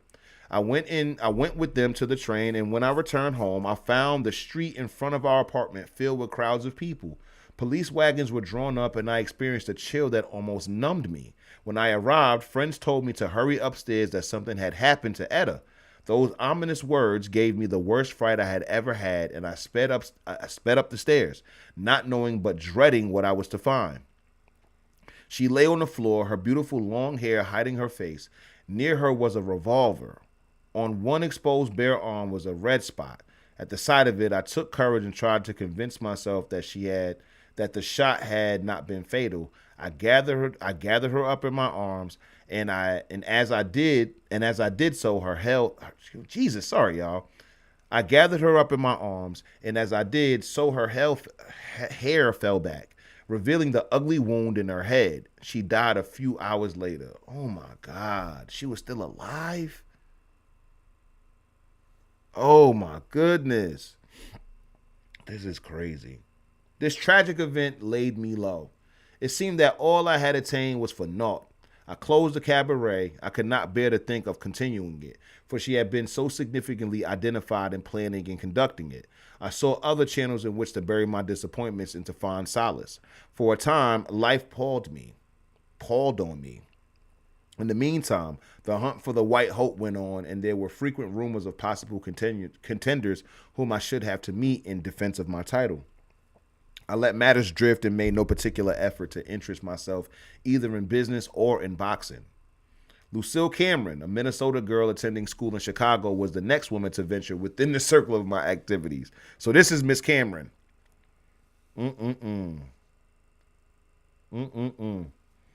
Let's see. She was first introduced to me by Perry Bauer, and noting that I was distressed over business affairs, offered her services to straighten out my books. I employed her as a business secretary. Her association with me was purely of a business nature and devoid of undue intimacy. However, ugly rumors were in circulation, and the public took them up eagerly. Attempts on my part to prove their untruthfulness were unavailing. One morning, a newspaper reporter came to my home demanding to see Miss Cameron. I told him she did not make her home with me, and he would find her with me, and directed him to the home of Jack Curley, where she was living, telling him he would find her there. Instead, he sent a telegram to her mother in Minnesota declaring that Miss Cameron was living with me. The result of this was to bring the mother to Chicago in a wild frame of mind. She came to my house denouncing and accusing me. I denied any improper association with her daughter, and when she demanded to know where her daughter was, I offered to take her to her home. She accepted and entered my car for the journey, demanding that the curtains of the car be pulled down. Madame, said I, everybody in Chicago knows this car. If they were to see it going along the street with the curtains down, there would be such gossip and scandal that we would find ourselves in the midst of overwhelming censure. No, for your sake and mine, I shall not pull these curtains down. Yeah, I mean, it is what it is. Mrs. Cameron was eager to see her daughter and finally consented to ride with me with the curtains up. When we reached the home in which the daughter lived, I took Mrs. Cameron in and summoned Miss Cameron. Lucille, I said, your mother wishes to talk to you. Whatever she has to say to you will be for your good. Remember that she means more to you than any other person, and that whenever all others have failed you, your mother will stand by you. Whatever she wishes you to do will be for your welfare. I left the mother and daughter together and made no effort to see Lucille again. The meeting between the mother and daughter was not satisfactory to the former, for she proceeded to have warrants sworn out for the arrest of both Lucille and myself. Jeez.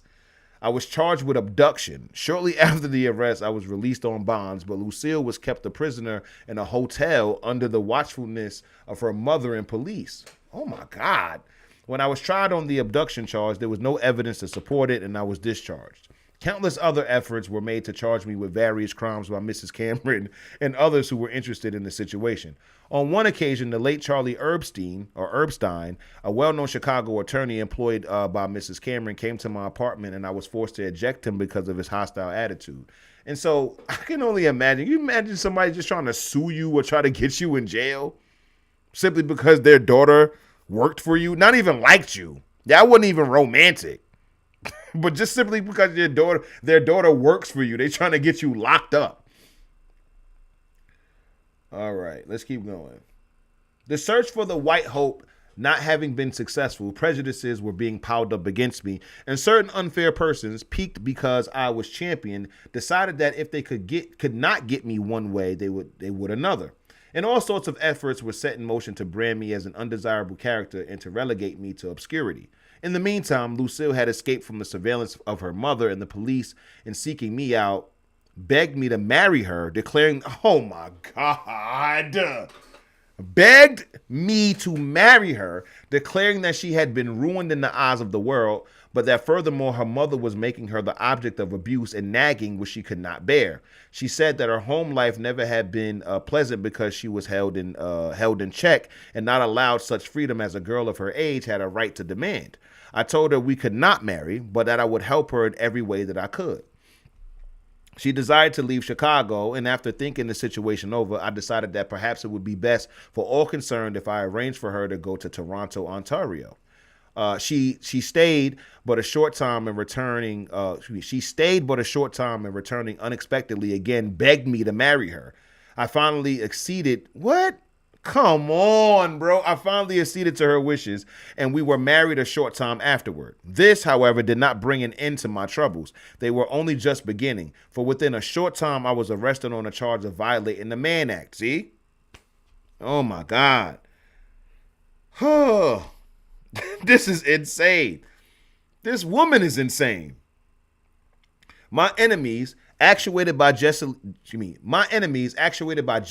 and prejudices, had never ceased their activities. When they could find nothing involving me improperly with Miss Cameron, nor anything else in my record with which they could affect my downfall, they hit on an old trail.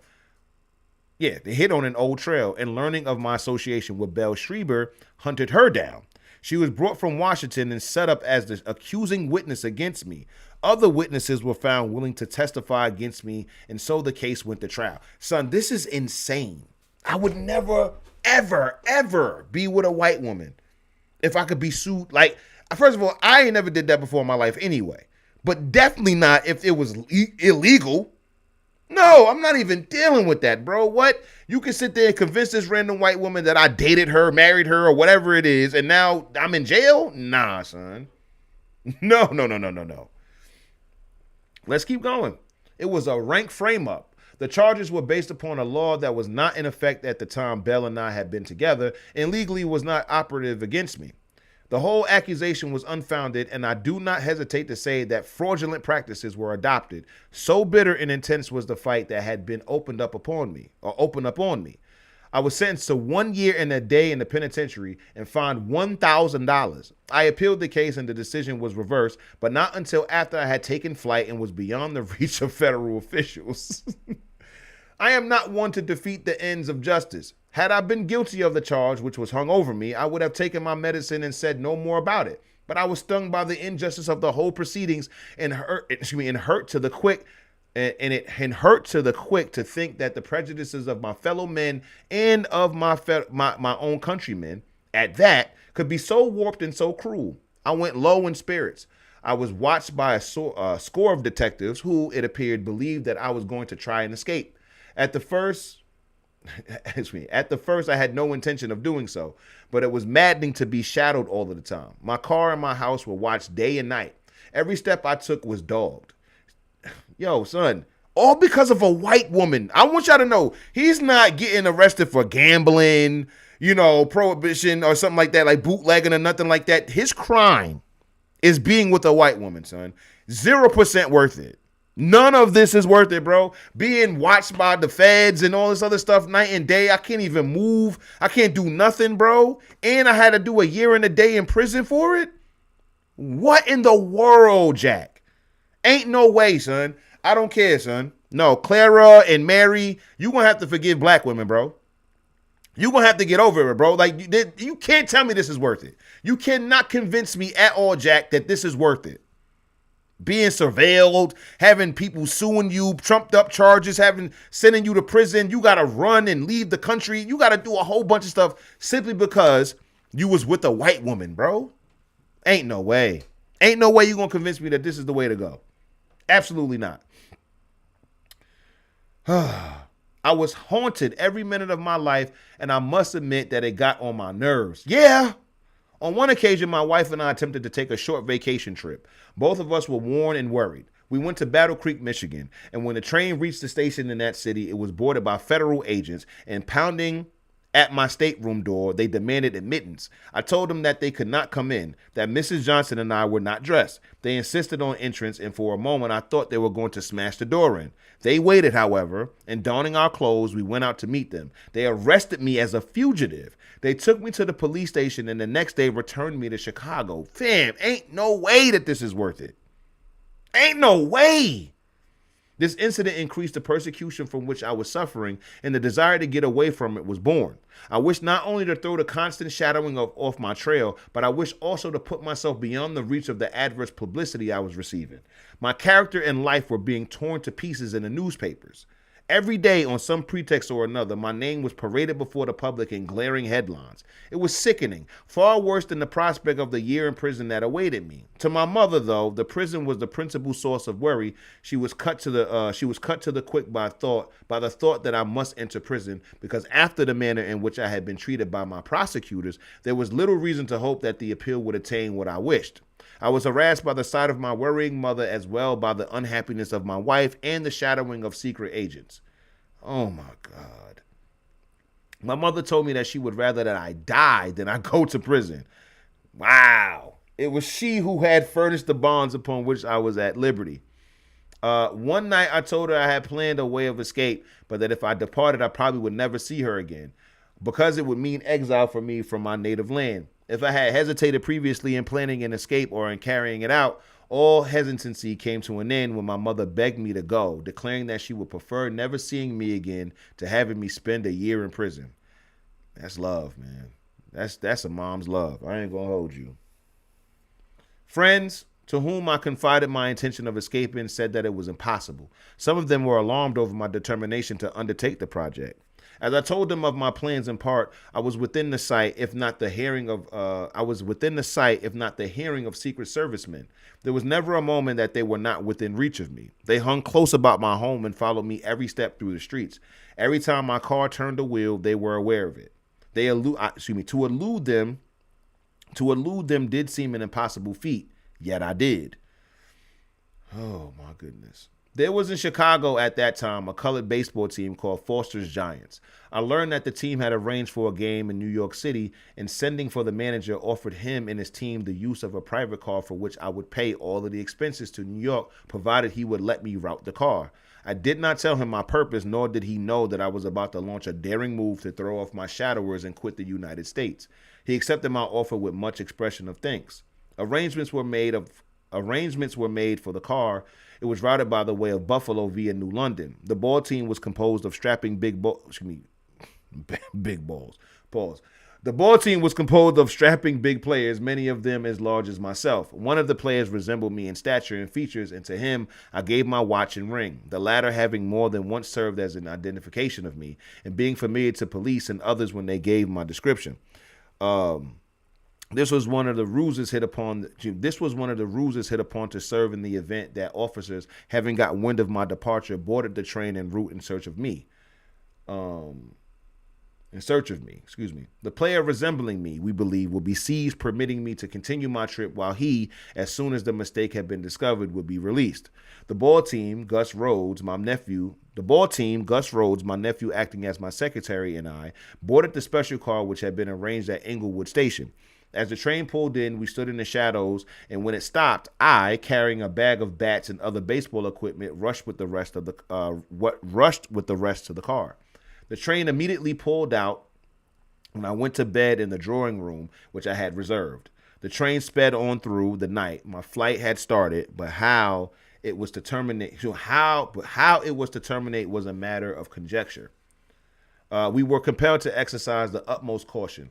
I was not disturbed until we crossed the Canadian border. At that point, Canadian government officials came on board the train to inspect the baggage. All our baggage was placed outside the drawing room, and Rhodes stood by with the tickets, informing the inspectors that the occupant of the room was ill and could not be disturbed. The explanation was satisfactory, and they left the train. Man, that's crazy. So this is him and his mother, I'm going to have to assume. Let me zoom out so we can see the whole thing. My mother pleads for flight rather than prison. That's gangster, I ain't going to lie.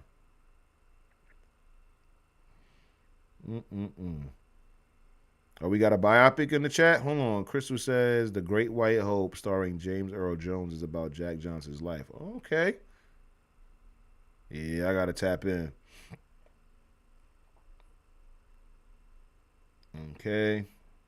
At Hamilton, let me zoom back in. Sorry, y'all.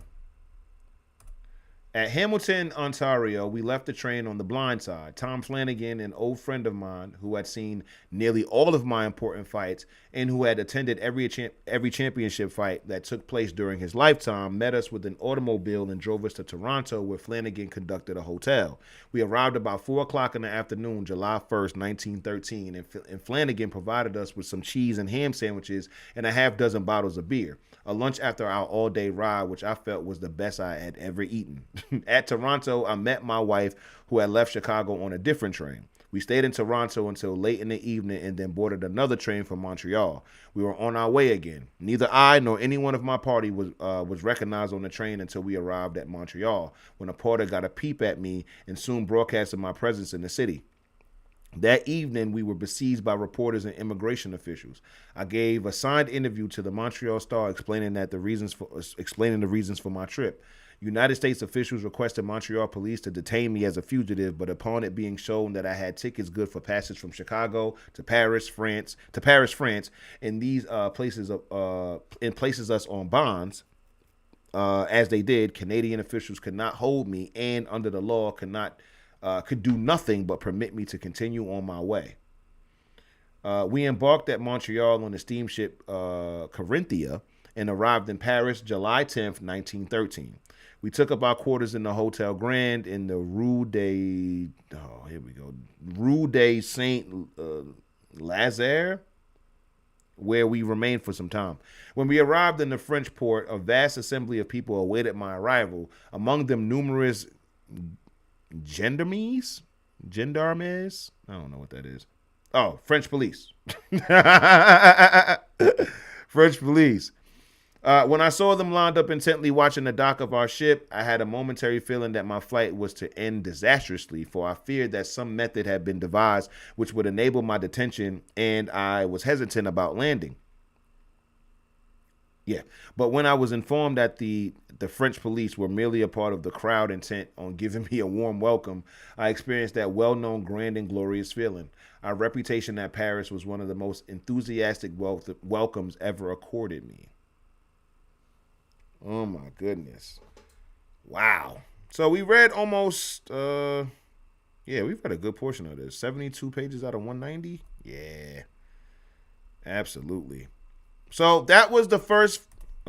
That was the first 5 chapters of Jack Johnson's life. Absolutely incredible. Exactly what we thought it was going to be. Add all of the things that we look for in a Hotep history book, and I'm excited. That was crazy. Now I'm going to tell you off the dribble, Jack Johnson. I disagree with your decision to leave black women, like swear off black women because 2 of them broke your heart. Now, don't get me wrong. Clara, she ran you. I ain't gonna lie. Clara took you through there, bro. She did. She broke your heart, got back together. She broke your heart, mended it back together, broke it again, mended it back together, and broke it again. Like, fam, and then you started chasing her all throughout the country and all of that to no avail. You were so, like, just dumbstruck over shorty. You find a new wife. Tell your new wife exactly how Clara did you. You find out that she got booked for murder. You got booked for murder, fam. And no, she got booked for murder. And then you paid her lawyer fees, got her out of prison, right? Beat the charge. And then you open up a hotel in her name so she could get paid. She robbed you twice. There's no reason why you would do that. But listen, man, it's your life. It was your life. So listen, man, people make decisions. People be making decisions, and so it is what it is, man. Let's see. Let's see what we got here. Sammy says, "I wonder if the porter man was black or Filipino." Hey, man, who knows? I would have to assume black, right? But I don't know.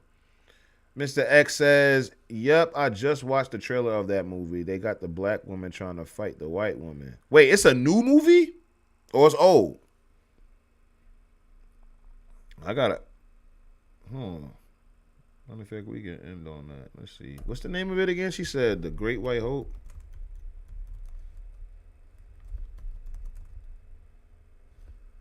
$1970?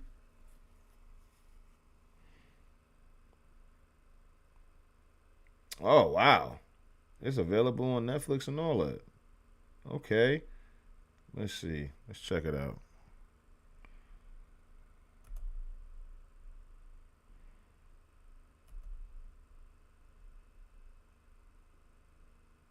The most honored play in the history of Broadway becomes an electrifying motion picture. The Great White Hope. I'm not ashamed of wanting Jack for a lover. He's generous and he's kind. He's sensitive. Why are you smiling? I've embarrassed you, forgive me. I'm crazy for him, yes. I don't care. It's the truth.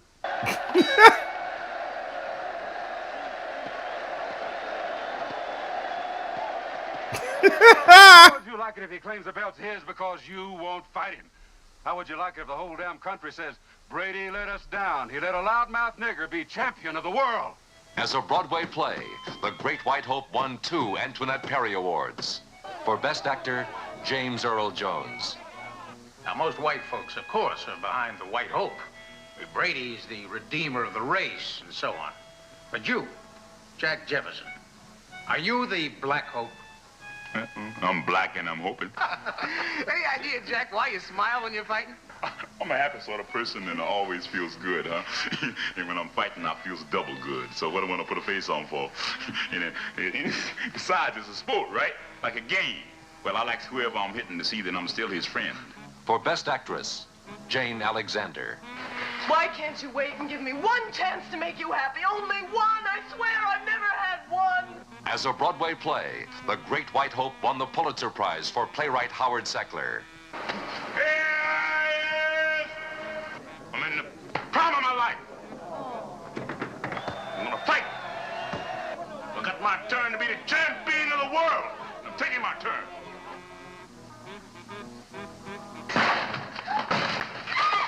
Jack? I'm a federal marshal, Jefferson. At 10 a.m. this morning, you drove Miss Eleanor Backman across the Illinois-Wisconsin state line. Having done so, you proceeded to have relations with her. Under the Mann Act, that makes you liable. Therefore, I'm placing him under arrest. And it also won the New York Drama Critics Award for Best Play of the Year.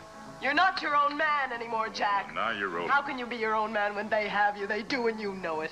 A devastating play becomes an unparalleled motion picture. Every time you push that pinched up face in front of me, I see where it done got me. I don't want to give you nothing, you understand? I'll cut it off first.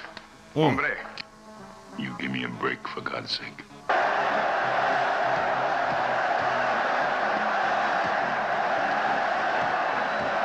The Great White Hope. So great.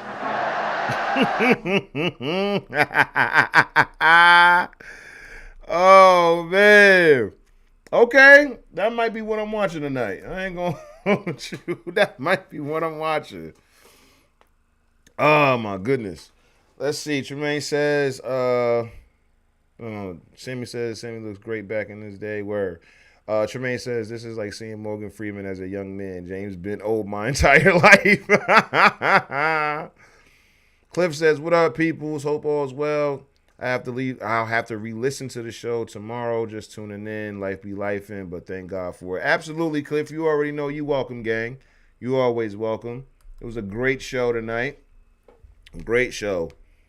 Let's see what we got here. We'll go back to some good tunes. Yeah, we're gonna go here with it. But yeah, man, that was the story of Jack Johnson, or the first part one of the story of Jack Johnson. You know, so shout out to that. With base 44, a simple sentence. Ads, man. Care about no base 44. There we go. All right, ladies and gentlemen, thank you for coming through to another episode of Hotep History Live.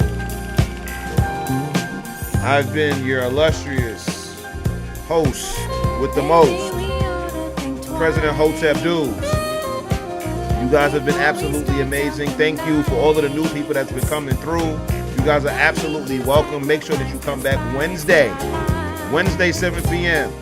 Okay, we do this every week. So if you're new, make sure that you make yourself known in the chat at the very least. Say hello, say what's up, say Hotep to the Hoteps. Because we're building a community here. You guys are gonna love it. Crystal says, which autobiography are we reading? There are two, apparently.